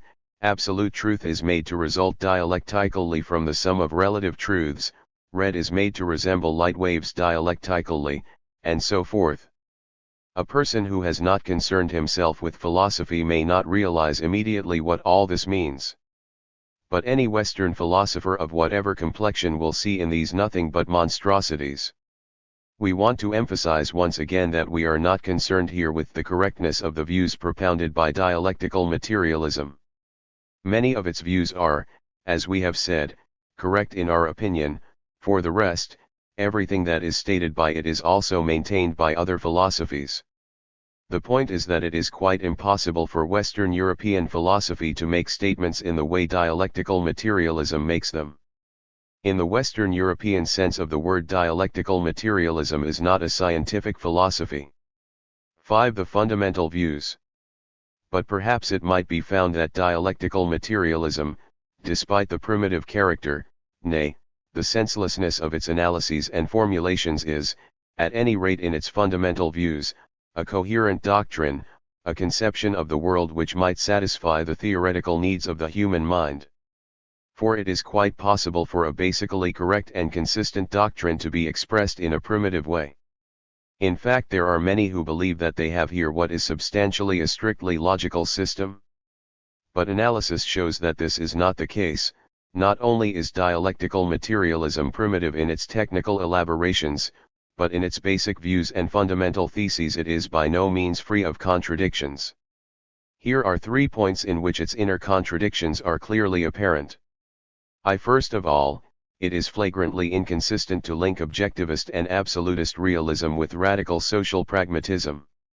Nevertheless, communist philosophy espouses both doctrines, realism in dialectical materialism 2 and pragmatism in historical materialism. Admittedly, a subjective explanation for this inconsistency does exist. Materialism sees in cognition a copy of the object and is, by this token, realistic and objectivist. At the same time it sees in it a reflex of the body and is therefore, of necessity, pragmatic. Truth is no longer that which corresponds to transcendental reality but that which reflects the variable conditions of the subject and which corresponds to his vital needs. But, it is one thing to explain the origin of a contradiction and quite another to resolve it. And this contradiction has not been resolved. 2. Dialectical materialism, in the narrower sense of the word, also contains an inner contradiction. The fact is that in it are linked together scientific materialism and Hegelianism. On the one hand, the dialectical materialists follow Hegel and speak of the multiplicity of phases of being, and, on the other, they repeat the thesis of the materialists when they declare that matter, whose essential feature is movement in space, is the only reality. As has been said already, the formulation of this materialism does not make sense, and the basic views from which the inadequate formulations stem are quite obviously contradictory. 3. A similar situation obtains when the problems of man and values are examined. As scientific materialists, the communists are thoroughgoing determinists. Whatever they themselves may say about it, they do not admit either chance or free will, and they reject everything that is not a function of matter. But as they are Hegelians and Marxists as well, they proclaim, in the same breath, the liberation of mankind, the duty to carry out a revolution, and they lay stress on the tremendous importance of human will. In other words, in spite of their materialism and of determinism, they attach the greatest importance to spiritual values and to freedom. Once again the formulation reveals itself as pure nonsense. Indeed, Hegel's definition of freedom as awareness of necessity does mean something, as this necessity is of a spiritual nature.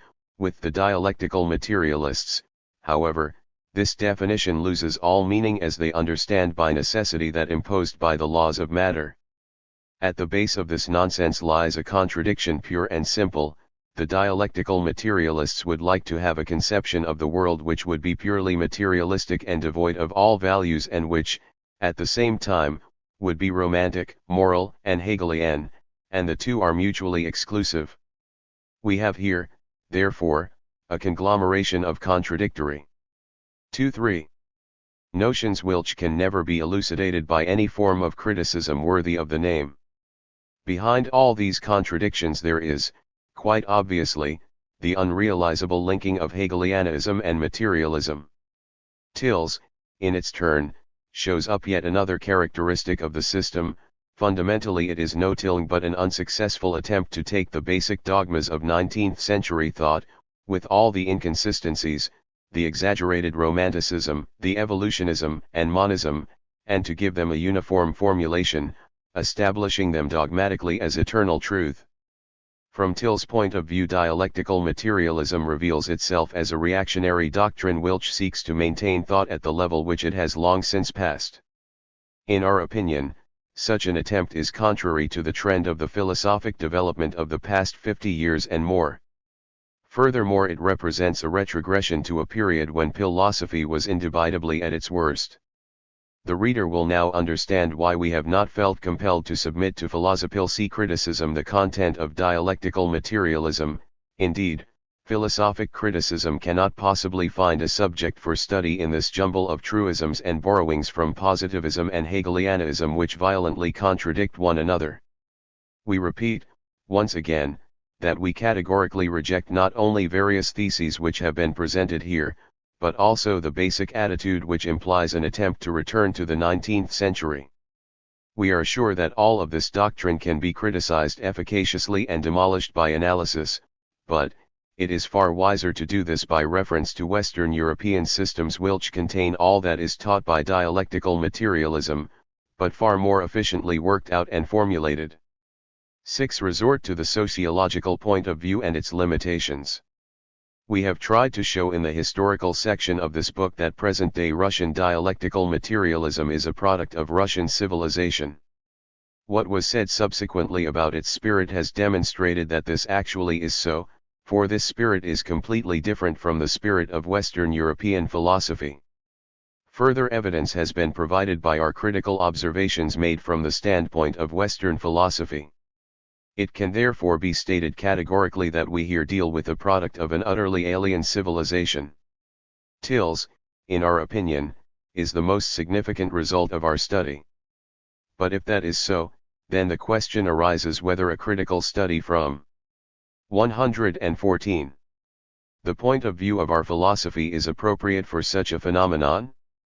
Do we not in our study give absolute validity to our views and points of view? Ought we not rather consider dialectical materialism as an alien, exotic, and interesting phenomenon without attempting to judge it?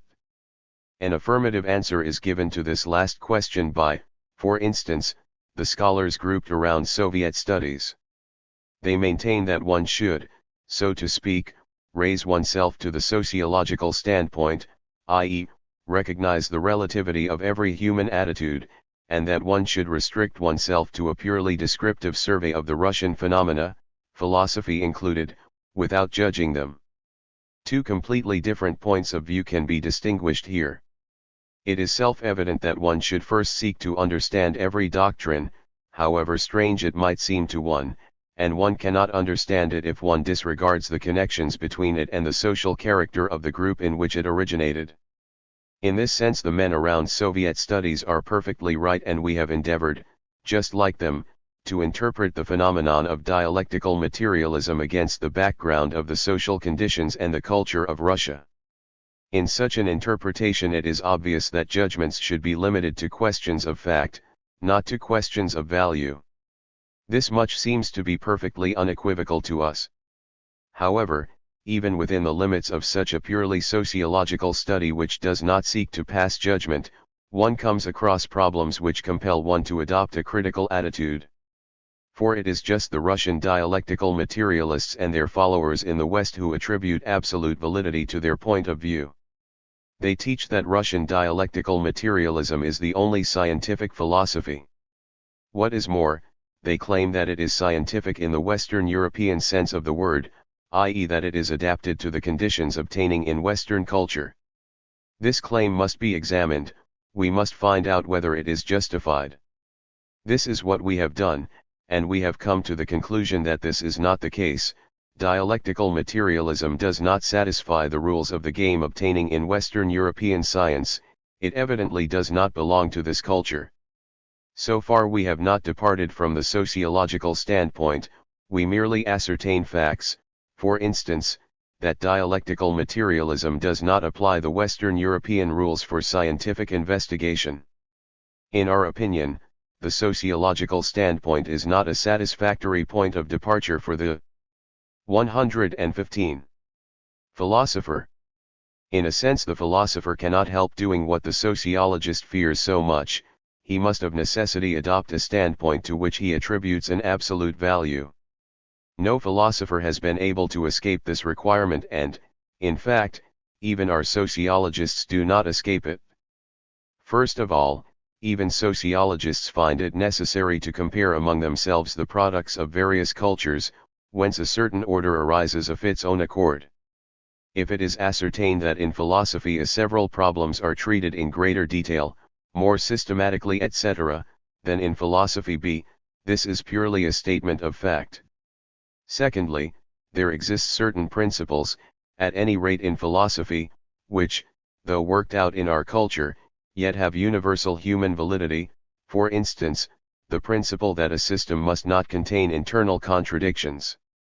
Finally, some methodological principles have universal validity, they, too, first became apparent to the Greeks but they form part of the general human heritage. Among these is the principle which states that in philosophy only the results of experience and of logic should be considered, not wishes or anything of that kind. Here, therefore, are to be found the limits of sociological relativity for the philosopher. he will recognize the system as being the product of a different culture, but having done so, and having investigated the social circumstances in which it originated, he will have to pass judgment on it on the basis of principles which have absolute and universal validity. 7. Summary of the results. The results of our critical observations can be summarized in the following 3 theses. Present-day Soviet-Russian dialectical materialism, although it stems also from Western European sources, is, in its essential features, the product of a culture which is alien to the Western European. It is a mistaken notion to acknowledge it as a system of philosophy in the Western European sense of the word. 2. Compared to cognate Western European systems, this materialism is, it is quite obvious, poorer in content and incomparably more primitive in form. 3. It contravenes the conventional rules of philosophic investigation valid. 2.6. Concluding remarks.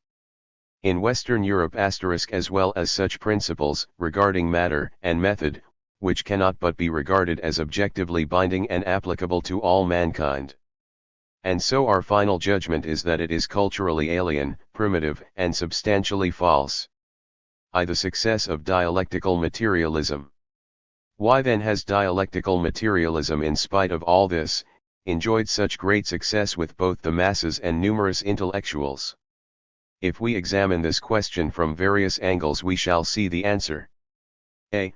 First of all, there is no doubt that the moral content of communism, its campaign for the liberation of the exploited classes, has gained for it many supporters. These are generally not familiar with dialectical materialism and do not realize that this is not primarily a social doctrine, but a speculative conception of the world in which the applications to the life of society are rather remote offshoots. They do not realize that this so-called liberation is by no means the final goal and that the real task is to draw society into unending revolution, more particularly, that this liberation is not intended for the individual man, but for mankind in general. According to the principles of dialectical materialism, the individual is always sacrificed to the grandiose dialectical plan, as has actually happened in all the states which are under communist rule. They only see this moral, revolutionary content which, in fact, exerts a great attraction. Consequently, dialectical materialism is accepted as the doctrine of the party which in its term, is regarded as the party of liberation. B. Perhaps there can be perceived behind all this a reaction to the changes which have occurred in our Western European social order. Modem. Society actually does aim at repressing individual liberties and at substituting, for its centuries-old organic structure, something very like the structure of Russian society as we have depicted it. For this, dialectical materialism, with its abstract, despotic, communistic character is perfectly adapted. Without doubt an important role is played here by an admiration for the mysterious strangeness and for the true or presumed power of Russia, but, deeper social motives are probably more important. The great structural changes in Western Europe seem to have given the West European mentality a tendency more akin to that of the Russians, and dialectical materialism is, after all, a form of Russian thought. C. Yet another change seems to have contributed to its success. During the last century, Europe had come very close to total scepticism, it was on the point of losing all faith. Now, in the long run, scepticism cannot provide a philosophy of life for a nation because it kills all culture. Today, in the philosophical thought in Europe, we see clearly a reaction against it. Dialectical materialism takes up a radically anti-sceptical position, practices a veritable cult of philosophy, asserts its eternal validity and offers a dogmatic faith with binding dogmas. No wonder, then, that many people who have lost all faith feel themselves reviving in this atmosphere of dialectical materialism and eagerly grasp it as a deliverance from scepticism. D. A further reason for its success is to be found in the fact that dialectical materialism contains a number of forgotten truths, which have been despised by many Western philosophers, without which a sensible conception of the world is impossible and which the world needs. These truths are expressed badly, they often lose their sense when formulated by dialectical materialists and they contradict the other tenets of this doctrine, but, the fact remains that they are common-sense truths which are indispensable for life. The ordinary man, and here the uneducated man and the scholar untrained in philosophy are in the same boat, knows nothing about the technical apparatus of philosophy.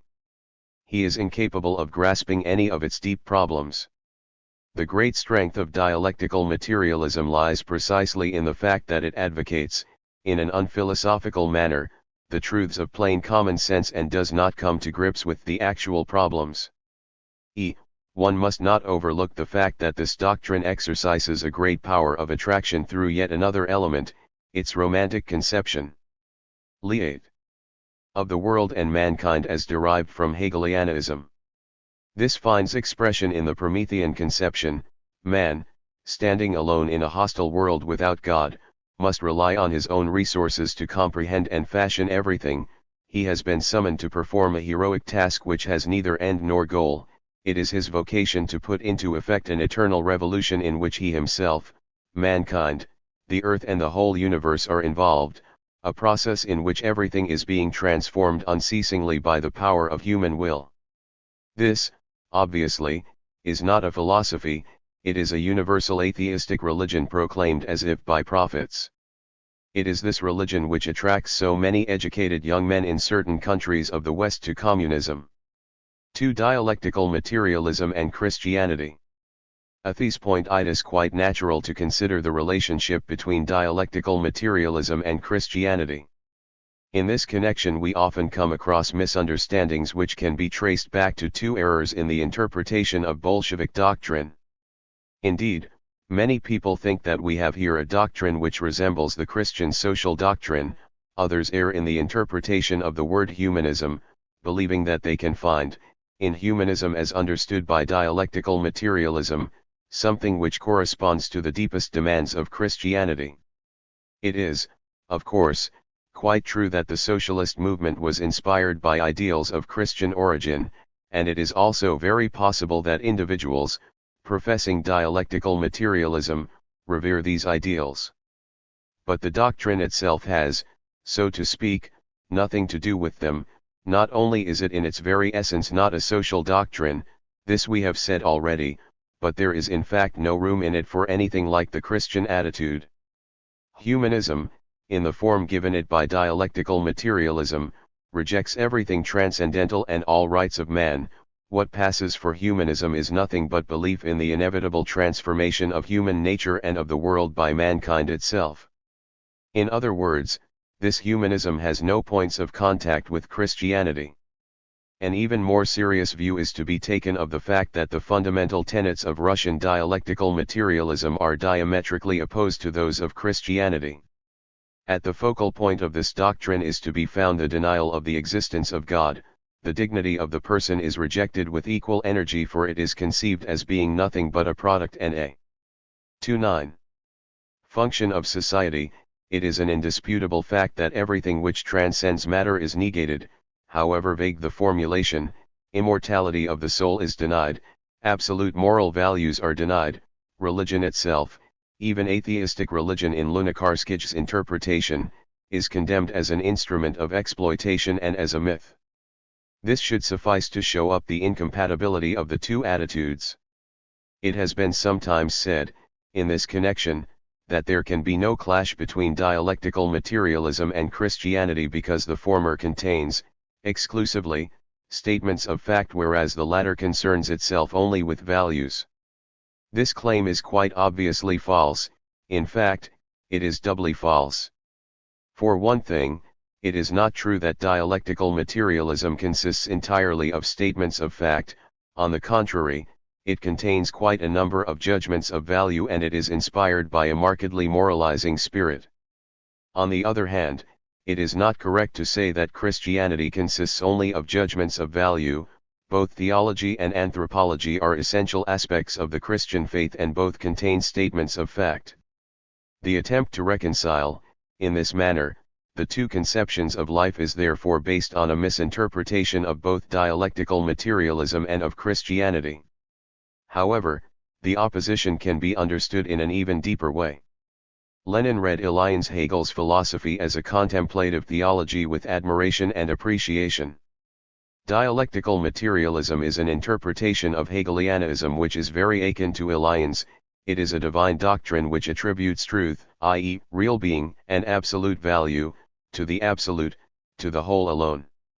This is sufficiently evidenced by the dogmatic character of this doctrine, by its metaphysical and ethical basic principles, by the attitude of the believing communists towards the party.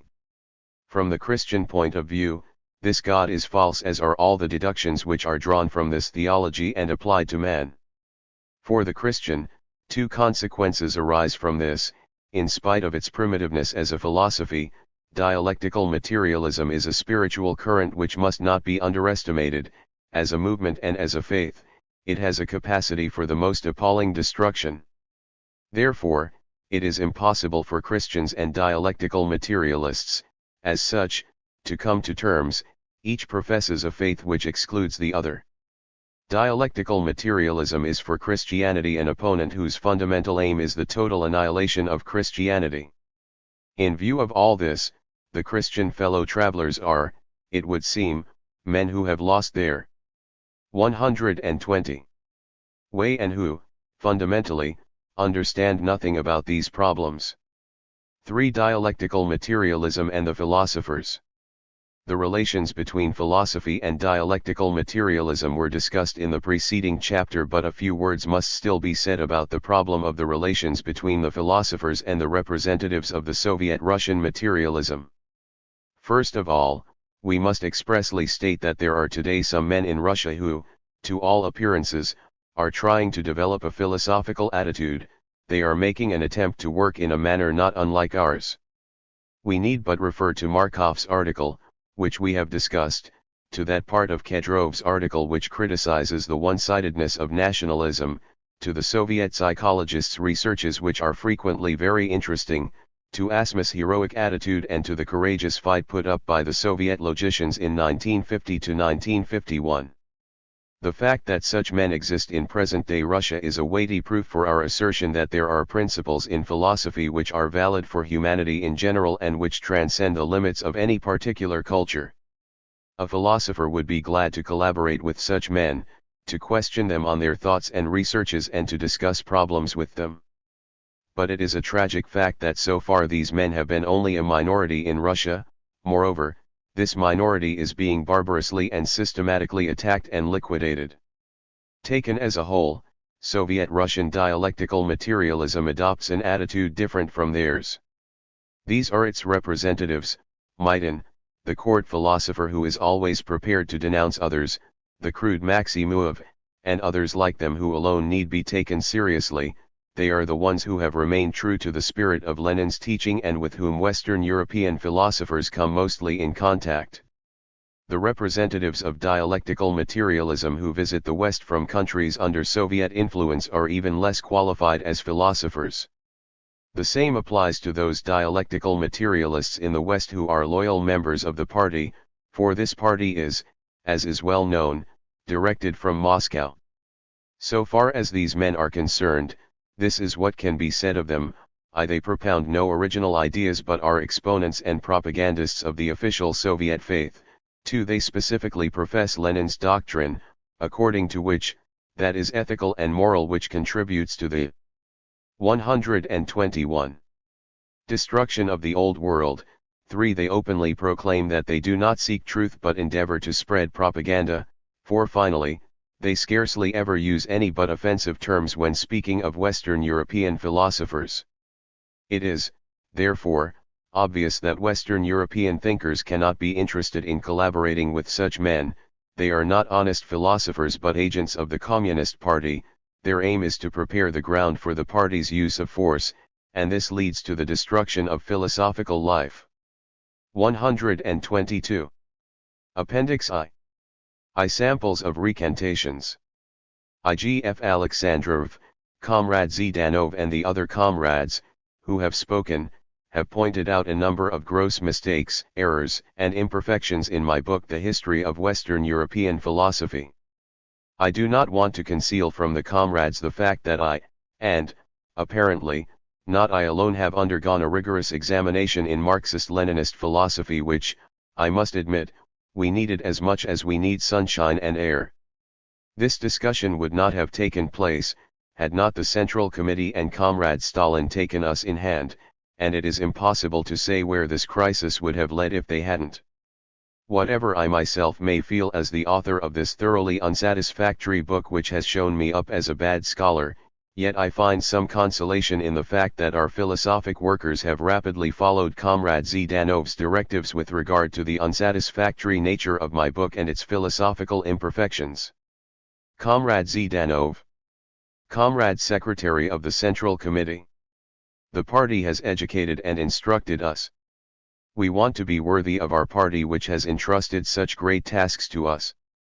I believe that I express the thought of all the comrades here present when I say, we want to assure the party through you, Comrade Zhdanov, and we give to our beloved Comrade Stalin our firm and honest word as Bolsheviks that we, as a team, are resolved to apply all our passionate enthusiasm to the task of raising the level of philosophical work in our country and of spreading, far and wide, propaganda for Marxism-Leninism. When it was suggested that I should lecture in the seminar, I did not hesitate to develop my own thoughts, having first warned the listeners that I was expressing only my own personal views, so that none of them should think that they were binding. This was undoubtedly the conduct of a professor in the bad sense of the word, not that of a party member. My fundamental mistake lay in the fact that I tried to mitigate the conflict between the opposing tendencies in biology. It was a mistake on my part to criticize academician Lysenko brutally and in public. Lenin has frequently said that those who assume that this or that phenomenon is inevitable run the risk of falling into objectivism. This is, to some extent, the error into which I fell. Like another Piemann asterisk, I described Weissmannism and Morganism. I draw no distinction between them, as matters of indifference to us, as neither good nor bad. Instead of rejecting these unscientific views which are clericalism in disguise, i.e., theological conceptions, I committed the mistake of trying to take cognizance of the position of this doctrine in the evolution of biology and of trying to find a rational germ in it. That is why my criticism of Weissmannism was weak, objective and therefore shallow. Such are my errors as I see them. All this because of immaturity and inexperience. I shall correct my errors by my actions. 3 p.m. Yukovskij comrades. Late last night I made up my mind to make this declaration. I say, late last night, because at that time I did not know then that a letter from Comrade Jew Zhdanov would appear in today's Pravda. There is, therefore, no connection between this declaration of mine and Comrade Jew Zhdanov's letter. I believe the Deputy Minister of Agriculture, Lobanov, can testify to the fact that I telephoned to him yesterday asking for permission to make this declaration today. I am referring to my injudicious speech of 2 days ago. As is stated here, it was the last time I took up position against Mikurin, although previously I had never personally opposed his doctrine. But, in fact, it was the last time that I took up a position supported by incorrect biological and ideological ideas. Bear witness to the fact that today I perform a party act and show myself a true member of the party, i.e. prove myself to be honest. 4 BM Kedrov, P85 ETSEQ. Asterisk, I consider it my duty as a party member to declare that I fully agree with this criticism and that I categorically condemn the hostile cosmopolitanism which I have stood for in the past. My error arose from the fact that I distorted Lenin's principle of partisanship and strayed in the direction of bourgeois objectivism and apolitism. I fully admit that the observations made by Comrade A.A. Zhdanov during the philosophical discussion are unquestionably applicable to me when he says that the philosophical errors of many philosophers stem from insufficient knowledge of the fundamental principles of Marxism-Leninism and from survivals of bourgeois ideology.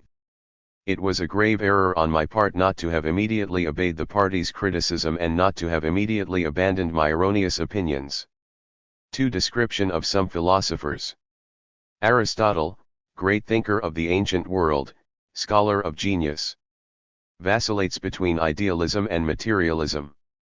Approaches materialism in his epistemology. Descartes, D was an idealist. Kant, the essential doctrine of Kantian philosophy is an amalgam of materialism and idealism, a compromise between the two.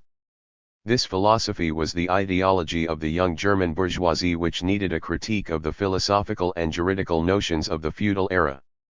Natural rubber was a thing in itself for as long as chemistry had not succeeded in producing it. Locke, materialist. Neo-Kantianism, the most important among the bourgeois philosophical tendencies of the second half of the 19th century, which adapted the content of Kant's philosophy and fitted it, with some elaborations, into increasingly sterile, reactionary, lifeless, subjectively idealistic systems. Plato, ancient philosopher, idealist, champion of a slave-owning aristocracy. Positivism, one of the most widespread idealistic tendencies of bourgeois philosophy. Pragmatism, reactionary, idealistic tendency. Stalin, thinker of genius and leader of world proletariat, Lenin's great collaborator and comrade, who has carried on Marx, Engels, and Lenin's doctrine and tasks. The fourth edition says merely, faithful disciple and close collaborator of Lenin, who, raises dialectical materialism onto a higher plane. 3. The principle of contradiction and logistics.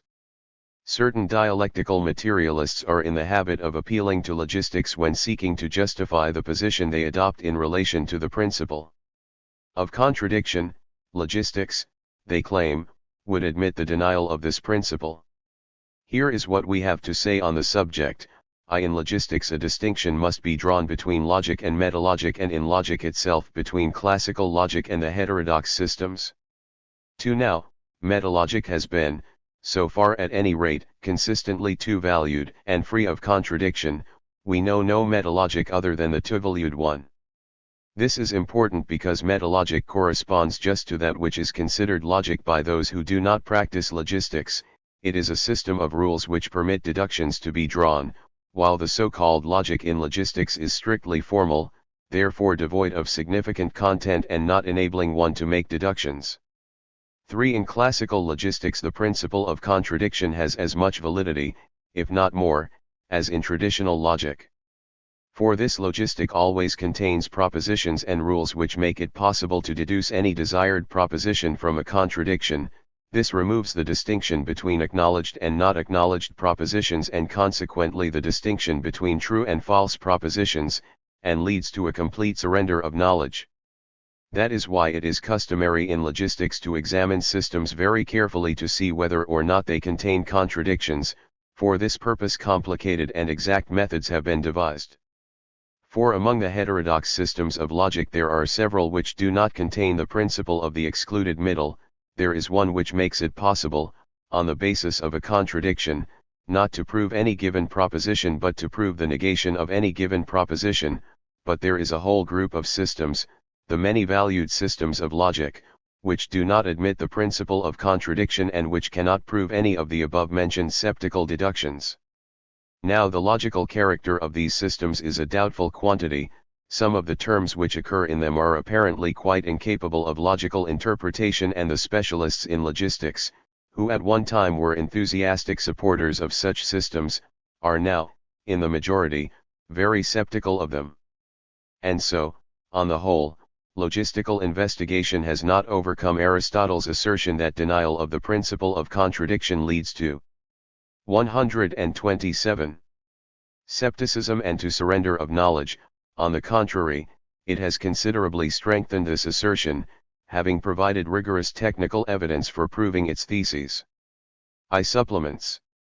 To page 19, the three periods of modern thought in Western Europe. The thought of Western Europe has passed through three periods since the end of the Middle Ages. The first period, from the late Renaissance to the 18th century, is characterized by the deification of the secular, the severing of philosophy, science, politics, art, etc. from the transcendent and sacred. In the 18th century, however, took place a movement in a, to some extent, opposite direction. The secular, freed from the transcendent, was now deified. History, mankind, progress, even the universe was considered and felt to be holy. The speculative apex of this movement is in the philosophy of Hegel, but it is as well evident in the materialism, evolutionism, and other trends of the 19th century. Finally, with the commencement of the 20th century begins a new trend: the secular was desanctified. Thus a philosopher of the 20th century can say, the question as to whether there is a progressive evolution or not has no meaning for me because must die. For the comprehension of Diamat it is absolutely essential to realize that it rises entirely from the second period. To page 22, the younger Marx and Diamat. Among researchers it is a universally recognized fact that Marx underwent a development in which at least two phases can be distinguished, the younger and the older Marx. The earlier period is marked by an attitude which is humanistic in the strict sense of the term. The individual stands in the center of Marx thought, and Marx, himself, is a convinced democrat. What is even of more importance is that it seems that the younger Marx, under the influence of Feuerbach, in a certain sense belongs to the predecessors of the third period of modern, Western thought insofar as he protested against Hegel's totality and put the emphasis on the real, concrete man. It was in this same period that Marx developed his significant doctrine on alienation. Later we find not a rejection of these elements but, rather, a shift in emphasis. The humanistic is adjourned to a mythical future, the present is ruled by a theory of the means which are necessary for realizing the paradise on earth, and these means are conceived in a completely Hegelian spirit. The thought on the concrete also received a reinterpretation so that in the center, instead of the really human individual, we find a scientific reality, i.e. a basically abstract world and society. This later Marx was further developed by Engels. In Soviet Russian Diamat there are very few traces of the thought of the younger Marx. Thus, for example, I found the word alienation in the relevant literature, for the first time in 1958, and, even then it was in quotation marks as a foreign word used in a polemic against Cave, who had interpreted Marx precisely from the point of view of alienation. For this very reason it is erroneous to identify the Soviet Diamat with Marxism. The thoughts of the early Marx have absolutely no significance for the content of Diamat, they serve only as means whereby the party gains supporters among the Western intellectuals who are not under Russian power. To page 28, toward a socio-economic interpretation of Diamat's history. The phenomena described above can be interpreted, at least partially, from the standpoint of the Marxian doctrine of the dependence of thought on the base. 4. We find in the Russia of the end of the 19th century socio-economic relations which are very different from those of the Germany or England of around 1850. Then, too, the spiritual context in which Russian thought developed is, as has been said, conditioned by a very different history. As a result, in order that it might find a hearing in Russia, the thought of Marx had to be reinterpreted and supplemented in a way which seems strange and even senseless from the standpoint of the West. This does not mean that these thoughts of Engels were not accepted, they were accepted, only from them resulted something very different from what is found elsewhere. 13.0. Appendix 2. In the same line of thought, it seems valid to conjecture that contemporary Soviet thought must be different from that of the old Russian intelligentsia and from that of Lenin. 4. Between 1917 and 1945 the base in the Soviet Union was transformed. We now find there, at least to some extent, a highly industrialized civilization. As a matter of fact, there are signs of tendencies which are completely different from those described here, whereas they approximate certain trends which we find, for example, in the USA. To page 64, the structure of dialectical materialism according to the Osnovi Marxistskoje Filosofii of 1958. In the autumn of 1958 a change, although not essential, in the Stalinist scheme was for the first time officially introduced by the Academy of Sciences of the Soviet Union in a textbook entitled, Osnovi Marxistskoje Filosofii. The external division into dialectic and materialism is dropped, but, as a matter of fact, it reappears insofar as materialism is treated in chapters 4 and 5, and the dialectic is the subject of chapters 6 to 10. Significant is the fact that, in accordance with my criticism published in earlier editions of the present work, materialism is now put at the beginning. In the place of Stalin's 4 laws we find only 3 in formal presentation. Nevertheless, the first law appears as a sort of introduction to chapter 6. The 3 new laws are, 1. The law of the transition from a quantitative to a qualitative change, 2. The unity and battle of contradictions, 3. The negation of negation. Therefore, the entire content of the Stalinist dialectic is taken with the addition of the law of the negation of negation. This new law reads, the dialectical negation is the basis of a development which assumes and preserves within itself all that is positive in the preceding stage, and which has, on the whole, a progressive character. It contains, then, the notion of necessary progress, but, further, we find the addition of the Hegelian doctrine of synthesis which was, in Lenin's version, rather in the background. It is possible that Stalin's omission of this law was no accident. 13.1. To page 68 ff, more recent changes in the situation in the single philosophic disciplines. The situation of logic seems to have improved in the course of the last few years. The autumn of 1957 saw the opening of a seminar for logic in the Faculty of Philosophy of the University of Moscow, a seminar which, according to reports received, is devoted above all to mathematical logic, and this thanks especially to Professor S.A. Janevskaya and her school. In 1955-56 took place an acrimonious public debate between 2 logicians, N. Kondakov and K.S. Bakrades, on the one hand, and the reactionaries, on the other, and these first were permitted to publish their arguments in the V.F. The most striking event, however, was the interventions of a group of mathematical logicians, who opposed the usual interpretation of the law of contradiction, and who maintained that there can be no contradictions, in the Aristotelian sense of the word, in things. The productivity of Soviet logicians is, quantitatively and qualitatively, constantly growing. Psychology has developed further and attained an independent status. For example, there is a section for psychology at the University of Moscow, which has 5 laboratories or subsections. The psychologists have a separate journal at their disposal and, in addition, many psychological articles are published in pedagogical journals. As far as content is concerned, Soviet psychology remains under the direction of the theses of the Pavlovian Conference. In 1950 to 1955 there was a long discussion in the VF on the interpretation of these theses, in which more spiritualistically and more materialistically inclined psychologists took part. As it stands today, psychic phenomena are identical with the physiological. Nevertheless, psychology has its own proper object and its method includes introspection. Ethics, too, has recently achieved an independent status in Soviet philosophy. In 1951 a program for a course in this discipline was published and, since that time, a fair number of books on ethics has appeared, 199. These books deal above all with education in communist morality and with opposition to bourgeois morality. Characteristic, too, is the fact that a very long chapter of the Osnovi is devoted to ethics. As regards content, the novelty is the fact that one now speaks of a golden base of human nature, and that it is maintained that communist morality does not reject everything from the past epochs because this very golden base always remains.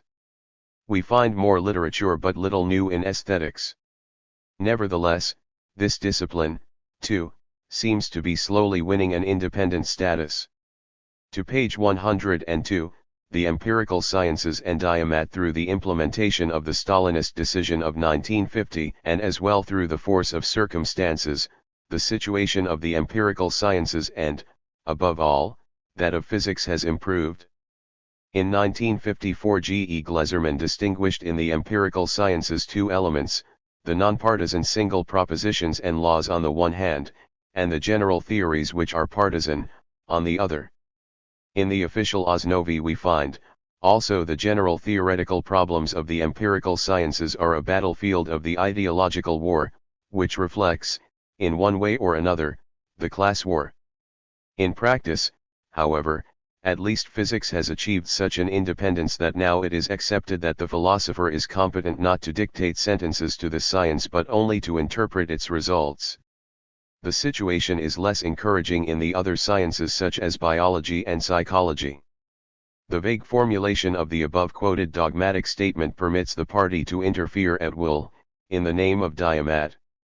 2. The organization and spirit of contemporary Soviet philosophy. More recent developments, chronology.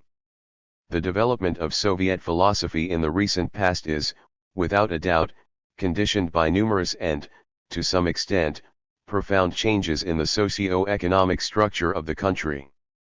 One needs only to bear in mind, that a new generation has grown up since the revolution, a generation which first, is not made up of demagogues, as was true of the old Bolsheviks, but rather of, at least to some extent, highly educated specialists who often possess a good general formation, that, second, the intel. 133.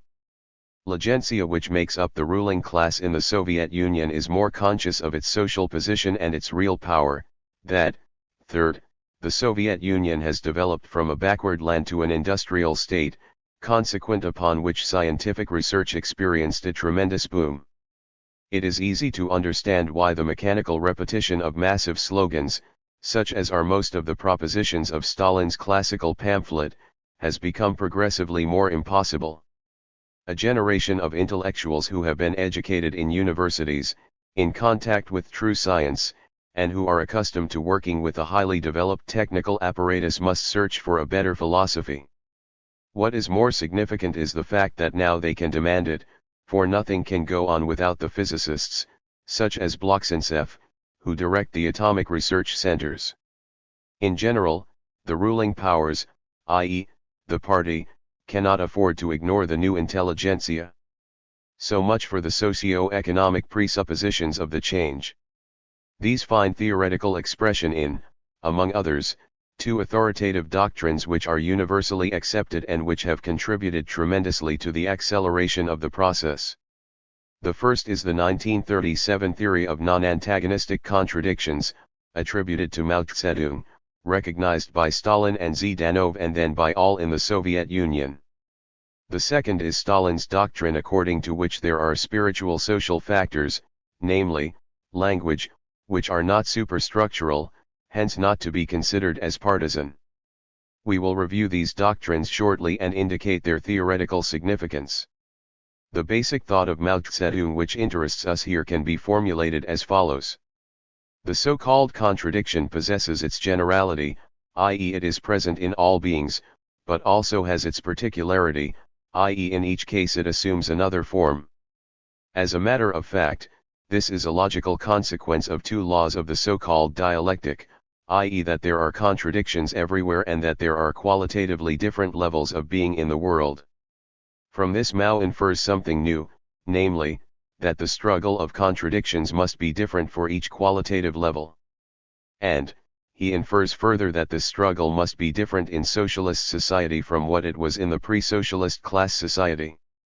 While the struggle of contradictions in the latter is antagonistic, grows more acute with time and can be removed only by a revolution, in a socialist society it is non-antagonistic, is mollified in the course of time, and can be removed by good methods, criticism and self-criticism. This has important consequences for philosophic life. For, once Mao's doctrine is accepted, then the struggle, i.e. discussion, can go on even in a socialist society. And, this battle need not be settled by executions and deportations to concentration camps, criticism and self-criticism should suffice. Once accepted, this principle helped Soviet philosophy to come out of its quiet, i.e. dead, period. For all that, of much greater importance was Stalin's 1950 intervention. Against the doctrine of the leading Soviet linguist, Nicolas Blakeley, Stalin taught that language is not superstructural, is not tied to the economic base, hence, is not class-bound. Since language is something, so taught Stalin, which is necessary to production itself, it belongs to the forces of production which underlie the base. Therefore, it is common to capitalist and proletariat, it is not class-bound but national. In these arguments which concern directly language and linguistics, one premise is implicit, namely that everything which is necessary to production itself is not superstructural, but is above considerations of class. And, there are numerous factors of this type. An obvious one is technology, and with it the sciences by which it is conditioned. Once this principle is accepted, then it becomes possible to free such factors from a class-bound character and, consequently, from the obligatory party-mindedness. They become the general and objective possessions of all mankind. But, this promises the scientist, and in part the philosopher too, a certain freedom of research. What is not class-bound, is not dependent on Diamat, i.e. on the supposedly proletarian theory, and thus is not subject to the decrees of the party organs. It is clear that the Stalinist principle has no application in the social sciences, but its significance for the other domains was very great. This made itself felt first of all in logic, but after 1950 even the interpretation of the empirical sciences was able to take on forms which had not previously been admitted. The following is a chronology of the most important events in Soviet philosophy in the period 1946 to 1959. November 1946, Decree of the Central Committee on the Introduction of Logic and Psychology as Subjects in the Middle Schools. January 1947, Discussion in the Institute of Philosophy on G. F. Alexandrov's History of Philosophy. 16 to June 25, 1947, Congress to criticize the above book, including the speech of A. A. Zdanov. September 1947, first issue of Voprosy Gilasaja. 1947, Logic texts by V. F. Asmus, Vinogradov, etc. March 1948, M. A. Markov's article on physical knowledge. March 23, 1948, condemnation by S. V. Kaftanov, Minister of Higher Education, of apolitical and formalistic logic. June 1948, First Conference of Logic Teachers for Criticism of V.F. Asmus. July 1948, Logic Program of the Ministry of Higher Education. July 31 to August 7, 1948, Conference on the Situation in the Biological Sciences. 1948, First Conference on Philosophical Question of Physics. 2 March 1949, Self-Criticism of M. Kedrov. Beginning of 1949, B. M. Kedrov no longer editor-in-chief of V.F., 4 members of the editorial staff dropped. 8 to July 15, 1949, All-Soviet Conference of Professors of Marxism-Leninism and Philosophy. Speech OFS. V. Kaftanov. May 9, 1950, Article on Linguistics in Pravda, by A. S. Sibakova. June 20, 1950, Stalin's Essay on Marxism and Linguistics in Pravda. June 28 to July 4, 1950, Pavlovian Conference. 195°/51, Discussion on Formal Logic and the Dialectic in VF and Various Institutes. September 1952, Stalin's Economic Problems of Socialism in the SUO 1952, Translation of the Analytics of Aristotle. December 24, 1952, M. A. Soslov's Attack on the President of the Institute of Philosophy, P. N. Fedosiev. January 18, 1953, Self-Criticism of the Institute of Philosophy in the VF. March 5, 1953, Death of Stalin. August 10, 1953, Institute of Philosophy integrated into the Section for Economy and Law of the Academy of Sciences. January 1954, All-Soviet Seminar for Teachers of Social Sciences. March 16, 1954, G. F. Alexandrov named Minister of Culture under Malenkov. April 1954, Decision on the Discussion on Psychology. 23 to August 28, 1954, Philosophic Congress in Zurich, first appearance of Soviet philosophers abroad. February 8, 1955, Downfall of Malenkov and G. F. Alexandrov. March 1955, decision in the discussion on philosophic problems of the theory of relativity. A Maximov attacked. 14 to February 22, 1956, 20th Party Congress. De-Stalinization. June 1956, Decree of the Central Committee on the Introduction of a Course in Diamat in all upper schools. September 1956, Opening of a Logic Seminar in the Institute of Philosophy. 1958, Discussion on Contradictions in the Institute of Philosophy. April 1958, First issue of Filosofskie Nauki. 12 to September 18, 1958, numerous Soviet philosophers take part in the 13th INTE National Congress in Venice. 21 to October 25, 1958, All-Soviet Conference on Philosophic Questions of Modern Natural Sciences. End of 1958, publication of the collective work, Principles of Marxist Philosophy. 2. Centers of Study and Research. There are numerous universities and institutes in the Soviet Union where philosophy is taught and philosophic research carried on. According to statistics published in Voprosi Philosophiae for the years 1947, 1948, 1951, 1951/52 and 1953/54, philosophical theses were submitted for the degree of candidate of science at no fewer than 36 such institutions. Since this degree is taken at the end of a course of academic study, there must have been regular courses in philosophy at these universities and institutes. As far as is known, 14 of these institutions are in Moscow, 23 in the provinces. In 1947 there were only 6, all in Moscow. It is interesting to note the progressive decentralization of study and research. The following table clearly illustrates the point.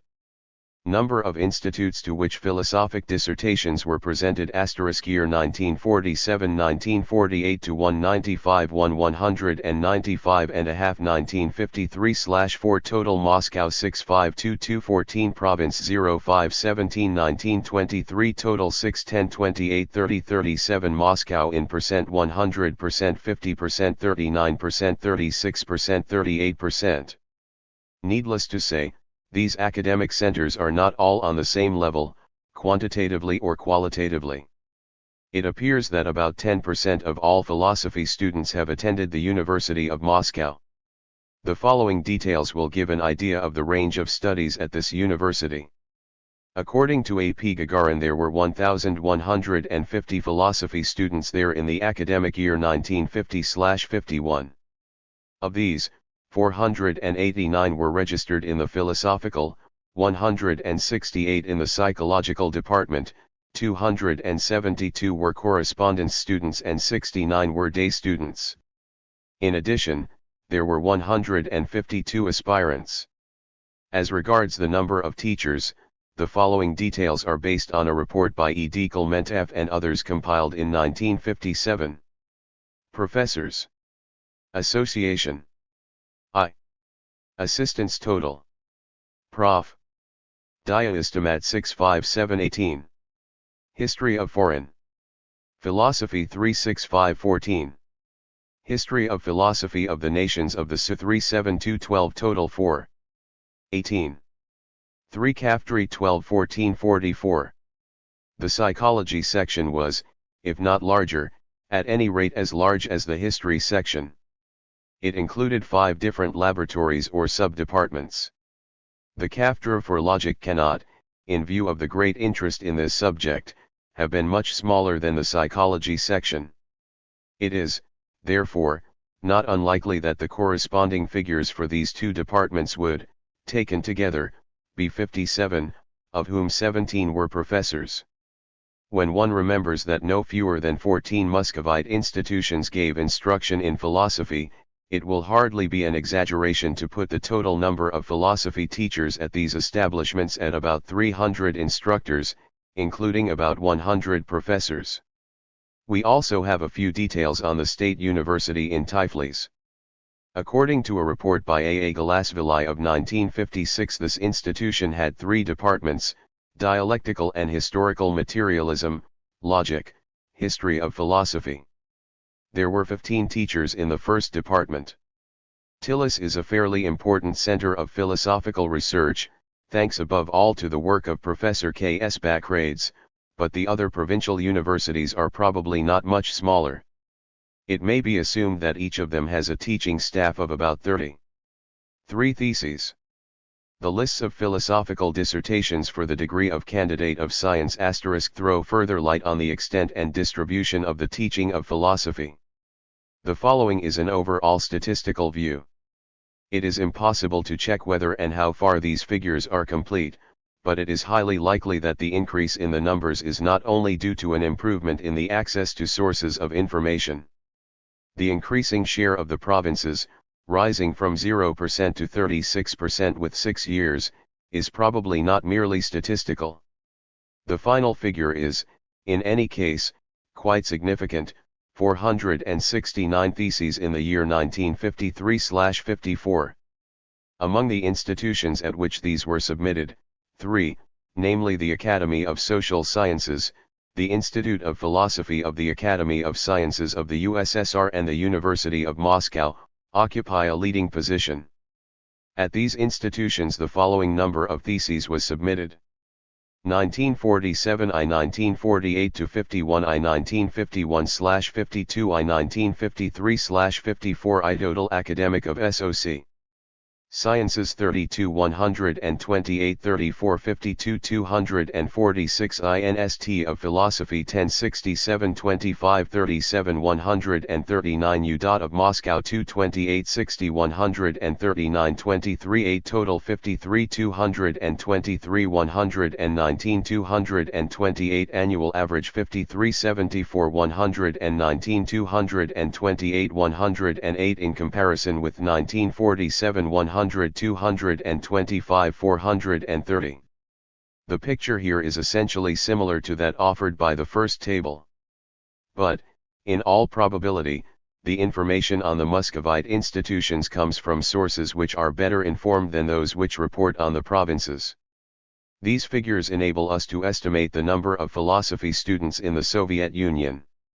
In 1950/5 I 489 persons were studying philosophy in the University of Moscow.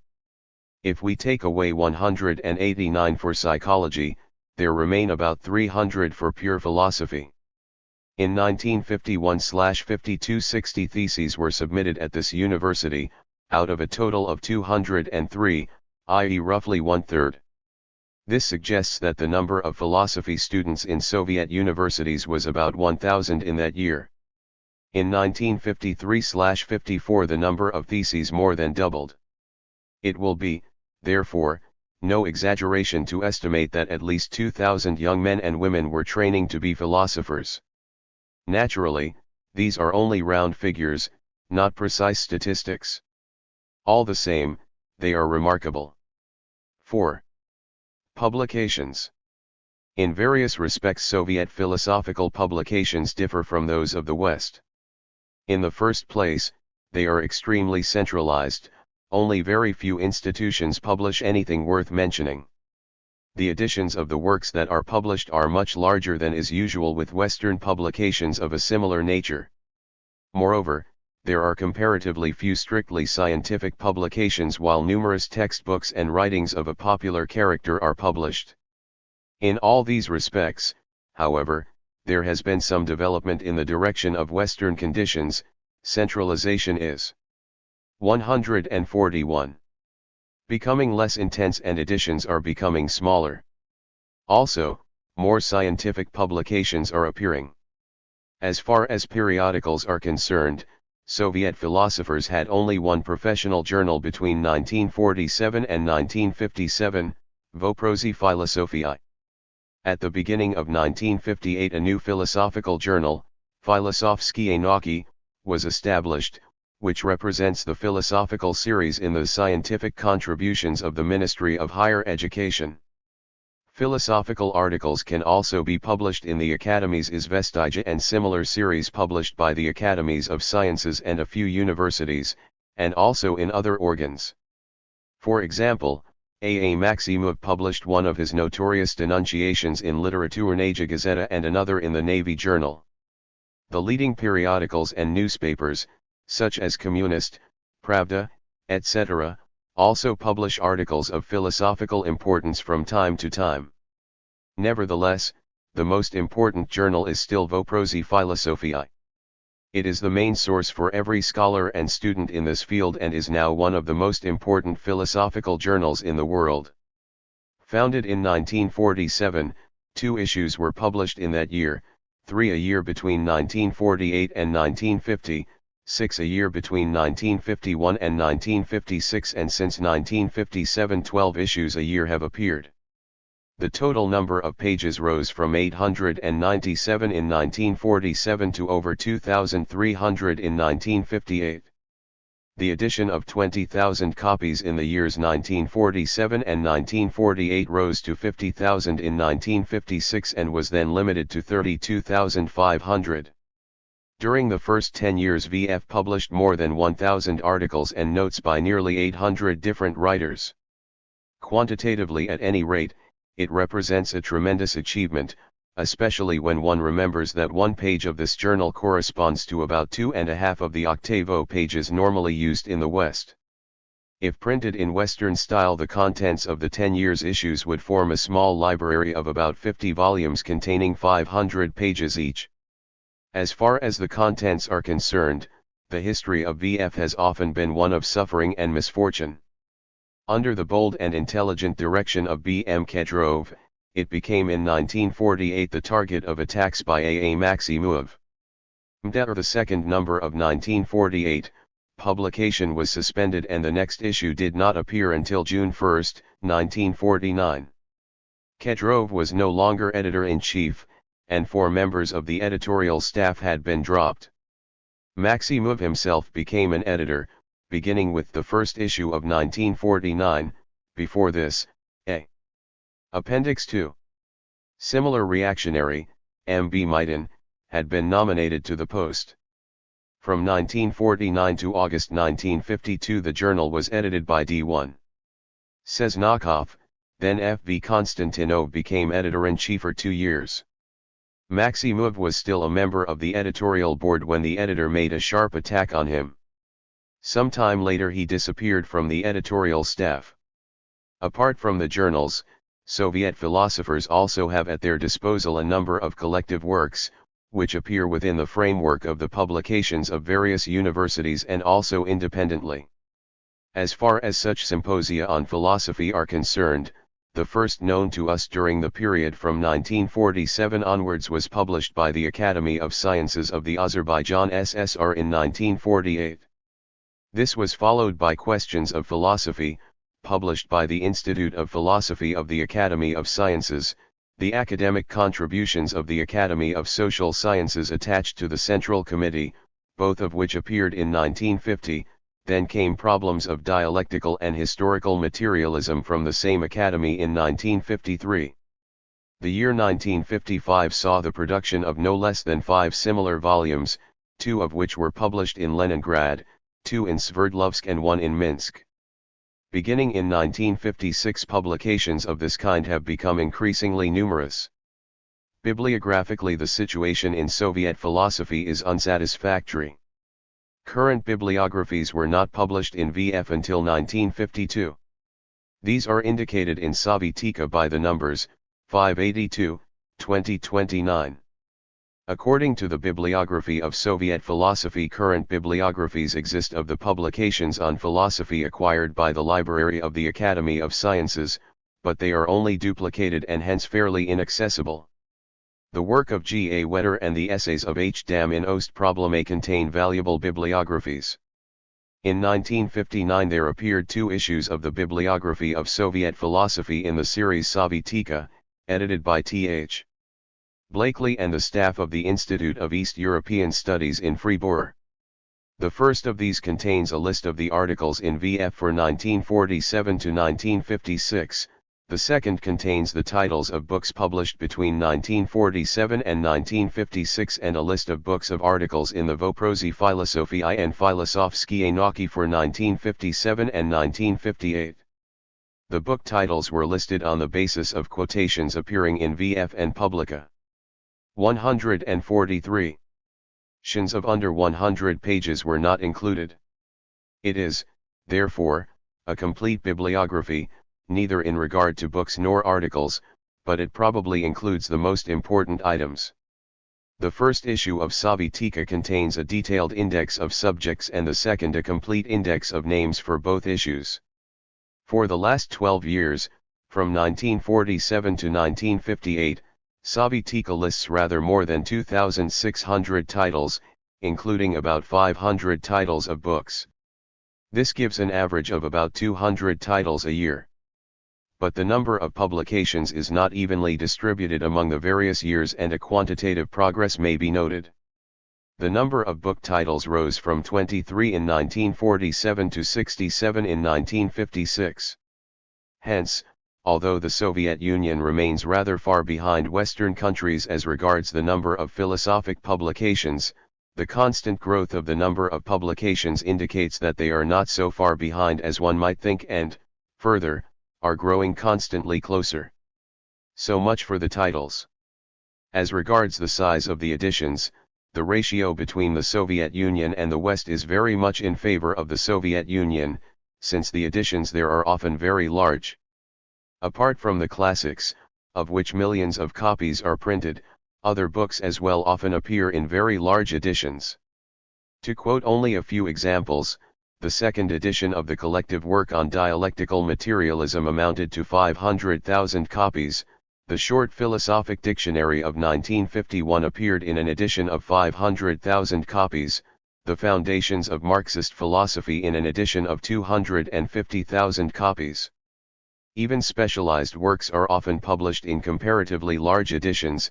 For example, 10,000 copies were published of M. E. Omoljanovskij's book on Lenin and the Physics of the 20th Century in 1947. Even the highly academic collective works, Problems of Logic and Problems of Aesthetics appeared in an edition of 10,000 copies. Each in the West philosophical books attain editions of this size only very rarely. 5. Conferences. A special characteristic of philosophic life in the Soviet Union is the great number of conferences at which philosophical problems are discussed. These conferences may be classified as follows. Firstly, there are from time to time large gatherings of philosophers which are nearly always convened by a high government authority in order to issue important directives. These directives are admittedly dressed up in a wordy discussion entitled Criticism and Self-Criticism, but the important thing is the line which is promulgated. We mentioned one of these big conferences above. A second type of conference is represented by the numerous gatherings which serve the same purpose as those already mentioned, but in which no high officials participate. They are held on the initiative of subordinate organizations and on a purely local basis.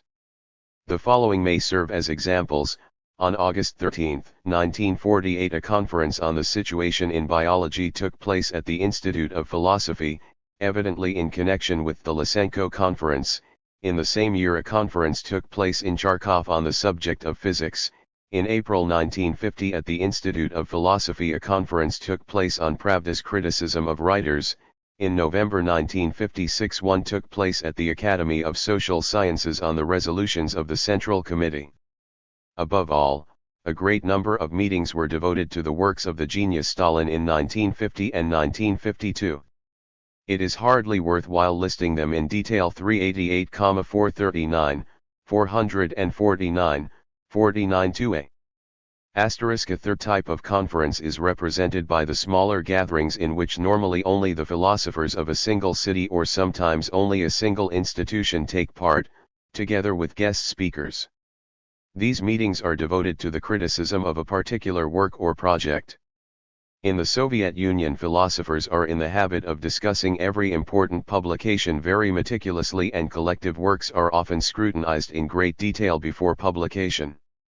A book is sometimes printed twice, first in draft form and secondly, all over again, for the general public after the draft has been thoroughly discussed.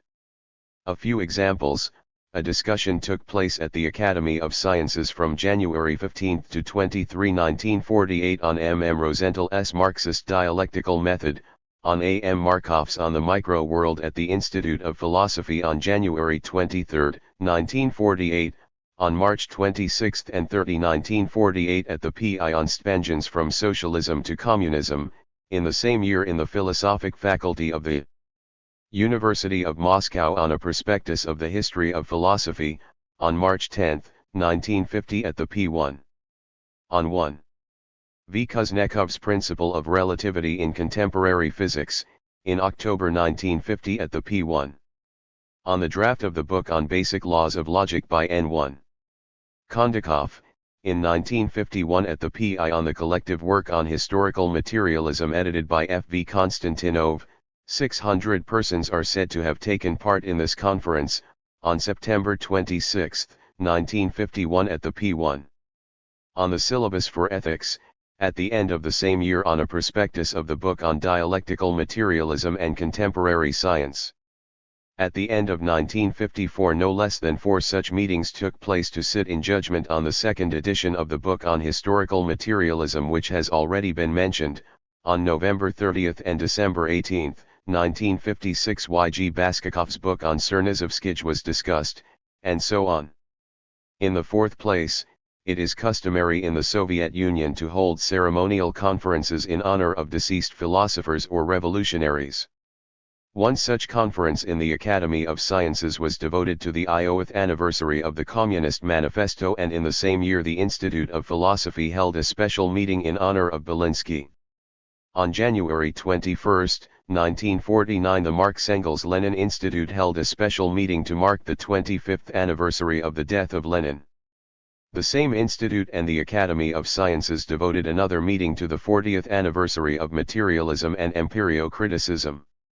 In 1949 conferences were held to celebrate the bicentenary of the birth of Radishev and the centenary of the birth of Pavlov. The Institute of Language and Thought met, very imprudently, to commemorate the 15th anniversary of the death and the 85th anniversary of the birth of N.J.A. Mar, who was to be denounced in June of the same year.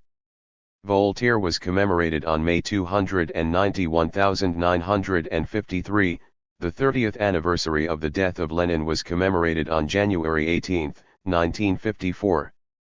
The Academy devoted a similar meeting to Ludwig Feuerbach on October 151,954 to commemorate the 50th anniversary of his birth.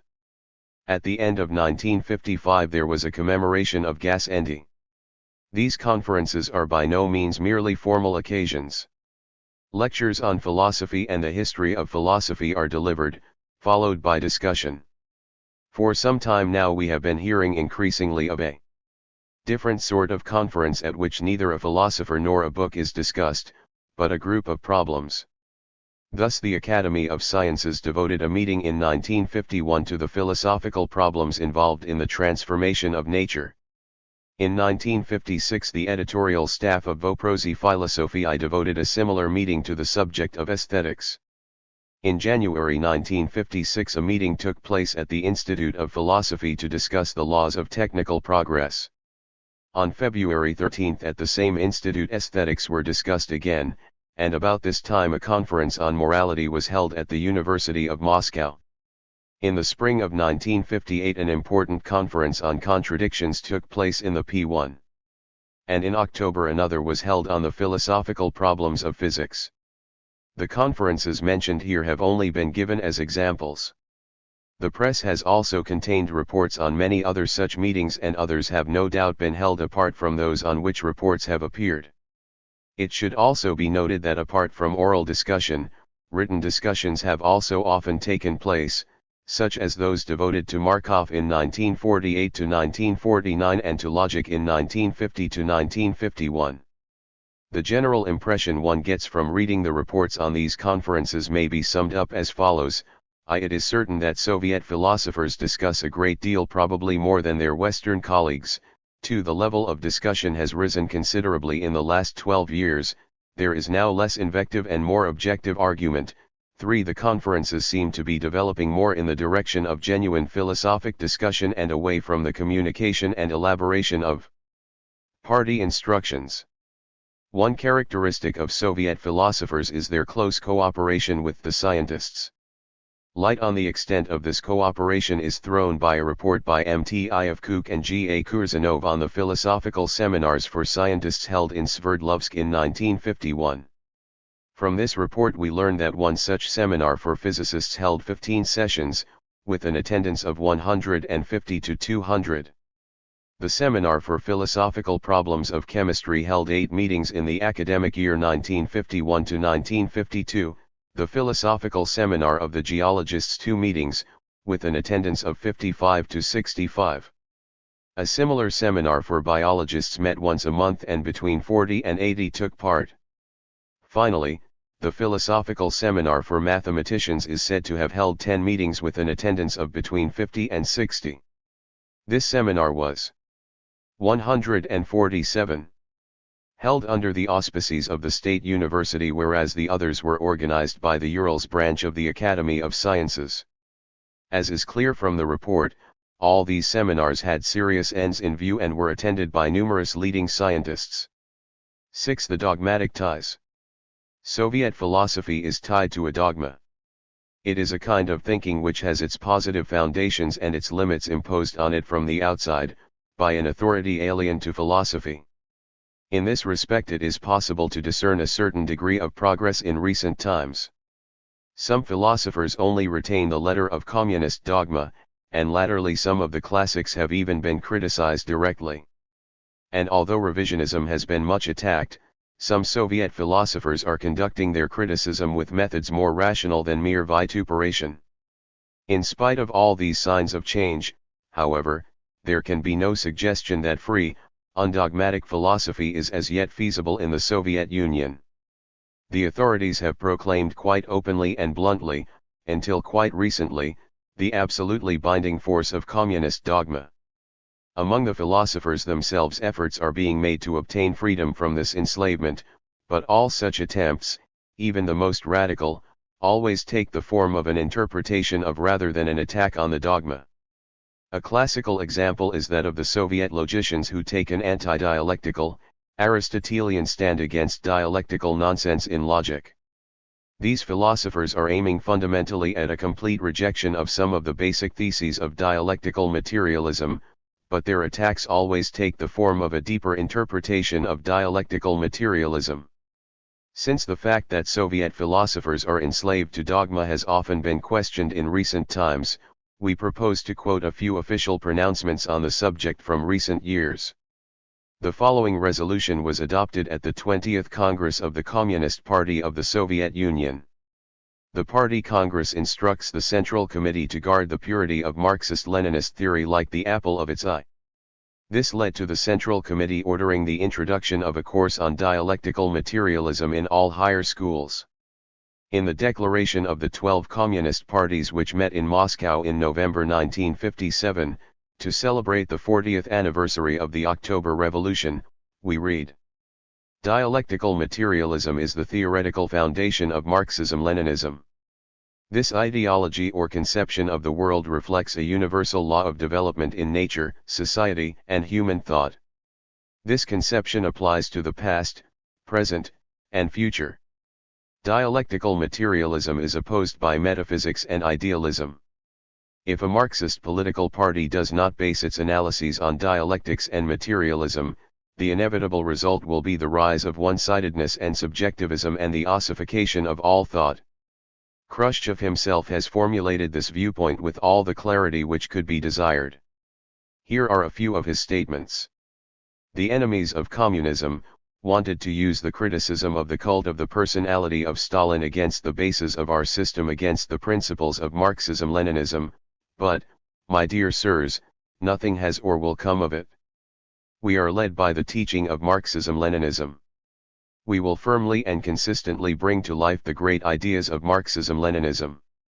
Stalin furthered, with devotion, the work of Marxism-Leninism, and we will not abandon Stalin to the enemy.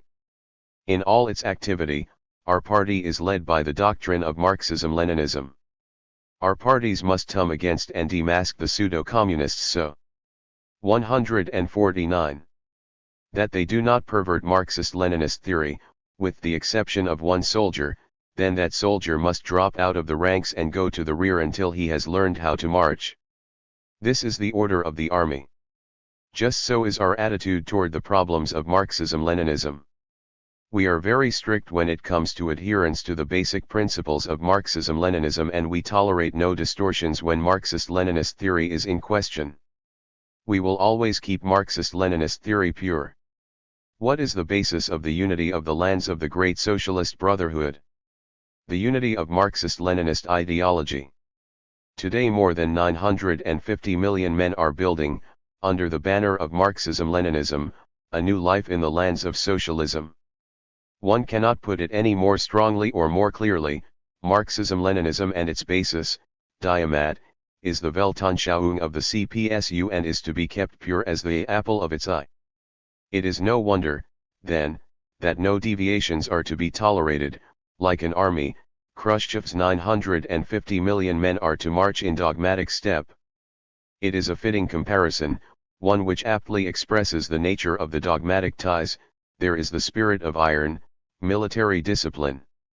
7. The classics. The special mark of Soviet philosophy is that it constantly uses the concept of the so-called classics. The classics who are now quoted exclusively are Marx, Engels, and Lenin. Until February 1956, Stalin was also a classic. We know of no single philosophical text in which any other author is so called. In particular, this applies to Mao Zedong. The role of the classics may be described as follows.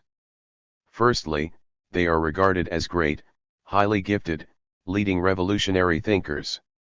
They mark the beginning of a completely new era in human thought. Secondly, they are always being quoted in all conceivable contexts. In this respect, however, there has been some progress. For some years now articles have been appearing in which no statement at all or only very few have been quoted from the classics. Thirdly, until recently it was forbidden to contradict the classics. What they had said was regarded as absolute truth.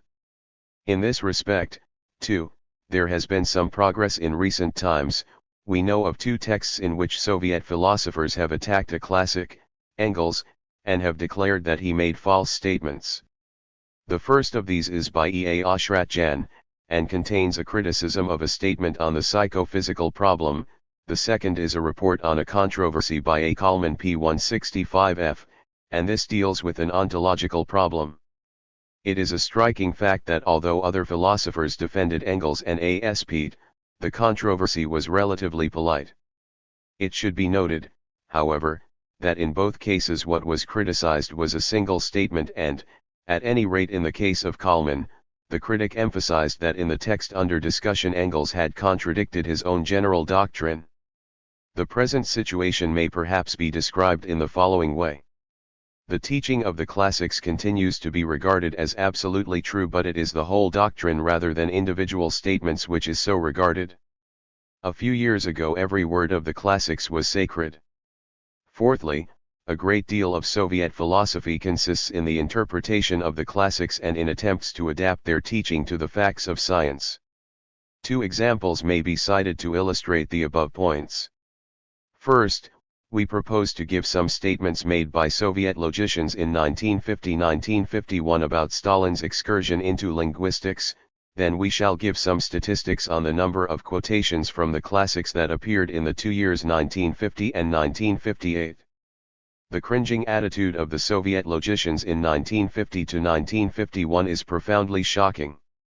And, although Stalin's ukase in fact gave them the chance to attack the dialectical nonsense, it is sufficient to read the following passages to realize how unfree their thinking or at any rate their speaking was at that time.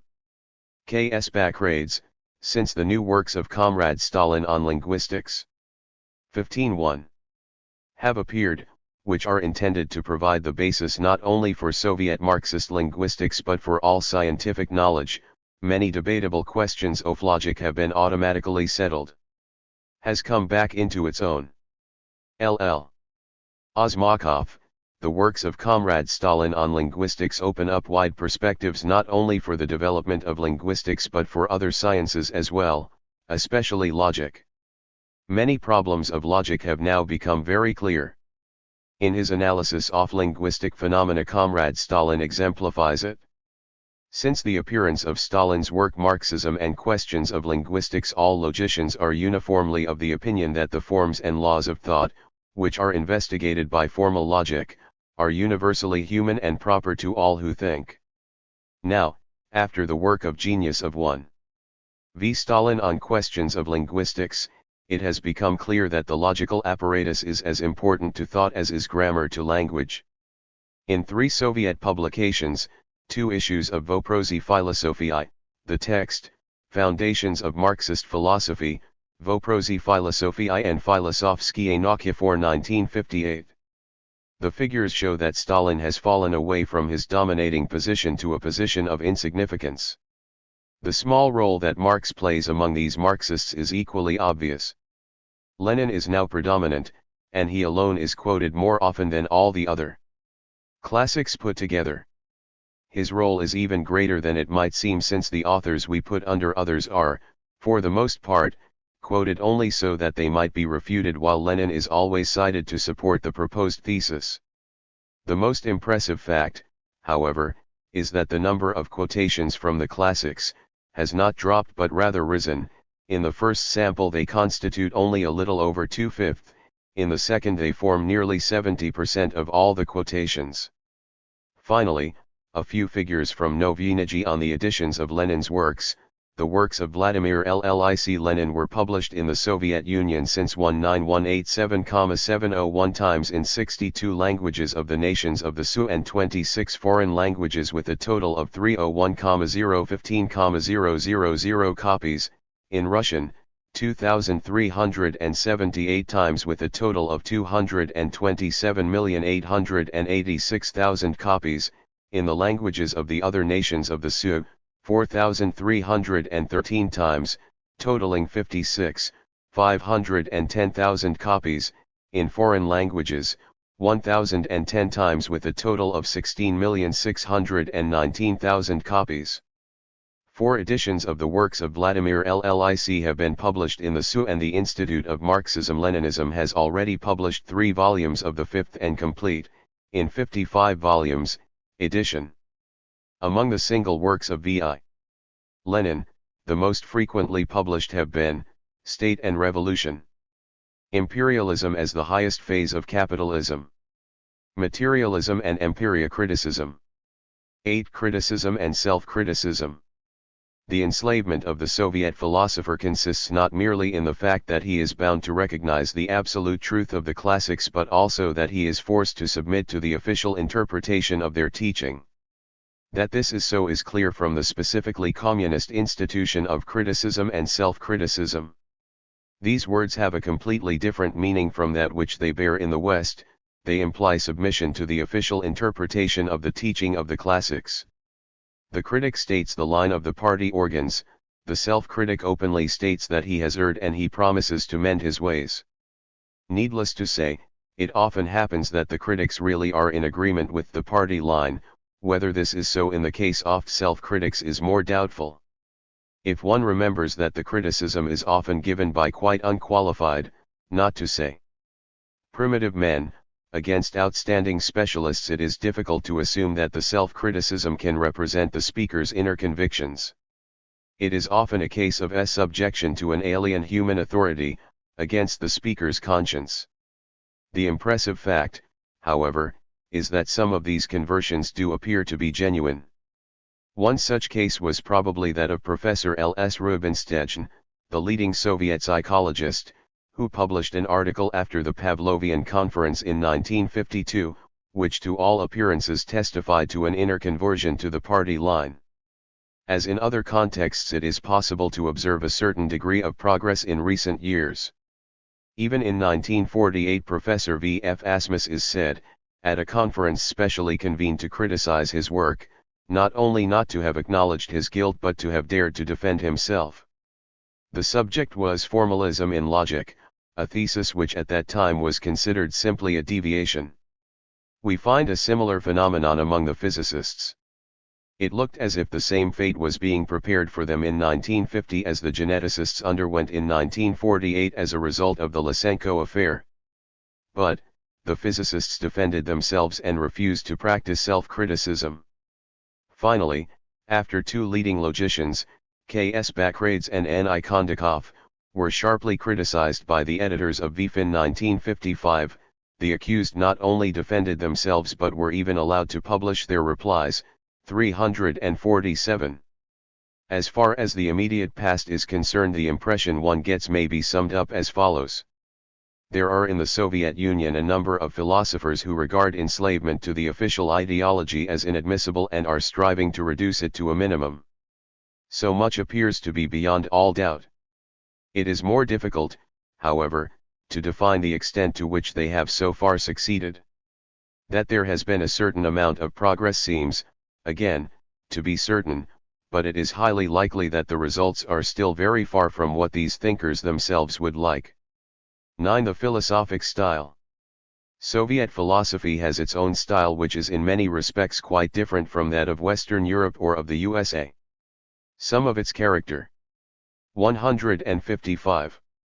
Istics are to be evaluated as entirely positive whilst others are awkward and one might say downright barbaric. Thus, every unbiased reader of Soviet philosophical literature is struck by its didactic character, i.e. the really exemplary clarity of formulation and the skillful use of concrete examples. Another positive trait of this philosophy is its attitude which we might, pending later restriction of the term, call scientific. Up to recent years the knowledge of Soviet philosophers was quite restricted, thus, we found and occasionally still find really monstrous things in reference to doctrines treated, e.g. Alexander is put in the same camp with Cassirer and labeled idealist, or Elizarine is used to refute Kant, etc. But even in Soviet philosophy's darkest hour, when the general level of education was still quite low, there was an evident fundamentalist tendency. Quotations were made wherever possible, from the original source, documentation provided and an evident effort made to give exact bibliographical data. In other words, the majority of Soviet philosophical publications belong not to a poetic but to a, in the above sense, scientific philosophy, to a philosophy rather of scientists than of novelists. At the same time this philosophy is scarred by numerous negative traits. We have already mentioned the first of these, i.e. its theological character and its quotationism.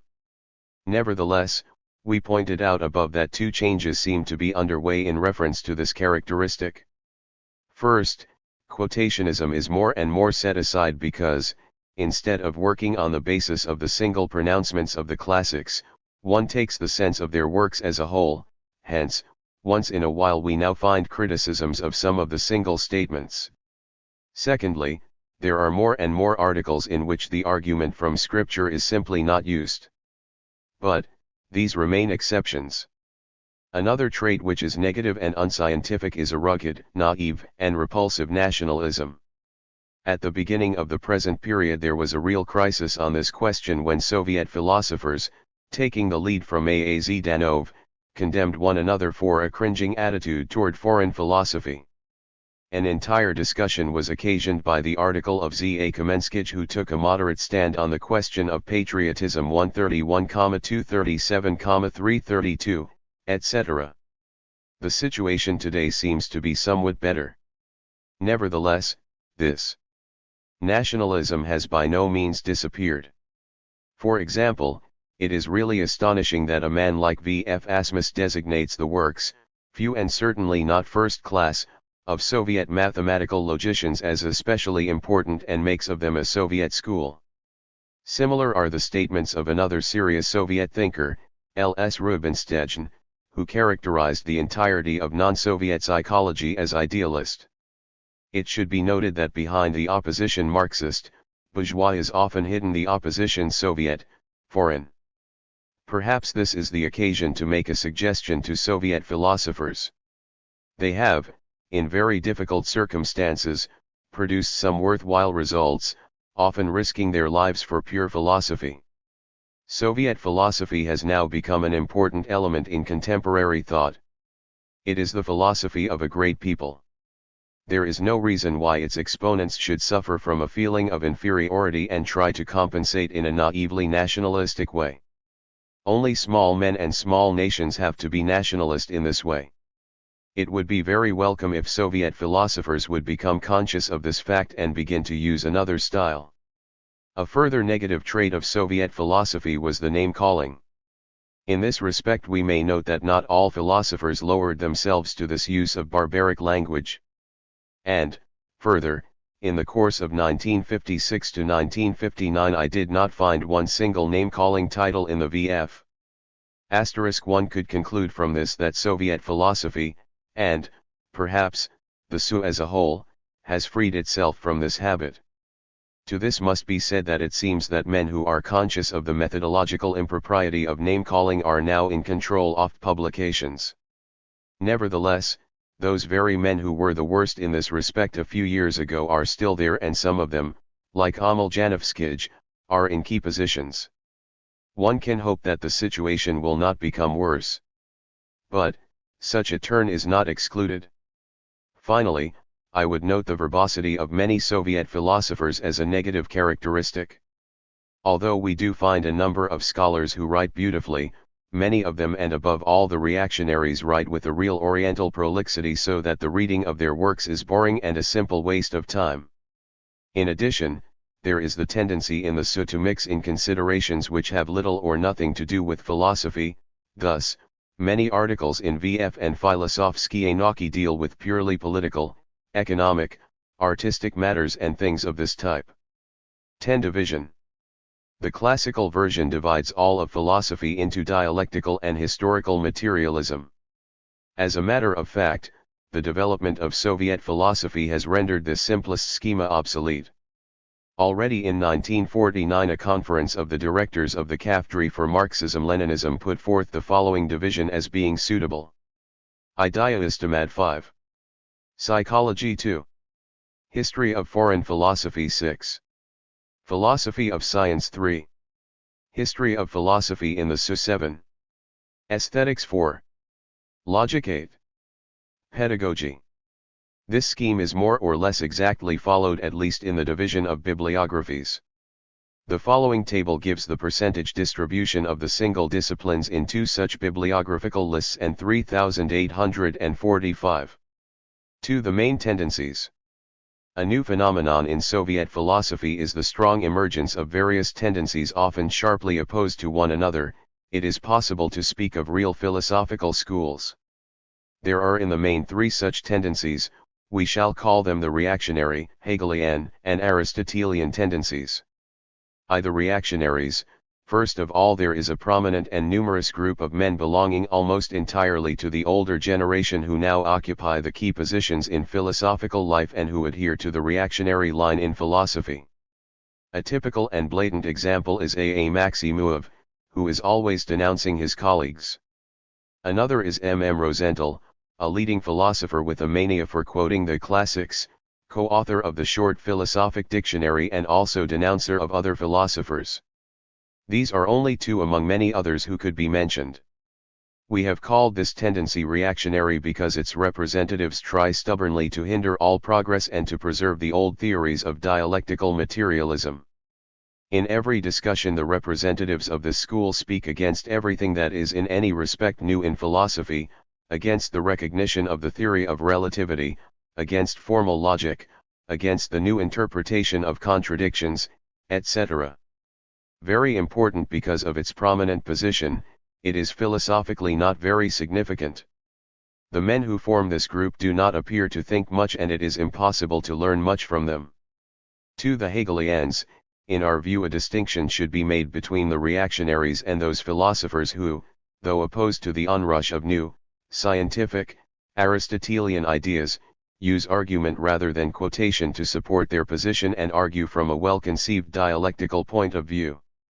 The mathematician-philosopher, A.D. Alexandrov, may be cited as a typical example. His comments on formal logic are unacceptable from a scientifically logical standpoint but only because they are Hegelian. As such they are no worse than similar theories which one often comes across in the West. There are few quotations in Alexandrov, and his attitude in the discussion on the theory of relativity was certainly rational and courageous. Another example is A. Karapetian, the author of a fine work on Kant written from 159. The Hegelian Angle. A third example of genuinely Hegelian thought is to be found in the writings of A. N. Yomouev. 3. The Aristotelians. There is also, and perhaps above all, an Aristotelian tendency in Soviet philosophy.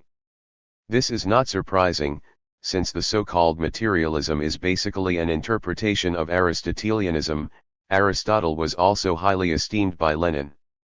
Obviously, Aristotelianism fits in with the new kind of technical thinking much better than the reactionary nonsense, and also better than Hegelianism.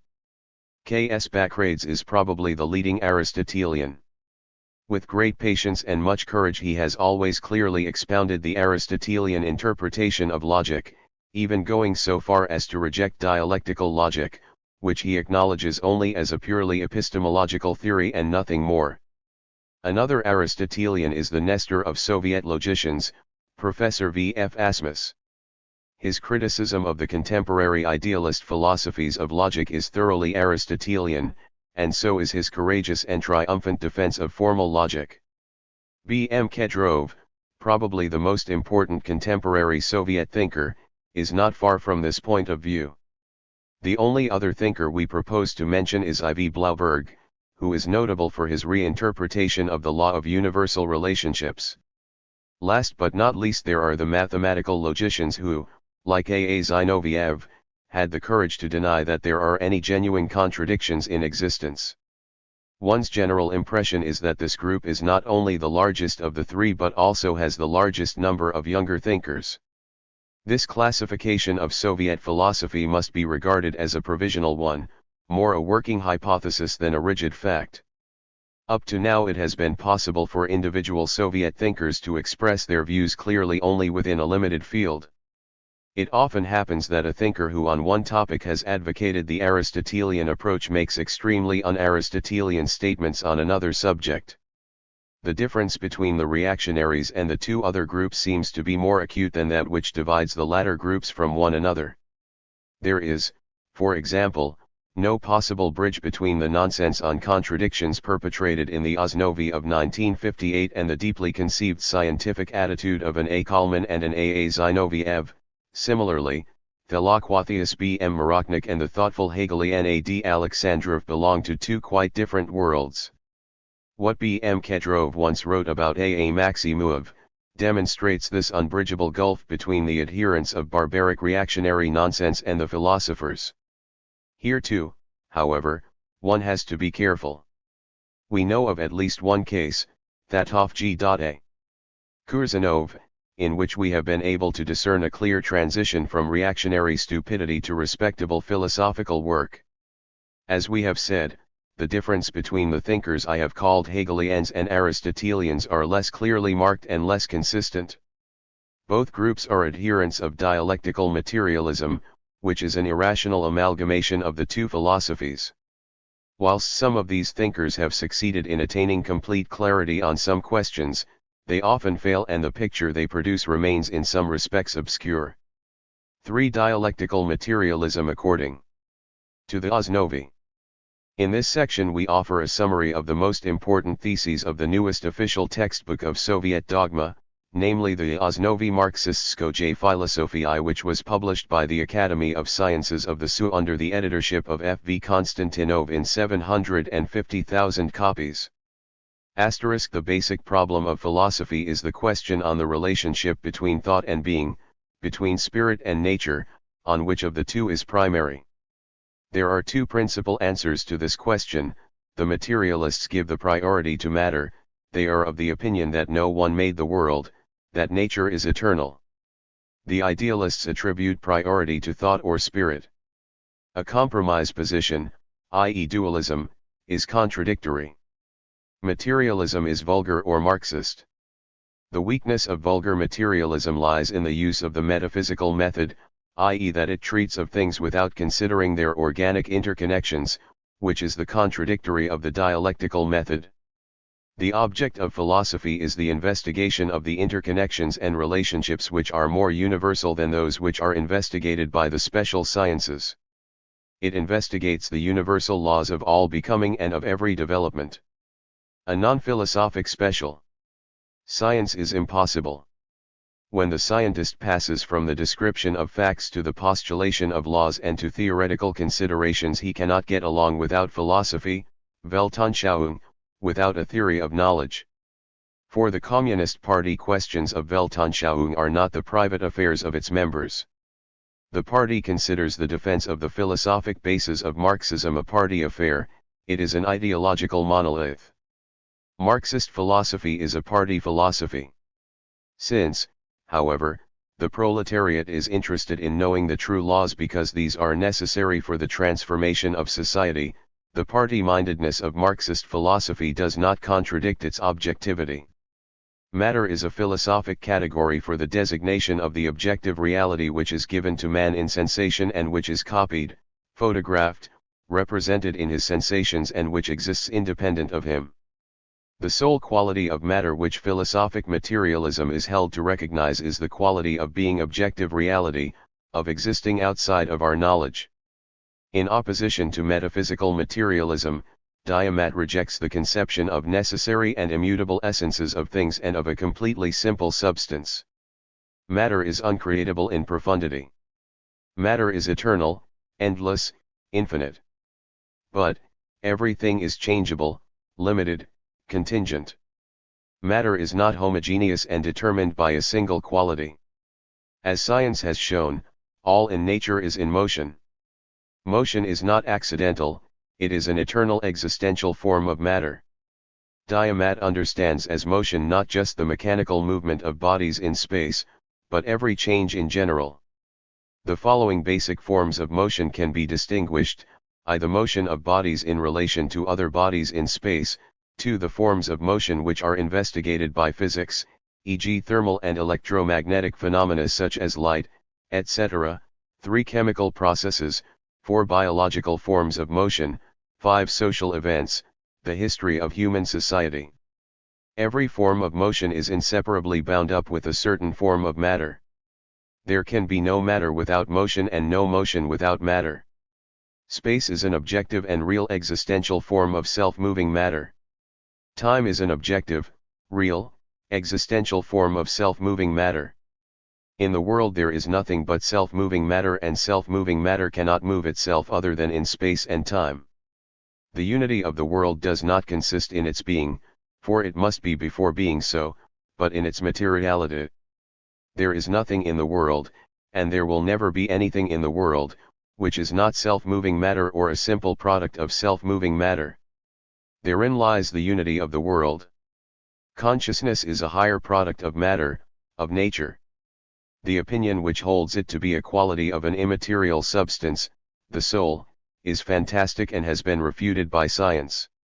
Consciousness is no special form of matter which has been created by the brain, as the vulgar materialists would have it. Consciousness has no physical qualities as bodies have. Consciousness is a product of the brain, a function of the brain. The brain is the organ of consciousness, of thought. Physiological processes and thought are not two parallel processes, but a single process whose inner content is consciousness. Therefore, consciousness is inseparable from matter. The senses are the elementary forms of consciousness, upon which all the others are built. Since man is not only a biological but also a social being, his brain can form representations or pictures of objects which are not present to the senses, and can form abstract concepts and scientific theories. These are all reflections of the real world. All matter has the property of reflecting others. The specific form of this reflection is, in living organisms, the reflex, the reaction to a signal system. Human reflection is differentiated by the fact that the second signal system plays a part. This involves the signal of the signal, i.e. language. Sensations are pictures or copies of, and not conventional symbols or hieroglyphs for, material things. Sensation is a subjective, ideal picture of the objective world. It has a content which is independent of the consciousness of man. This content which reflects the external world is called objective truth. Universal, abstract thinking in concepts, which is expressed with the help of words, is proper only to man. Thought and language are social products, they could not have grown up in isolation. They are important tools for material production. Language is the immediate reality of consciousness. Reality and consciousness are inseparable. The world is a totality in which the separate parts, processes and phenomena are interconnected. All which happens in the world, all changes, come about as a result of the activity of causes. There are no uncaused phenomena, though we do not know all causes. Philosophers who recognize the objectivity of this proposition, the law of causality, are determinists, those who deny it are indeterminists. Determinism leaves no place for God, miracles, etc. The relationship between cause and effect has the character of interaction. Law is that interconnection of phenomena, which is essential. By essence is understood the inner, by chance the outer, this not in the spatial sense but in reference to the meaning for the character of the object. Diamat teaches that the individual as well as the universal is objective, both exist only in inseparable unity with one another. Nature sets itself no goals. Darwin correctly explained the teleology of the organism through causality. Diamat excludes neither goals nor the free activity of man. Fatalism is as foreign to Diamat as is subjectivism. For, if human goals are based on the knowledge of the laws of the development of the world, the realization of these goals leads to the domination of the laws of nature and society. Necessity is what results from the essence of the thing, from the internal relationships of things. Necessity's cause is in itself, that of chance is in another. Chance is not uncausedness. All that happens by chance has its cause. In the process of development, chance is transformed into necessity and vice versa. Reality is realized possibility. Probability is quantitative characterization of possibility. It expresses not the degree of subjective belief of man, but is a characteristic of the objectively existing relationship between the event and its conditions. In practice, one should consider real possibility and not that which is formal and abstract. Real possibility is a function of existing conditions. The world is matter in motion. There are two treatments of motion. The first, the metaphysical, considers quantitative changes and rejects the qualitative. The other, the dialectical and soul scientific, treats development as the coming to be of something really new, by force of internal contradictions. The basic laws of the dialectic are, the law of the transition from quantitative changes to qualitative, the law of the unity and fight of contradictions, the law of the negation of negation. There are other categories of the dialectic such as content and form, chance and necessity, essence and appearance, etc. Quality is a determination of an object, which is internal to it. Therefore, a qualitative change entails the change of the object in question. One is fully justified in calling quality one of the most essential properties. Quantity is also a determination of the object, which marks it in respect to the degree of development of its properties. Quantity can, up to a certain point, be increased or diminished without the object losing its qualitative content.